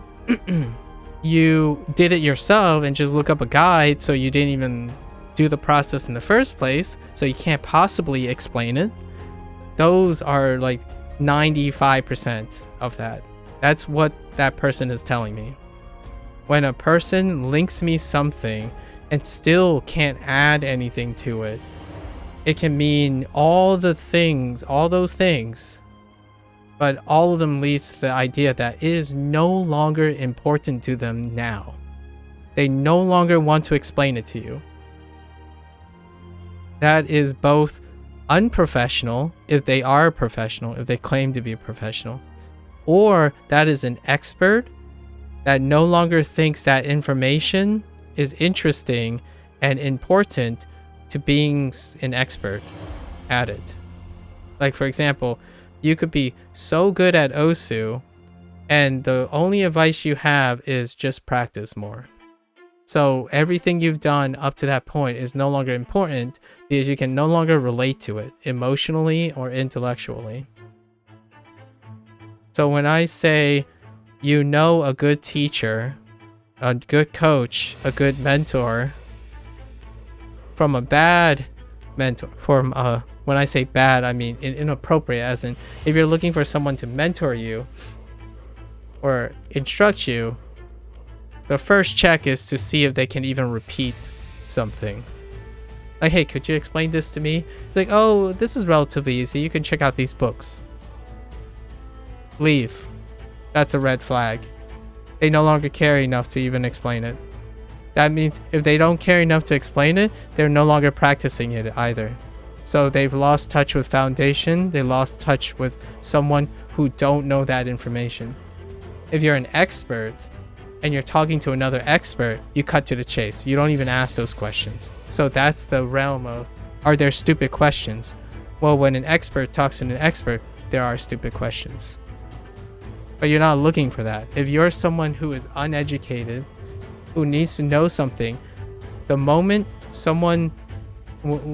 you say, oh, this might be a stupid question, and that person says, no, here, let me just explain to you from the very start. That is the guy that still knows what it's like to not know anything. If they say, yeah, well, it's kind of stupid. Like, well, get out. That's not the person that you're looking for. That person doesn't have time to waste with, the beginning details. And it's not to be offensive at all. It's just this person emotionally is no longer there. Their mindset is not, they're not prepared anymore or practiced to talk to someone from scratch. That's the Neverwinter community. It was going to go back to MMOs and Neverwinter community at some point. That is the Neverwinter community. They do not bother anymore with welcoming new players. And what I mean by welcoming new players, I'm not talking about typing welcome new player. Those are pleasantries. It is low effort, low barrier. It barely uses any type of process or problem solving. No, it's not that person who goes step by step rehearsing. It's like, wait, what do I do? Okay, I do this and then this, and you just type it out. Instead, it's, hey, check out this YouTube. All the things you need to know is in this convenient spreadsheet. And then, my first thing is, do you even know what's on the spreadsheet anymore? And then my first question is, do you know that this spreadsheet is out of date? The first thing I check when someone says, oh, I'll just use this link, and I'll just use this link. What engages me the most is I look to see if that information is even up to date. And even if it answers my question that I originally asked. The likely case is, the worse it is at answering my question, the more outdated it is, the more incompetent that other person is. Competence is not a one-time deals all. If you learn something, you are not competent in that skill. You are only competent for as long as you practice that skill. And that's kind of the rough coldness. And it goes all the way back to dissociation, normalization of repetitive behavior, and desensitizing and resensitizing, and then reevaluation of yourself. All that stuff keeps you on your toes. Complacency sucks. And that's why when someone asks me, where did I get my PhD in? I tell them I got it in biology, but I wouldn't say I have a PhD in biology anymore because, gonna be fair, it only takes like 5% of my life now. And 5% is not enough to remain competent in biology. I don't practice psychology. I talk about psychology, but I don't practice it. So I'm not going to tell people I'm competent in psychology or psychotherapy. I know things about psychotherapy. There's a very big difference between practicing a skill and knowing about a skill. And all that hopes in line to hope that someone who actually practices the skill, someone who actually makes video games like Cryptic on Neverwinter, someone who does a skill, takes my opinions and use it to inform them of what they might want to do to get someone like me to do what they want to do. So that's kind of the idea of commentary. It's kind of the idea of skill sharing. Would you say you were with molecular biology if you attended conferences and such regular to stay up to date? I would be in the know. I would know a lot about molecular biology, but I wouldn't be able to have any practical problem solving. So I would lack all the problem solving problems. So like nowadays, I don't even know what people struggle with in the lab. Like what, for example, when you go to conferences, you see data, methodology and whatnot, but you see only what works. That's the limitation of conferences and peer review things. You only see what works. And unfortunately, you lose all the experience of what doesn't work. And that's privileged knowledge too. So because it's privileged knowledge due to lack of resources. So what I mean is when you fail, negative data, they don't get reported.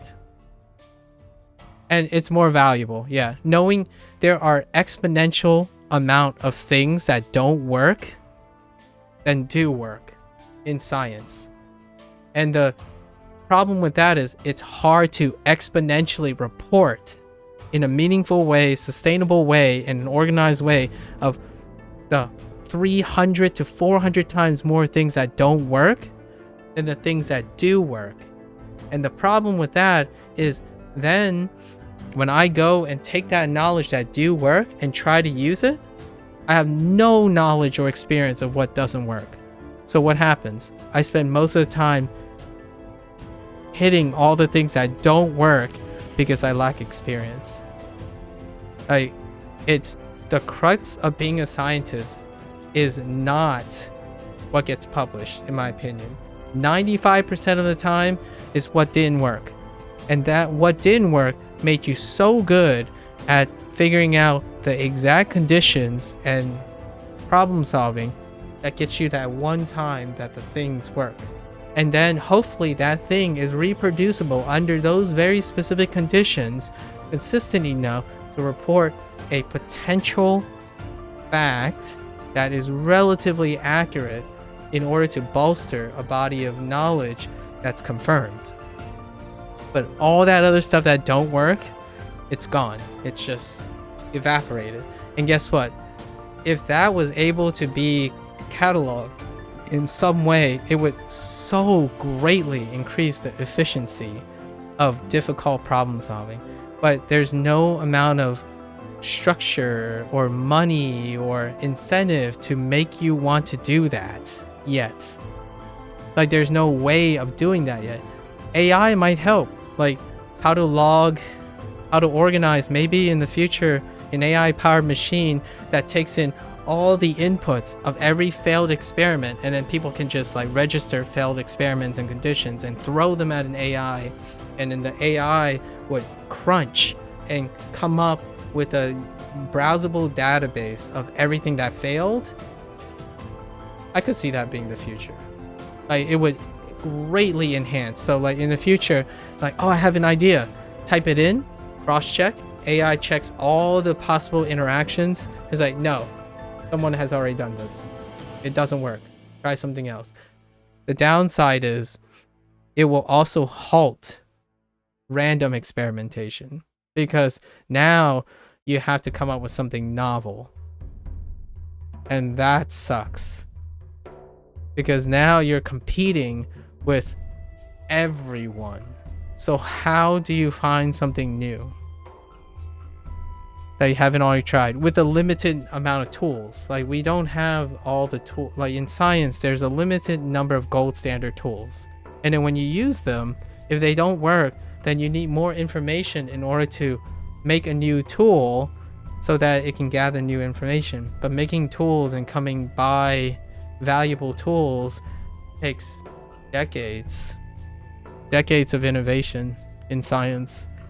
And you know, if you're lucky, you might get 2 or 3 grand innovations in science before you die of old age. and you might not even see if it worked or not. That's the tough part. So yeah, I would say even if I keep up with all the books like molecular biology and stuff, it would make me no more appealing as a senior scientist in molecular biology. Like if I was applying to a senior position, because I am technically qualified for that, the moment they hear that I've been out of the lab for 4 years is the moment that it would make me no more than a kid studying in college, right? The kid can remember and regurgitate the same information that I can. I have no experience, no more experience, relative experience. But the silver lining is I at least still have legacy experience that is slightly more than the kid. So, but the kid could just have 1 year of laboratory experience. It would supersede my maybe 12 years of old experience, because time moves on. My skills get rusty. My skills get outdated. It's no longer applicable. So it's very, very fair, even when it hurts, that seniority doesn't accommodate a profession that requires competence. That's what competence means to me. It doesn't mean what you learn. It means what you are currently practicing.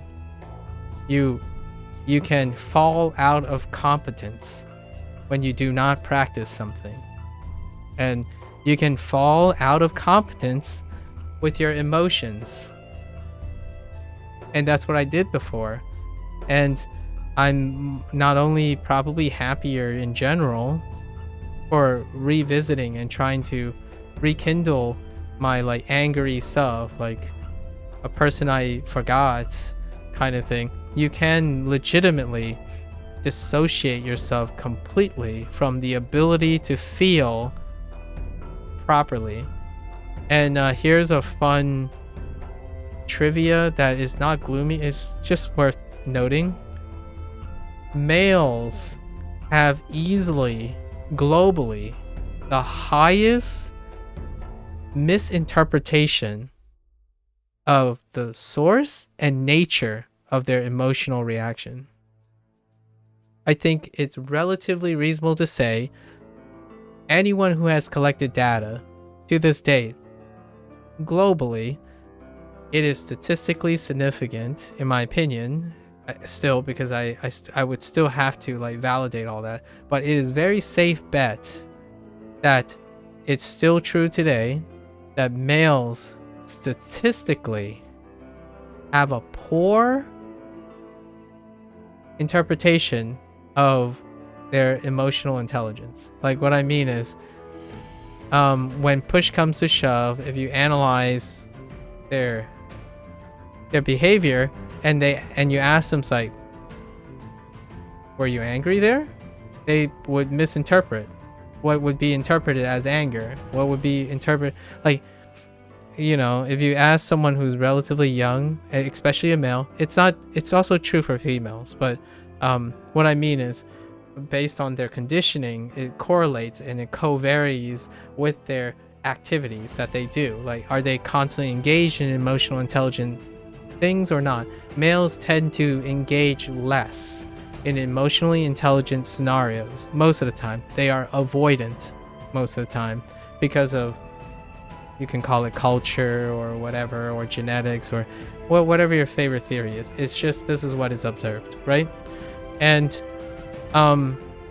when you ask them things like, were you irritated there, frustrated, or angry, it would be very, very difficult for a vast majority of males to identify the difference between irritation and like sadness and gloom. Like those are nuances, but those are nuances that have very important, it doesn't have to be the right answer. It just has to be a consistent answer, and it's very difficult. Like sometimes, like it's very important about the anger thing, because it's hard to distinguish what is healthy anger, intentful anger, and like reactive anger, if you can't even define when you're angry out of frustration, or you're angry out of hopelessness, or you're angry out of, like, what triggers that anger is very important, and differentiating between anger helps you take control of it. But a lot of times the thing is, it's just anger. So when someone who's emotionally intelligent would come up to this person and say, wow, it sounds like you're just annoyed at it, but you're not really malicious. Like, what do you mean? It's just anger. Like, well, there's a difference between being malicious and frustrated or confused. Like, you can all that can be expressed as anger, but in general, males perform worse. Males tend, and it's increasing in my opinion. I would even argue it's probably increasing for both males and females. Like, not that we're comparing males and females, we're just talking about males just have a more exaggerated climb. So now you're saying like, well, why are you angry?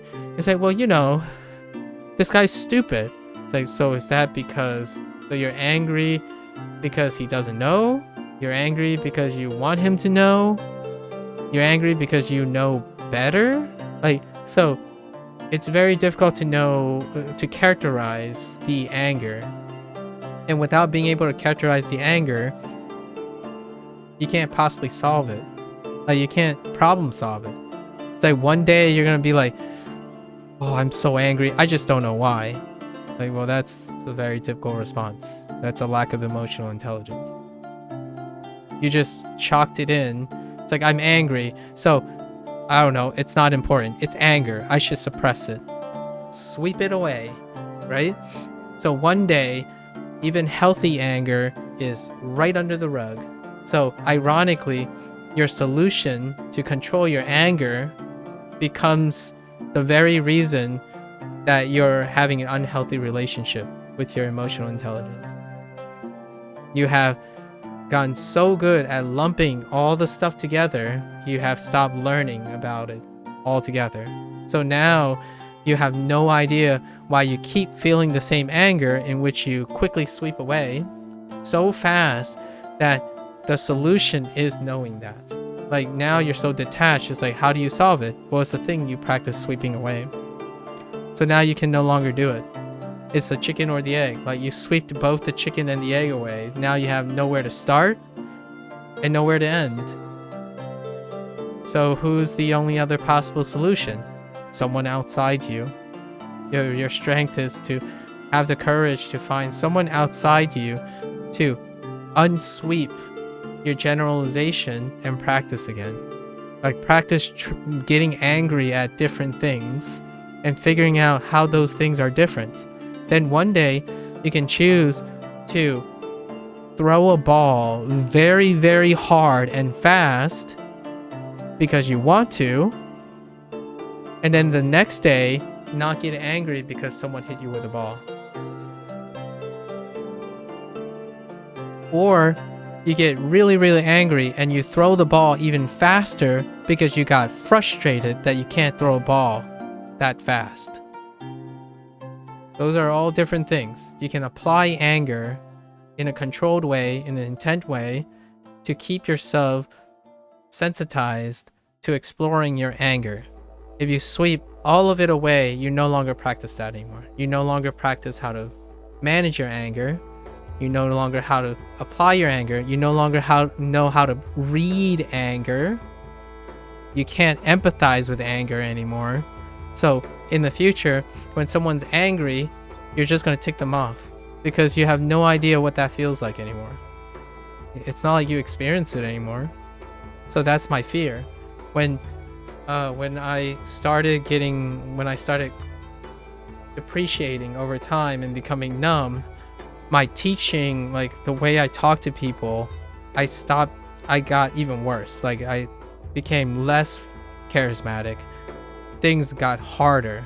Interviews got staler. Like there were tough times because I no longer am relatable. I'm no longer charismatic because everything is void of emotion, and the people that you stop practicing reading yourself, let alone reading others. So you, in the future, like, you would say something, it's like, I have no idea why you're upset. Like, this is the truth. It's like, yep, that's it. The biggest red flag for someone is when someone says, it's not mean if it's the truth. That's a person that hasn't been practicing at all. If you keep saying things like, oh, it's not mean if it's true, or that's okay, he's just being genuine, it's like you stop practicing empathy. Not only that, you probably don't even understand your own emotions anymore, because you spend so much time convincing yourself that you practice it, yet you sweep it away by saying excuses. So like, when I tell someone like, it's been a while since I felt sad, I'm sorry that I can't really. So someone died recently, right? Like, and they're feeling really down, and the first thing I would tell them is like, I'm sorry, it's been a really long time and I just don't know what to do in this situation, but I hope what I'm saying resonates with you. But I don't resonate with you. Like, I don't know how to feel when someone important dies for someone. Like, when someone has someone they love die, I don't know how to feel. So I have to remind myself I have no practice with that. Like, I can't do that. So the things I say I can actively focus on maybe what I say. I can try to associate how that person reacts, because I no longer practice that. I haven't ever encountered that. It goes the same with everything you try to suppress, everything you try to rewire. You don't practice that anymore. If you never feel sad, you're just never going to be able to put your mindset in that anymore. And that means it makes you terrible as a person who helps other people with sadness. And that's kind of one of the downsides to experts. Or like, what I mean is, when people look for experts, they look for people who are not in their position. Like, logically, you would say, I'm a sad person, I should look for a happy person to make me happy. But it's superficial, it's on top. It's like, yeah, sure, you definitely look for a happy person, but you want to look for someone who is capable or have been sad before. So when you think of misery deserves company is one of the biggest downsides, defaults, initially it feels great. Like, if you grieve together, it's very heartwarming and great. But death is like that event happens once, it's not persistent. But when you're looking for advice for depression, right, like someone who's depressed, hanging out with someone else who's depressed, the depression doesn't go away. The stimulus continues to be there. Whatever they're depressed about, you're going to continue to be depressed. So while it feels great to be next to the person, neither of you have practiced how to get out of it. So then the golden goose is to find someone who was recently depressed, who is no longer depressed. So that is a compromise in which this person still remembers how it feels to be in your position, but they also have the mindset fresh in their minds of how to get out of it. And that's tough, because experts who are consistent at doing these things may no longer feel those things. So in the end, it's kind of tricky. And the great experts are in my opinion, the great coincidental experts are the ones who continue to ebb and flow between them. So that's why psychotherapy, in my opinion, can be one of the biggest drawbacks is a hit and miss. The resonance may not be there. And it's pros and cons. You want them to resonate enough to be able to make the breakthrough, but you also don't want them to resonate too much so that they compromise their objectivity, right? Their ability to offer the other advice. Because if someone is if there's an expert that's depressed, they're probably going to stay depressed with you, and they're probably only going to hyper focus on the depression. It's going to compromise their ability to get out. But the idea is learning and investing in people in the past is far more valuable than you think. And you can become very impressively efficient at accurately, mostly, deducing people using the least amount of time if you make communication more active.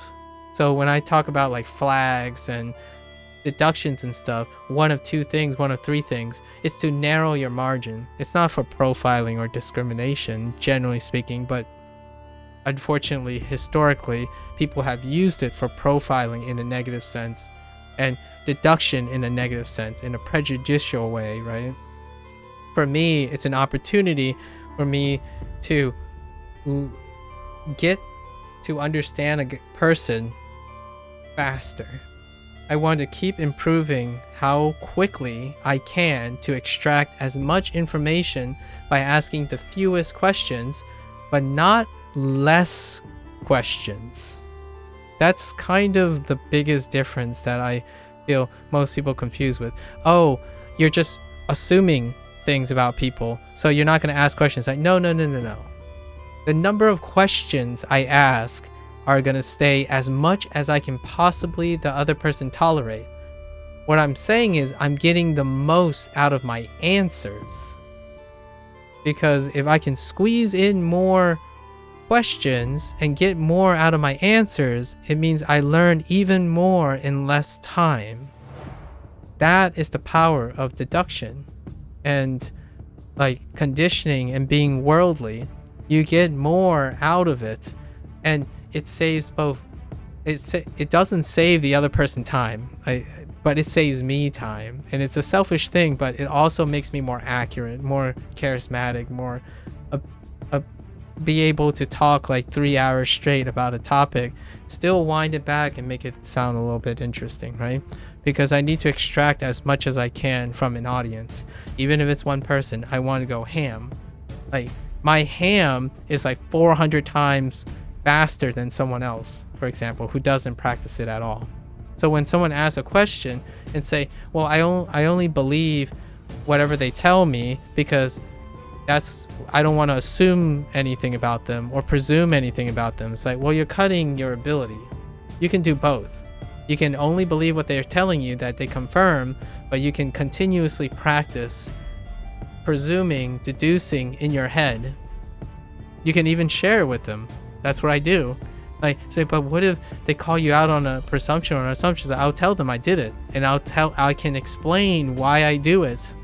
And then in the future, I will explain to them why it benefits me as a person, and I think it benefits a lot of people as a person, as people involved in conversation. It constantly makes it fun, possibly, or active when you're talking to someone. It makes you less likely to forget about details. It makes you more invested in the conversation.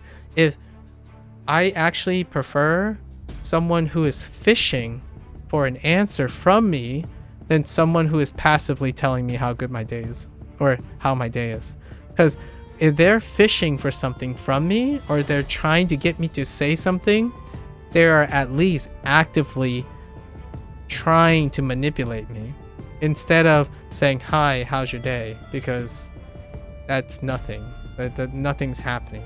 That person's probably throwing out that phrase because it's normal and they do it all the time.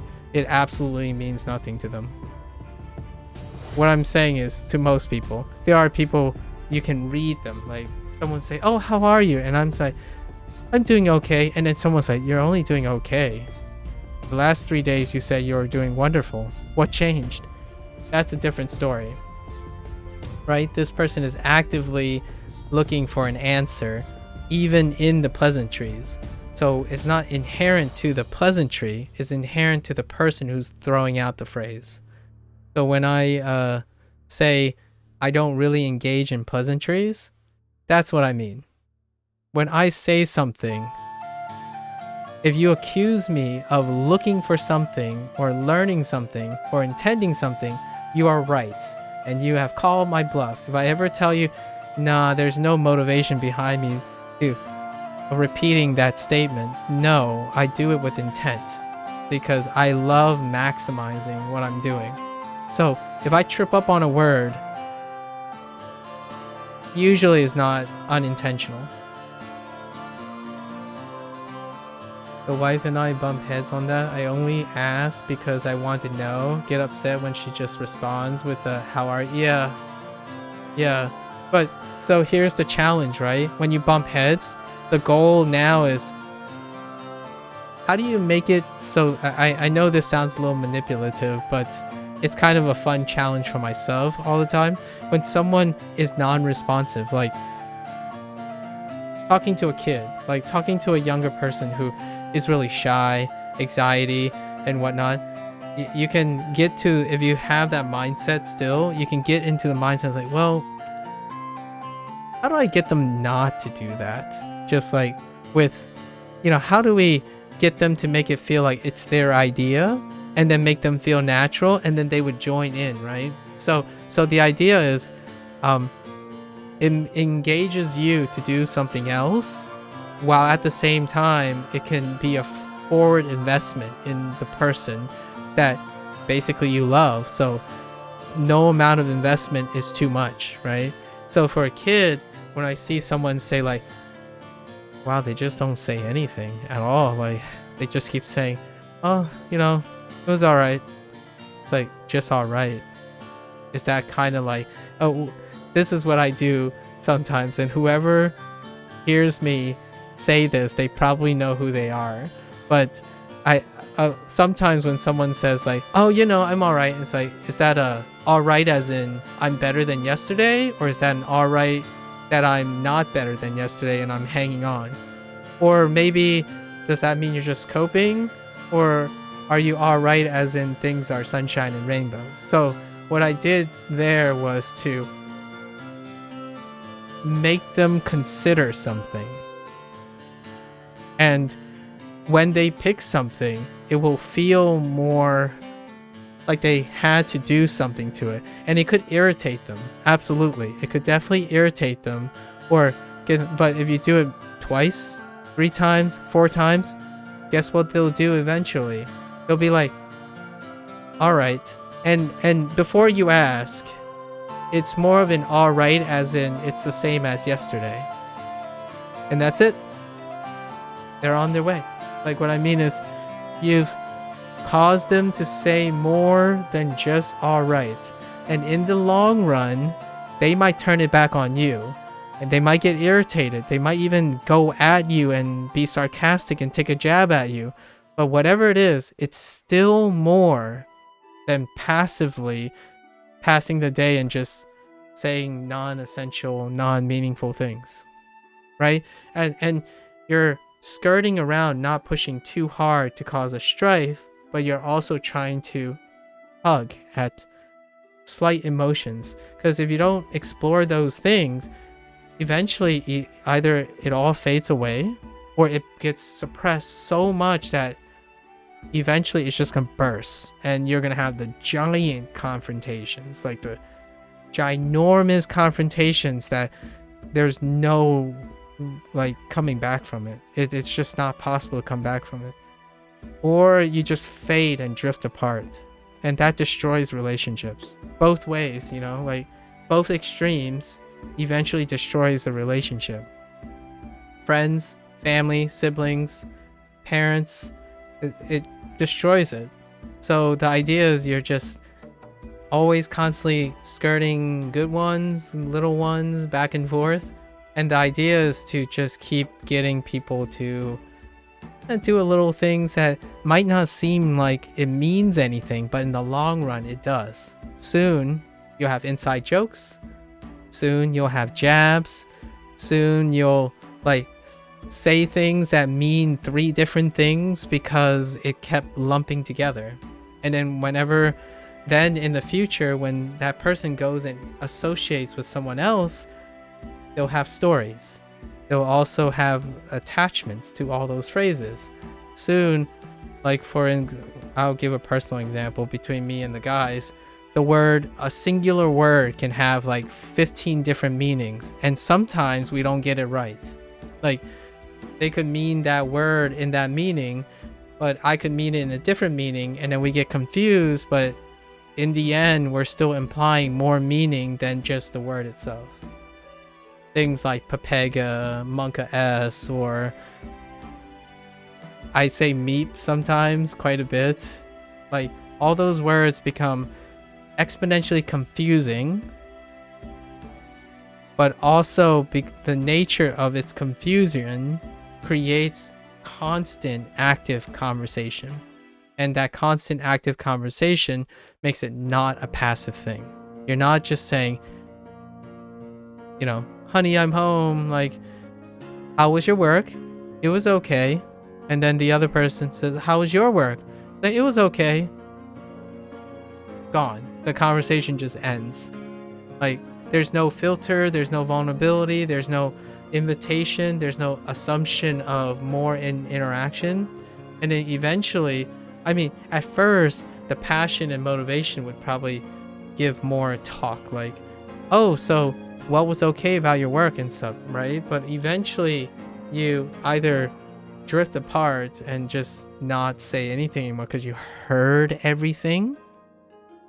And the idea is, you heard everything before, like the dreaded, oh, we told everybody, like, you and I know each other for so long, we ran out of things to say to each other. So how do we increase that? Well, before we focus on finding something new to share with each other, like, you can do the social experiment that people usually do. It's like, oh, save something for later, and I'll save something for later, and we'll share it. It's like, that's really pragmatic, it's very logical. But there's one big problem. You're thinking about the end. What is the process? Well, the process is you have to go look for something first. The other person has to go look for something first regularly. If the two of you haven't been practicing on looking for something new already for like 20 years, you just wait for your job to provide experience, agreeing to that social experiment, it's not going to happen. It's going to happen once and you never do it again because you didn't practice it. So you have to lean into it. So the first thing you would agree on, a more natural experiment, would be something like something easier, something closer to home. It's like, hey, we always tell each other that our days are okay. All right, for tomorrow's challenge, let's just take any note of something that is not okay. That's it. Just not okay. It could be better. It could be worse.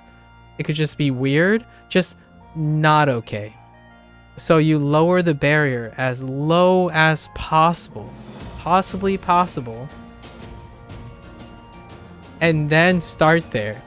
And the great thing about that is you're starting to learn to lean in. And then you can be more specific. It's like, all right, tell me something exciting, right? So you can move up. But the thing is, the first thing most people do is they jump to the end. They think like, oh yeah, just tell me what is the most exciting thing happened to tomorrow. Yeah, we'll challenge each other to find the most exciting thing. It's like, holy heck, that's so exhausting. Like, you go from not telling each other anything because you ran out of things to tell about, and you're gonna go out of your way to consistently look for something that is very, very selective and stringent.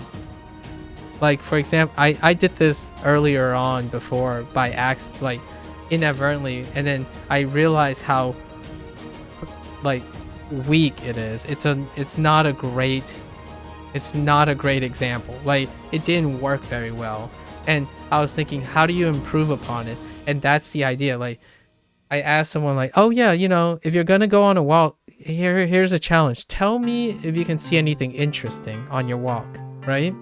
So that usually works sometimes, but it requires a lot of commitment. And depending on the stranger you're meeting, that's a really high threshold, even for interesting.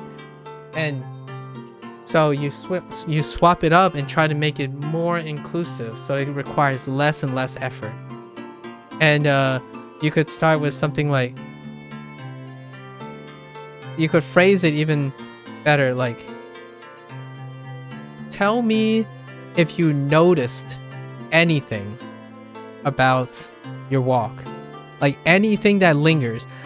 Tell me the first thing that comes to mind when you come back from walk and you're talking to me. What is the first thing on your mind? And that would be just as low effort as possible.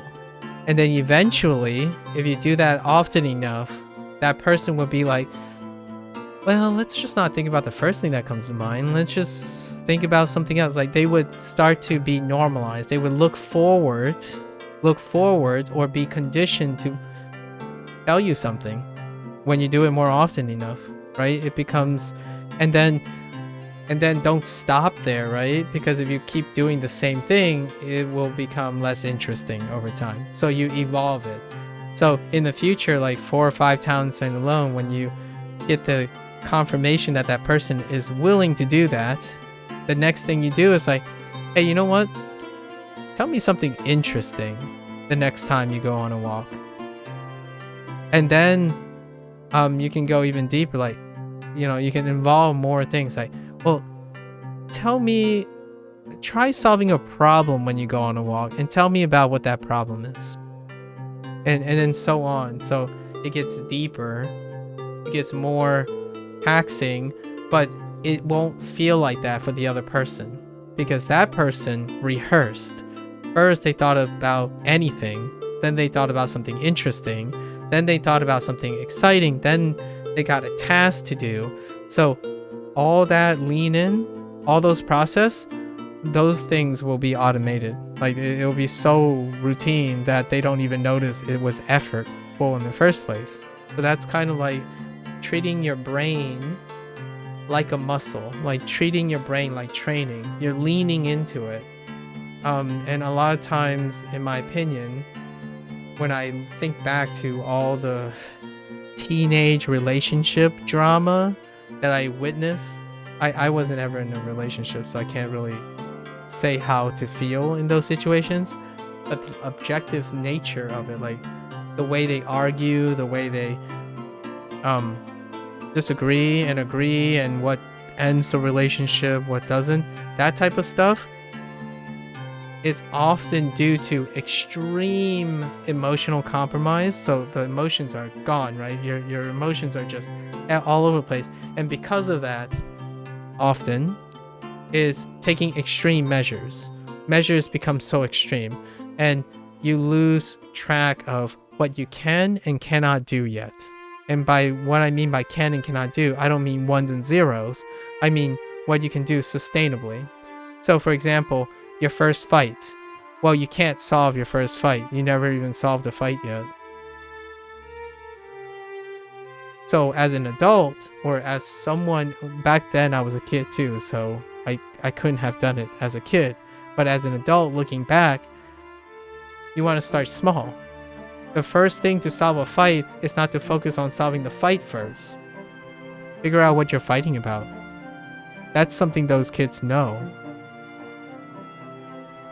Like, if you jump straight to the end, how can you solve something you never even know why it began in the first place? So you start small. You ask them, well, what is upsetting you here? And what's upsetting you here? Can we hear this? What does this sound like? This sounds like marriage counseling, doesn't it? Like, so I'm just breaking down some popular approaches that I know are like relationship, counseling stuff, right?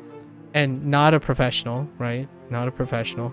But the idea is you focus first on the things you know how to do before leaning into something you don't know how to do yet. So you ask, is this your first relationship? How often do you fight?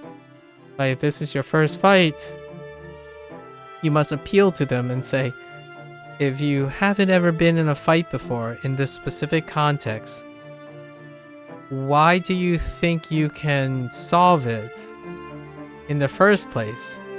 Let's start somewhere that you both can agree on and understand, has a chance to understand first. So define the problem, define each person's interpretation of the problem, and then do slow measures to alleviate that problem, and do not provide a guarantee that it would fix itself overnight. And if it does fix itself overnight, we do the antibiotics approach. In my opinion, is the antibiotics approach is, well, you got lucky this time. Finish your medicine. Go all the way. Like, I know you guys are feeling better. You magically, that little small step, somehow you saw the end and both of you resolved the problem. It's like, no. Go through the steps and get to the end. Like, just slowly go through the steps and still get to the end. I know you saw it all. Just go through the steps. It's kind of like a kid, right? The kid sees you're getting, like, you give a kid an obstacle. How to jump over a box, right? And the kid just immediately is like, they fail the first time they jump over the box. It's like, well, all right. They wing it again and they luck out and jumped over the box. You ask the kid, like, so what was different the second time with the first time? It's like, I don't know, but I did it. It's like, well, all right. Slow down, kid. What did you do first? What did you think first? Because they hadn't learned anything from the process. They got lucky. And relationships are built not on luck, in my opinion. If you start building a relationship on luck, it's going to crumble. And I'm not even talking about, like, marriages. I'm actually just talking about friendships, like the most basic form. Trust, loyalty between people. It's built on foundations. It's built on time and rigor and diligence.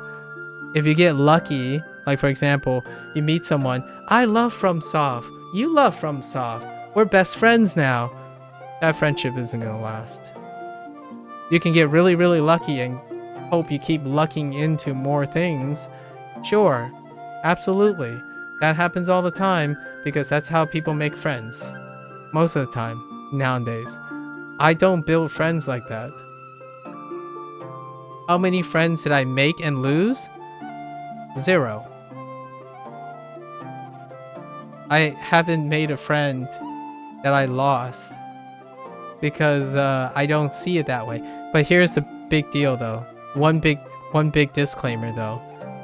I didn't try to make friends until really late in life because of my predisposition, like my environmental thing, where, like, you know, racism and discrimination. It was very difficult to do that. But I haven't stopped, invested, and have a connection with someone that I have been considered friend with. Because I don't invest in the short game. I invest in the long game. And that's what I mean by when I was young, I was really old already. So I was terrible at making friends when I was younger. But as I grew older, thankfully, like, my inexperience with how young people feel made me want to figure out how young people feel. So then I try to secure those friendships as well as I can while not being young again. So now I just have friends that ranges from like a 13-year-old all the way to like someone who is like 60, like my 20 years my senior. And the idea is to keep yourself fresh. You have to keep yourself willing to feel young and willing to feel old. So yeah, I talk about death. I talk about suicide. I talk about end-of-life legacy things. But I also talk about how it's funny when paint dries. Or I still watch Pinocchio for the 10th time in a row. That kind of thing.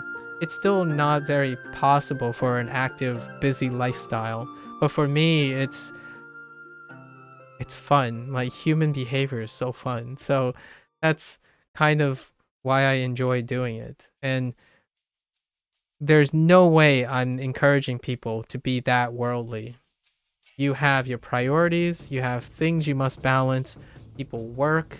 It's not their job to maximize things, right? You're not looking for the best thing.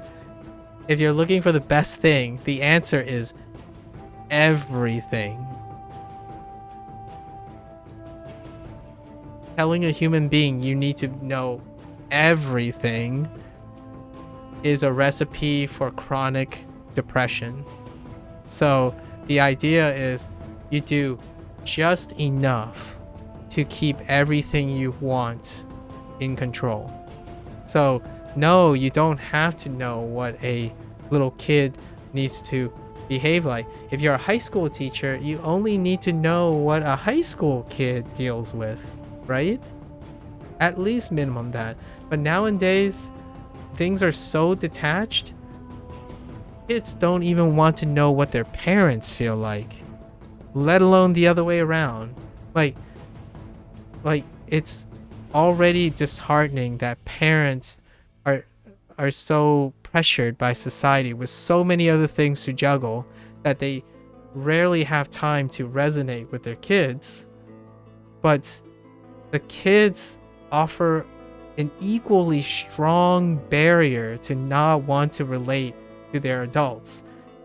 And there's one really great tool that would encourage both without the barriers of its introduction. YouTube, the internet. It's such a powerful tool right now. It's in everyone's lives. Even my parents, who are like 60 plus, is so conditioned by the internet because they like watch all their news now. Now they can always watch news instead of having to wait for the TV to broadcast news. They just keep consuming news, and my mother always like freak out and paranoid and everything. She's so easily influenced by YouTube. But that could be used as a recipe for everything else. And some of my favorite vloggers seize that opportunity. Like they totally seize that opportunity where they made it so that it's an educational platform. Like they designed how to make psychology interesting because it basically is like watching a YouTube video, right? So that's kind of the power. I love educators who still do that. And I want to use the word education because it's gotten such a stigma over the years. Like, educating doesn't mean I'm trying to make you smarter. Educating is I'm trying to inspire you to use whatever your imagination is to evolve that. So what I'm saying today will not be the same in a year from now, because hopefully whatever I'm saying today is someone else is saying as well, and then that evolves with whatever the time has changed. So in another year's time, all these digressions are gonna probably contextually be different, but hopefully the human condition stuff stays fundamentally adapted to the new context. That's kind of, and how does this all connect? And I bet the way I'm going about this, I'm pretty sure whoever's gonna watch this video or listen to this will know where this topic started at first. Because the grand scheme of communication is to constantly tie back and make sure you remind the person where it all started. And where did our conversation started? It started with the MMO experience. And it's the B-roll on this video. It is Neverwinter Online. Where is the feeling of all this relevance, all this training, normalization, communication between people?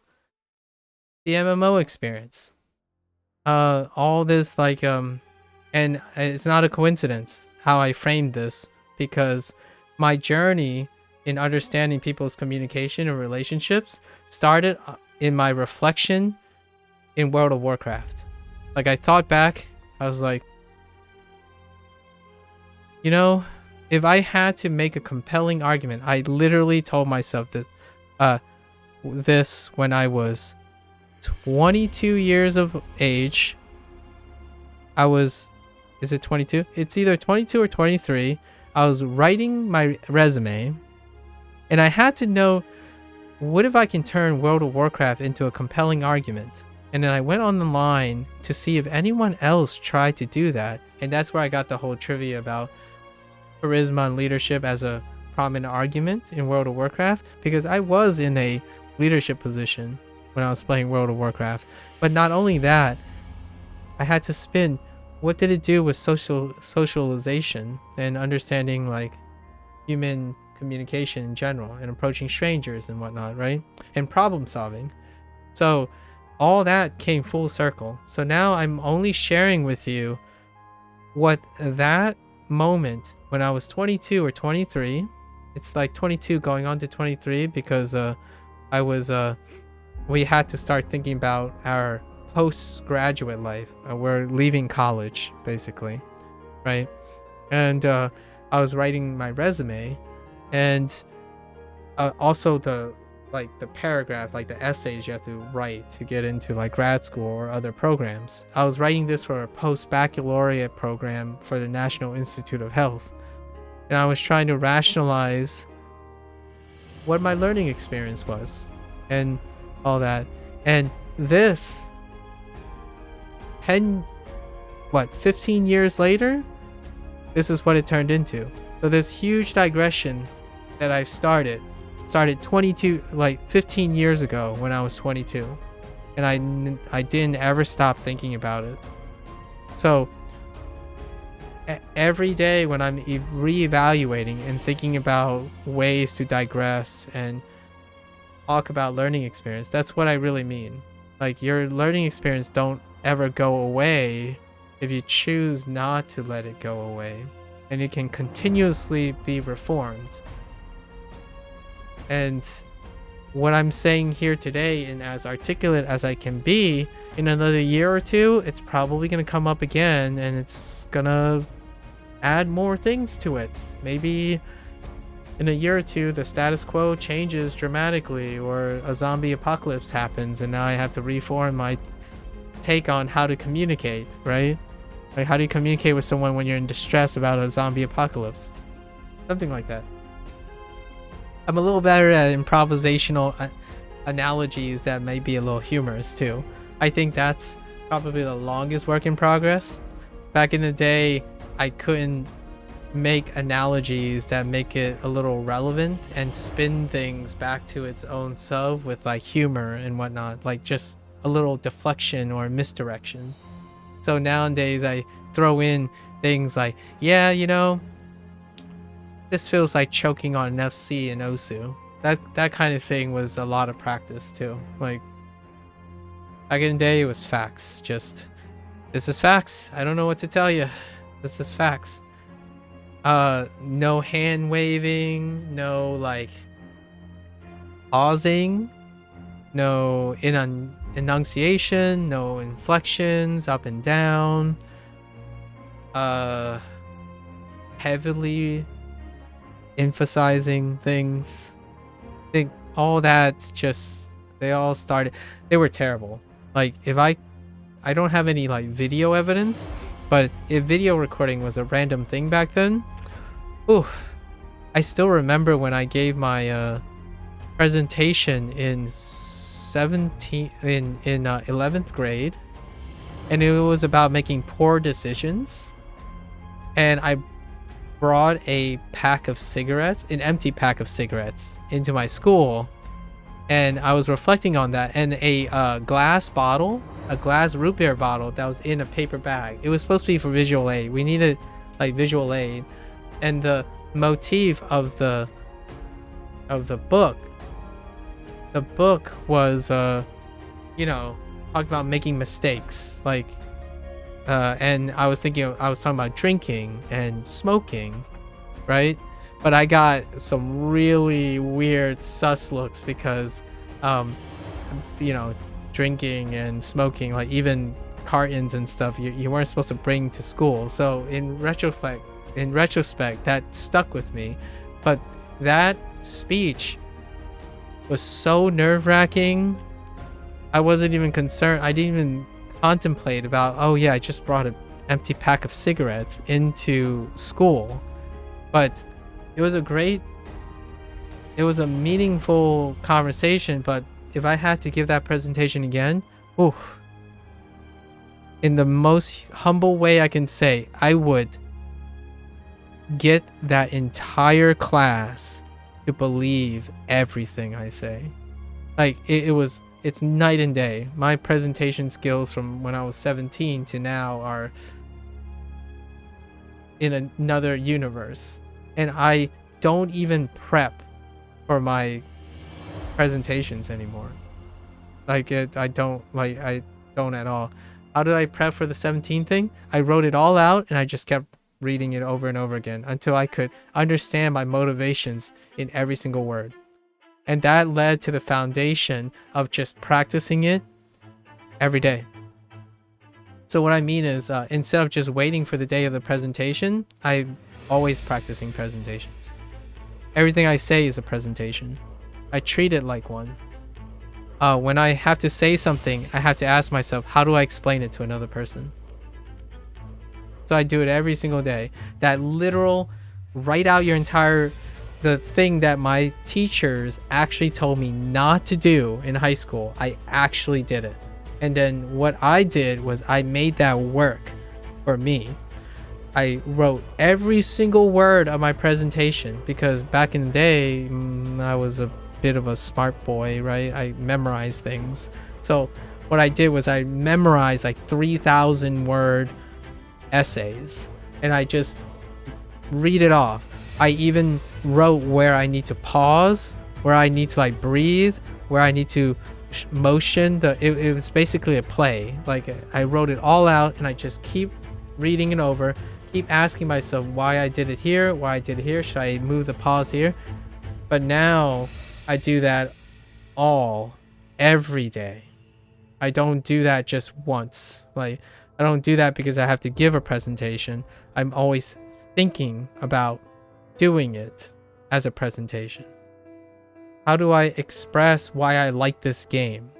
How do I express why I am frustrated but understandably empathetic about the disgruntled community of Neverwinter? Like, it's every day. And it's rehearsed to the point where it no longer requires much effort. In my opinion, it doesn't require much effort. But I have to remind myself, it is incredibly difficult to start. I mean, I spent over close to 20 years doing this. And that's what made me better at presentations. It's what made me better at interviews. Because I don't treat them like interviews anymore. Every day I want to know how to explain something to someone.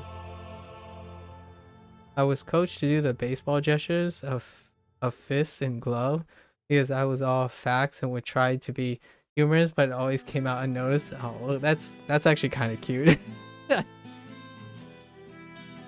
That's a very endearing example.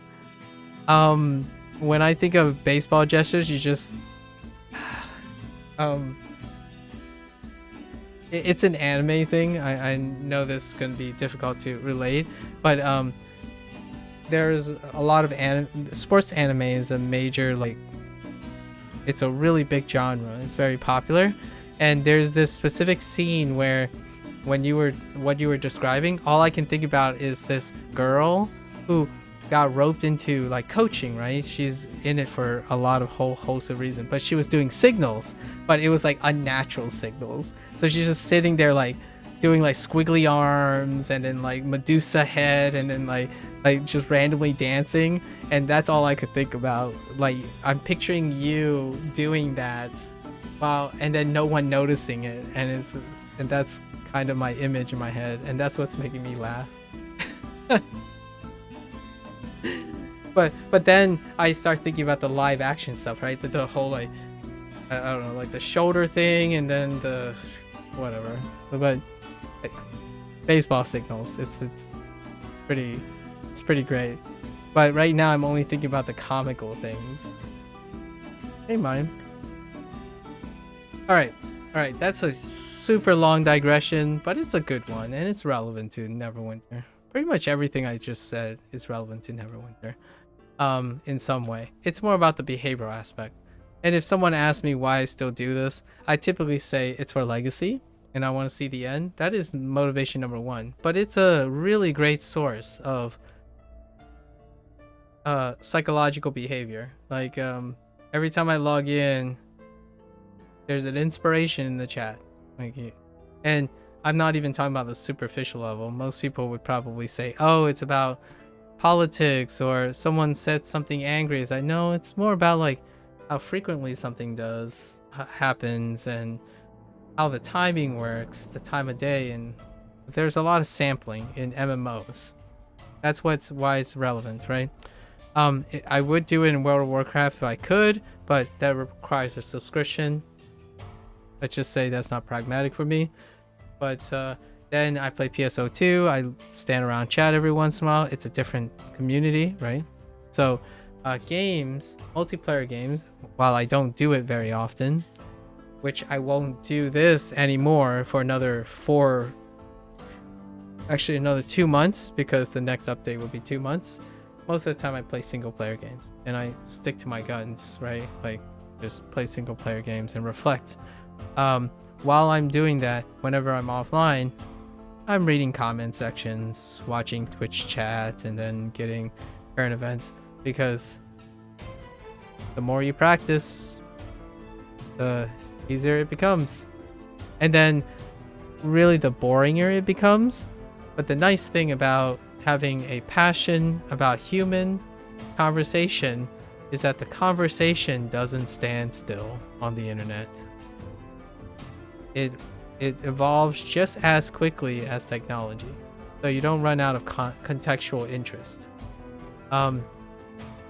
In my mind's eye, and what I want to say as a hot take for like the last 2.5 hours of digression, actually it's probably more like 3.5 hours, because it only takes 45 minutes, like 15 minutes per character, is that no, regardless of your age and how old you are, I hope that everyone fundamentally has, and it's not kind of related to what we just said, have one thing that interests them, that they will unconditionally be actively participating in, that is dynamic till the day they die, is my wish for the hot take of what we're talking about conditioning, dissociation, stimuli, communication, happenstance in MMOs and stuff.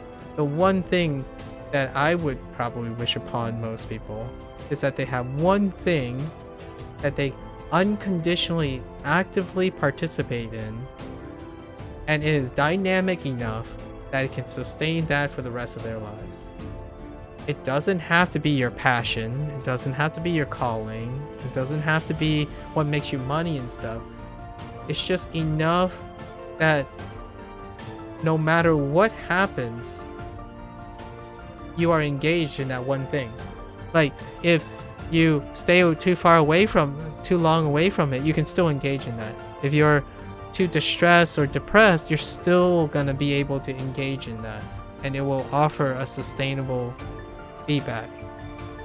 When I see people who are bouncing from one to one, that's okay, right? Like if you bounce one to one, it'll work out, but there are going to be down times where you don't have it, and that's when you go into depression for a bit, and then you bounce back. My wish is there's always a fallback. There's always a bottom line for someone. Some people is sleeping. Some people is eating. Unfortunately, eating might not be sustainable because it can lead to stress eating, right? And stress eating is not sustainable. But just one thing. And it could be, dare I say, listening to a stranger randomly talk about things for 15 minutes a day or something. It could be any of that. As long as it's something cheap, it has to be cheap because that deals with sustainability. accessible, so accessible at any time of the day and whatnot. Uh, sentimental, so you have an emotional investment in it, right? And it allows you to learn something. So it has to be dynamic enough that it is not always the same, right? It is a familiar experience, but it is constantly ever changing. That's kind of like 4, but I think there are like 7 or 8 points, but those 4 are pretty reasonable. And for me, that's kind of one, or if I had to do a hot take or a hustle culture, that's one of the things that can ensure someone to be, it will safeguard so many things about depression. Like you would be far more happier, you know, if not happier, successful in your own way that spawns a consistent level of satisfaction, in my opinion. There are like 4 others, but we talked about them at other times. So with all that said, let's wrap up today, which is really the last week of this update. So how do I relate all this back so that we'll have this for posterity? Well, Neverwinter, the current design of this update, which is a continuation of the North Dark Reach, yeah, I think it's called North Dark Reach update, which is the last one, is a blocked content. So it's 2 module blocked together. The visuals, the audio, the VO, it's pretty consistent to standard, and I appreciate it. D&D is on the up and up, so that side will be ever consistent. In terms of game design, there are some minor changes on this module, but is nearly identical to the last module, which makes sense because it's probably code developed, and then they decide to span it across a year. This is pretty much a year's project. The design language is average at best, so I'm going to say overall it's a 4 out of 10 when it comes all said and done, because it's average but still below average. It meets all the standards, but a lot of the slight design choices actually make it even less successful than it was before. So like what I mean by that is it's starting to scoot over to a different design, but instead of ripping the band-aid, it scooted over to a design that ultimately leads it to be even less popular than it is. Like that's all I can say about it. Is it worse for me or worse for others? Not really. It's just it becomes less popular. So acknowledging what doesn't happen is also important. Basically, less people are interested. So a lot of times it's easy to start focusing on what happens, as in who ends up playing, what the numbers are, but it's also important to know what didn't happen, which is another resurgence in interest did not happen. This is kind of true it's a little bit less true for the last one. Like it was a little bit of resurgence. This is even less. And the design is even more homogeneous in this one. I say 70% of the experience is nearly identical. From week 3 on, 70% of that is identical feeling. In North Dark Reach, I would say 50%. There's like at least 5 weeks that were maybe a little bit more. The quest line is even less involved in this one as well. There are some ups, like the patrol experiment in night, the patrol quest in Night Market. That's interesting. It's a swap up. Some of the dailies are a little bit of a swap up, which is okay. The daily clustering, like the quests and stuff, the repeatables are well clustered. It actually really gets that dopamine going because like they overlap. You're feeling like you're increasing efficiency when you narrow down. So the difference between week 1 and week 10, when you start ironing out all the circuits, right? If you're more of a process guy like me, just figuring out the circuits, and the difference between week 1 and 10 on the amount of time. Like the first week was like 3 hours. It was on average like 1 hour per week, but they got more weeklies, and then you circuited more, and it got all the way down to less than 45 minutes, right, for 3 tunes. That's very satisfying. That also plays to how well the layout was, the bootstrapping, so it kind of follows well with the forethought of the floor plan. I do like the floor plan in this Menzoberranzan update more than North Dark Reaches, but they're both relatively well ironed out when you get the patterning down, right? So really well in that case. Some of the cons again. This introduces a new trial. That trial has a non-master version, which is very user accessible, like as accessible as possible, I suppose, without breaking hearts, I guess. The master is absolutely completely inaccessible once again.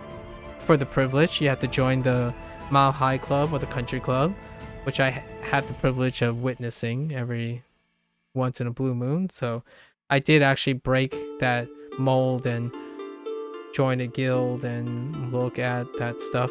But nope, that's irrelevant to 95% of the evaluation of this experience, because they continue to disproportionately reward solo gaming content with non-group gaming things, like rewards and gear. So the solo content people who need to access the main event, the raid or the trial, like, or the dungeon, like last update, Temple of the Spider, it's not sufficient in my opinion pragmatically, and it's telltale in the sampling that whatever they have, the little like baby version, as they use the word baby, which kind of gives you an idea of the discriminatory elitism in Neverwinter's community, where you call something baby version of something and a master version of something, as opposed to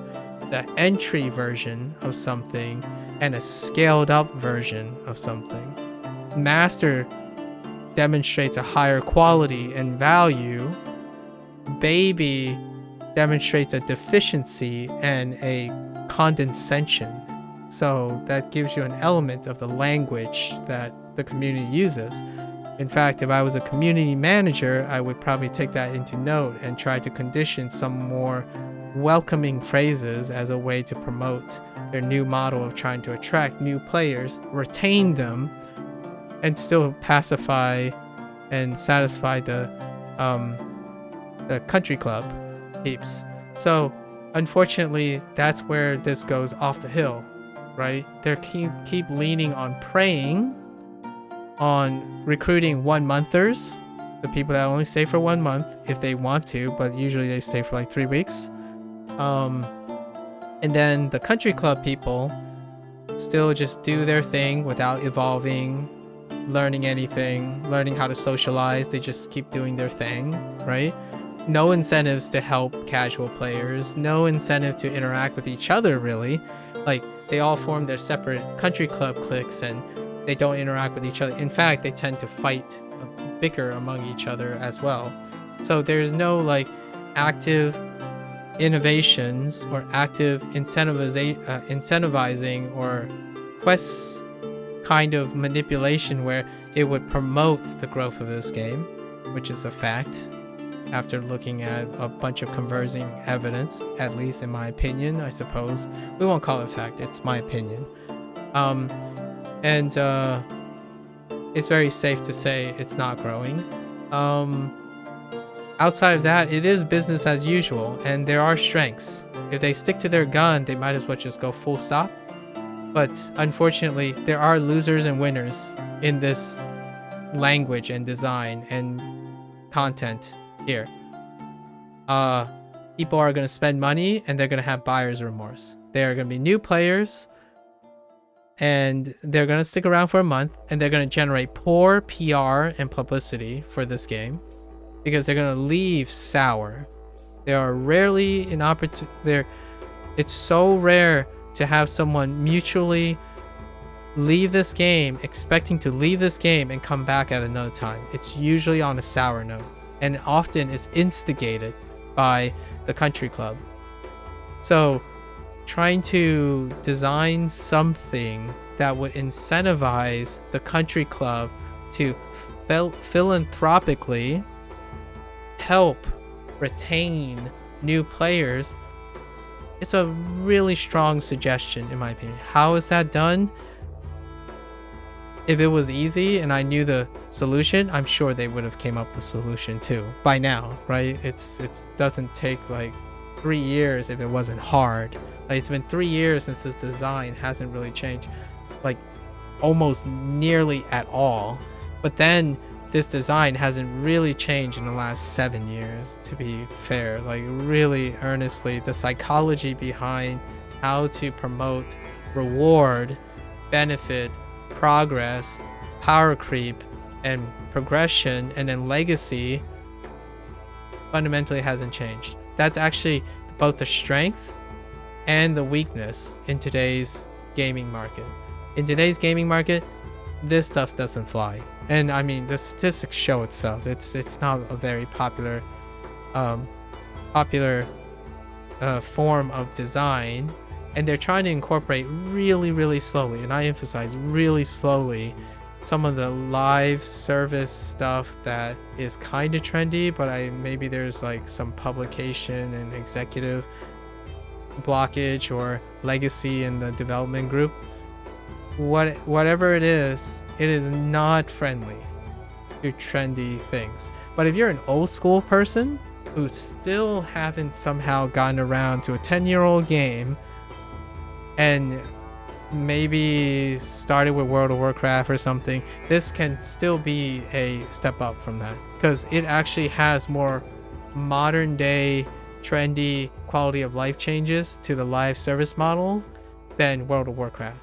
So what I mean by that is the entry and commitment and the possible buyer's remorse that comes from leaving the game is less on Neverwinter, because that's a new trendy thing. Games rotate, contents rotate a lot. Being attached to legacy is discouraged in a live service game. When you do something for 2 weeks, the brand new thing comes in another 2 weeks. A brand new thing comes in another 2 weeks. So there's more of that now in this game. World of Warcraft is legacy. If something changes, you better hope that legacy doesn't overlap with your old legacy, because then you'll feel cheated out of being loyal to World of Warcraft, and that ultimately is not sustainable. That's why there's World of Warcraft Classic, Burning Crusade, all those legacy. So that's like the hardcore S. FF14 is legacy. In this game, it's not legacy. It's closer and closer to mine. So when you jump in and you're an old guy who haven't ever played Neverwinter, jump in 1 month, jump out, you don't feel like you lost a lot, but you gained more than you lost. Even if you quit right away, there's no baggage involved. For myself, I play this game out of legacy. I'm 7 to 8 year tenure in this game with only a gap of 2 years. And I've been through all the major changes, just seeing where it rides. But what happens is the language is not propping the toxic conditioned behavior. And we're not talking about toxic as in they're full of malice. It's just there's two incompatible groups right now, and they're not incentivized nor conditioned to explore other ways to enjoy the game that would complement each other. So you always have a person who's innocently asking for help being deferred to something obtuse, and it's such a high barrier that they just leave anyways. And the elitists who can't be bothered to explain things anymore, they have done it so much that that's all they care about. Like, they just want to spin the wheel. So when new content comes out, they consume it in a day, which I do too. I'm more or less in that same position, and then don't bother investing forward. and then constantly reiterating the exclusion act. So being apathetic is a toxic community or not being welcoming, but it is not malicious, as in it's not a directed toxicity. It's a toxic apathy, as in when someone instigates for help and look, it's reinforced that you don't do that, because the entire game system is not about playing more. It's about playing well and playing efficiently. So when you release a new trial, it's about getting to the group that can succeed as quickly as possible. It's not about spending all the time failing and still getting the reward because you failed like 10 times. For example, in other games, to contrast, when you fail 10 times, something unlocks. Or the learning experience you have for failing 10 times. That incentivizes, win or lose, a big head country club member can happily lose and help someone fail 20 times, and everyone would be mutually awarded for that effort. In this game, it's all or none. You keep failing, it'll keep feeling bad until the very moment that happens. If that never happens, that player is never coming back. And the only ones that get that to happen are the people who are already in privilege. And they have no absolute zero appreciation for the current trend. And those individuals typically spend 80 to 90% of their time in this game already and not associating with new games habitually in any way, not relearning things. So it's very difficult for them reasonably to empathize with a position of incompetence. In fact, they're so complacent in their power position that there's nothing in the game that would ever get them out of the complacent situation. When a new module hits, it goes on the test server, they iron out everything on the test server, and by the time it hits live, they are already competent. There's just no competition. Like, in fact, it doesn't even develop competence to instruct or help people at all.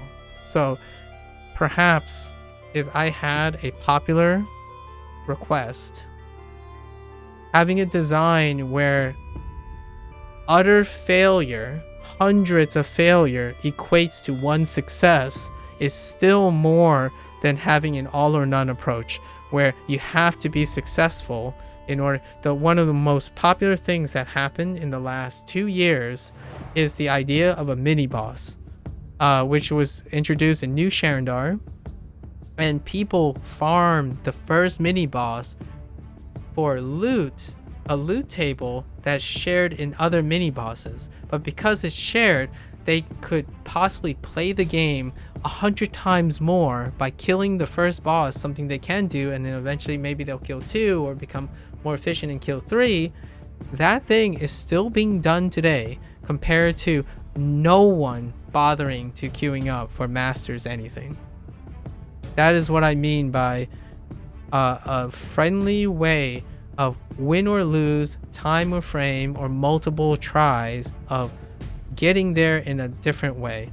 Hard work doesn't pay in this game. Privilege does.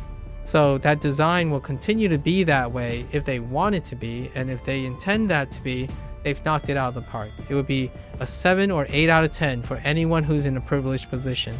I actually would probably give it a 7 out of 10 from my experience, because I do what I already can do, and I am nowhere even insecure about someone saying I can't do Master Temple of the Spider, because I can. It's legacied. And the Master Trials, get a competent group together if I wanted to, but that's not the point, right? The point is that I want others, I want to fail gloriously with other people by being incentivized to do it with other people like 30 or 40 times. But there's nothing there. There's no reward, progress, or form of feedback that awards the ye olde hard, try hard, starting from nothing progress. It's 0 or 1. And what's even worse than that is you can't even get to try until you vet yourself by buying a country club card. What's the country club card here? A specific gear set and a specific companion and a minimum item level. That's how you get into the country club. And that's only the minimum country club. Country clubs have tiers. The 100% I'm bored, I break the game tier, which is 0.01%, and the 0.1% is the gold tier. But when you enter at the silver tier. Basically, you have the privilege to experience what most people who stop by that ask me, so like, do you do endgame content? That is the silver tier. And when you do that, you still have an 80 to 90% fail ratio.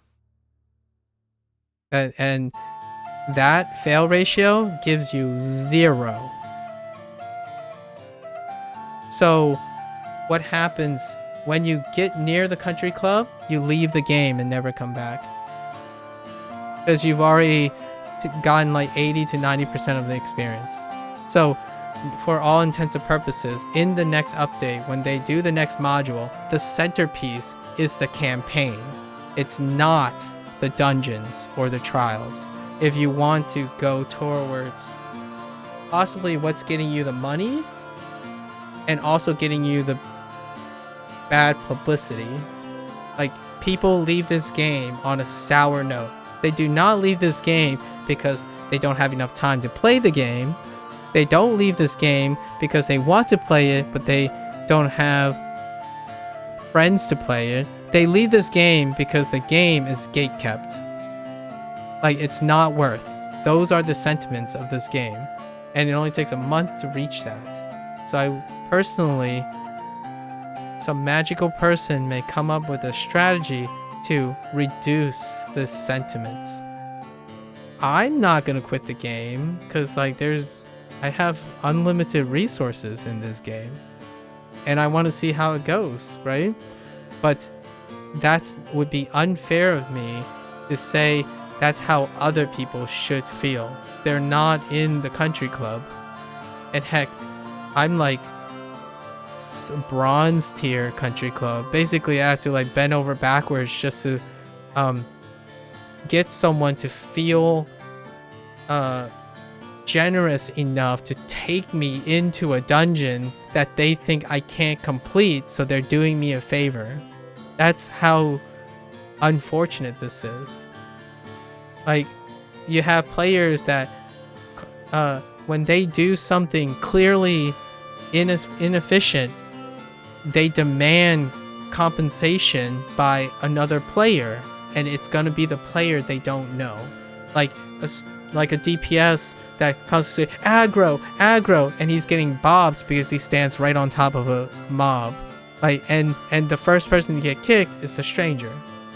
So, you know, these are very real because I only play support roles. I play tank and healer, and I played this for a really long time. I'm not the best. I'm also not the worst. But I'm also not the most maliciously toxic either.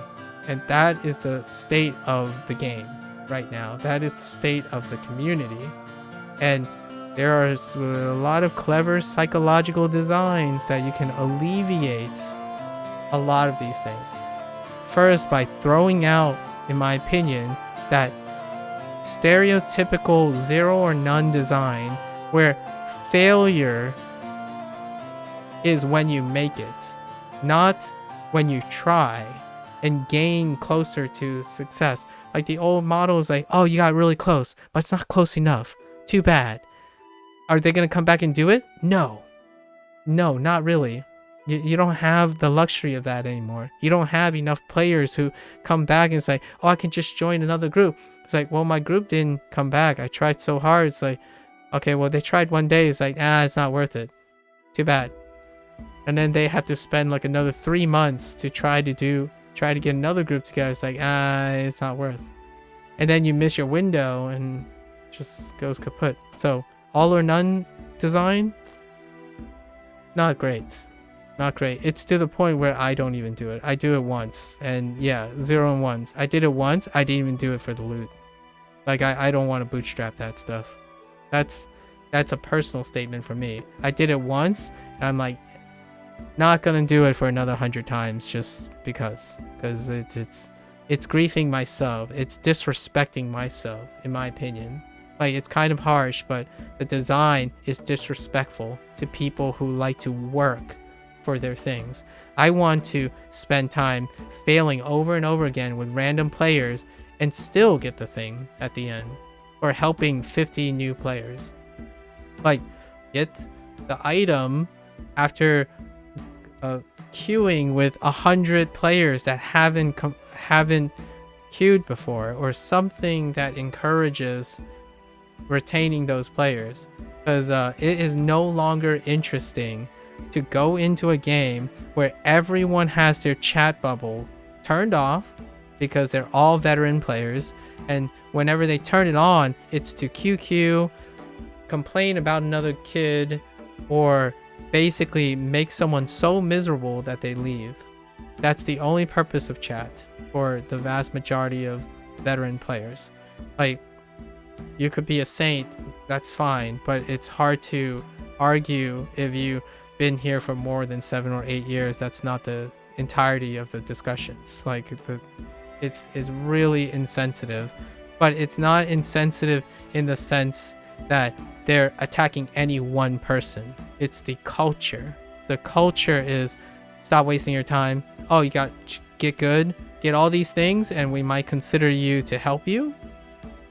It's straight to the facts. It's cold, it's blunt, it's unempathizing, because they no longer remember that what it's like to have none of it. None of that stuff. They can't unlearn their skills. They can't unlearn their YouTube knowledge that they're basically reproducing. If that can be reproduced, they might as well go play a new game, which is kind of the sentiments that they tend to portray. I don't usually say any of that. Just play the game and see what happens. But it happens all the time. It's happening right now. You just can't see it because courtesy filter. So some stuff. I already said 4 out of 10. It's average. It's like not really benefiting anything. It's just a slow downward slope, but not like they didn't do anything disastrous or anything. It's just uninspired. Popular request for next time, which maybe in another 2 or 3 months, is probably reverse rewards.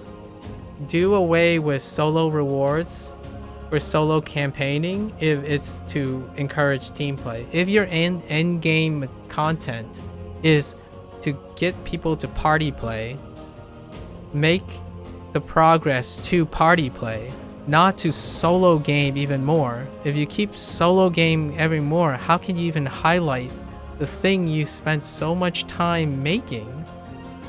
Like, I don't understand that. You've made a great trial. It's crazy chaotic, and I absolutely love it, but no one experiences that. Like, and by no one, anyone that this concerns, my comment that I'm talking about, that would be even interested in my take on this, anyone that would be interested, it's not relevant to them, so I don't even mention it anymore. I don't even mention there was a master trials or master dungeon. It's just irrelevant. Like, they will quit the game before that even happens. So yeah, it will hurt me. It will hurt veteran players who invested in the country club ticket into master dungeons and master trials, but they're not the ones actually spending money, in my opinion.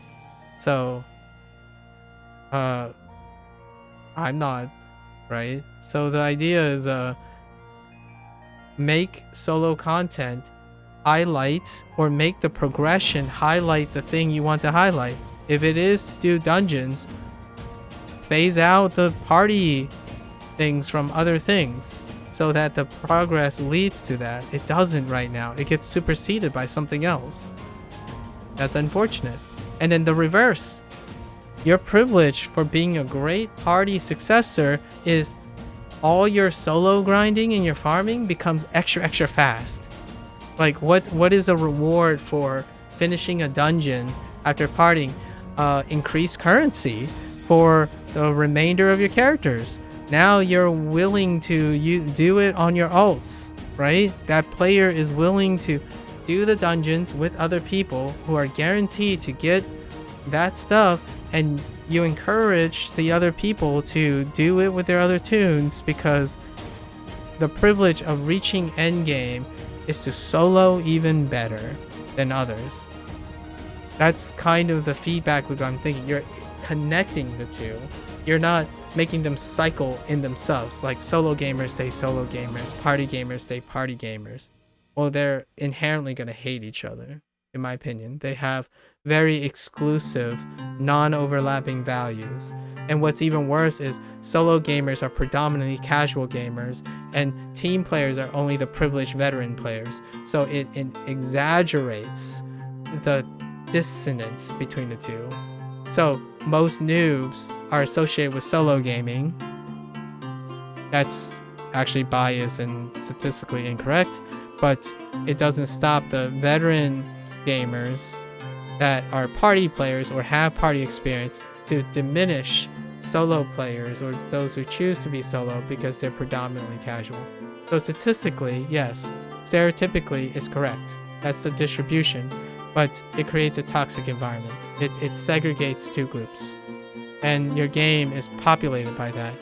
So rarely do people say, I like this game, but I don't have the time to play it. It's, I hate this game because it's either pay to win because all the people in the country club already stamped their tickets, so to catch up with them is pay to win, which it really isn't, to be fair. But then the opposite is true, like, hey, why can't I get anything? This game is dying, and they're still playing it, but they're still complaining about it's dying because they're the source of the reason why the game is dying, in my opinion. And what I mean by dying, not really, it's steady state. The people who are complaining that it's dying are still the people that continue to play the game unconditionally. I continue to play this game unconditionally. That makes for the baseline of like 800-ish people on Steam at least, and then the other ones from other outlets. But all the new players, they come and go. It's kind of like a gas station at this point. Neverwinter is a gas station. Like, all the locals will continue to use the gas station, but all the tourists, they stop by and they go and they never come back. And eventually that pool is gonna get exhausted. And I don't know if executives are fine with that, but I think my favorite request would be to phase out the party sets, phase in new party sets that are linked to the campaign and specific only to that campaign. So then they have another reinforcement to do the next campaign and link that party play gear to that. And then the solo gear is linked to the completion of the party endgame stuff.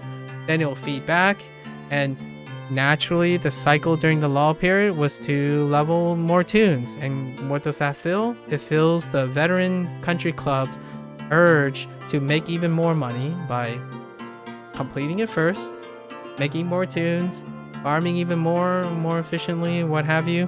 And the casual people won't look like, hey, I completed this campaign, and in no way in any neighborhood puts me close enough to even hang with anyone. And it also creates that great stigma that this is a pay-to-win game because of that huge gap. And that's my earnest request. Just, it's time. It's time to rip the band-aid and phase out the stuff again. I mean, unless I'm absolutely incorrect, I'm all about that. If I'm absolutely incorrect and their desires to keep this legacy up until it becomes trendy again, all the power to you, because this is super consistently average, like just consistently cryptic, and that's okay. It's consistently negative to new players. It's consistently negative to veteran players. The only difference is those new players will leave. The veteran players are here to stay. They're just gonna gripe in their corner because they have no perspective anymore on what's new, what it means to lose things, because the last 3 times it basically reworked stuff, and every time something gets reworked, the first bellyache is the inability to adapt or the ability to lose legacy. It's the losing legacy is often the excuse used to learning something new. And then you know what happens to that though? If you cause dialogue about rework, it actually spawns an uptick in interest. But hey, that's just psychology in my opinion. My prediction is the next 2 modules or the next 3 module block, we'll see in another 2 months. Probably nearly identical to this. I mean, they keep saying change of leadership and maybe direction, but Cryptic, C for consistent. That is both their crutch and their asset. You can, it's, if you like this and you continue to like it, you'll continue to play it. If you're new, not a chance. I would say 95% fail rate. How do I know? Well, I have some anecdotal evidence. Back when I was doing this, like even 3 years ago, my rates of all the people, so I kept like my social list, right? All the people, not a single person stayed. 97. 0 out of 97. There was some fun ones where like someone returned and they noticed me, but they're no longer on my list, but we happened to cross paths. There might be a few of those, but immediately when they stopped playing for 3 months, I removed them. 97. 0 out of 97. So, for whatever that's worth. It's a really small sample size for a big, for 1,000 player rated game, like thousands of game and thousands of players, but it's an incredibly large sample size for one person. And 0 out of 97 is hard to ignore. So that's just my take. So 4 out of 10. It's the end of another like year module. I'll be back to, I guess, grind more and analyze that. And we're probably gonna wrap it up here today here for a shorter stream. But hey, we had a long digression about MMOs that led to some psychological evaluation of conditioning. And yeah, as always, I'll be back on Tuesdays whenever the next module drops, and we'll see if anything changes. Just as a disclaimer, I still play this game every single day. I queue up twice, randomly. RTQ once, and RDQ once. Every single day. I collect my keys, I look at chat every once in a while. At least 45 minutes to an hour every day. So, still looking. Still gonna see if this game ends. But I'm sure I'm gonna outlive this game. Anyways, until then, see ya in the next blue moon. Take care, stay safe, stay healthy, and I'll catch you guys in a couple months. Bye.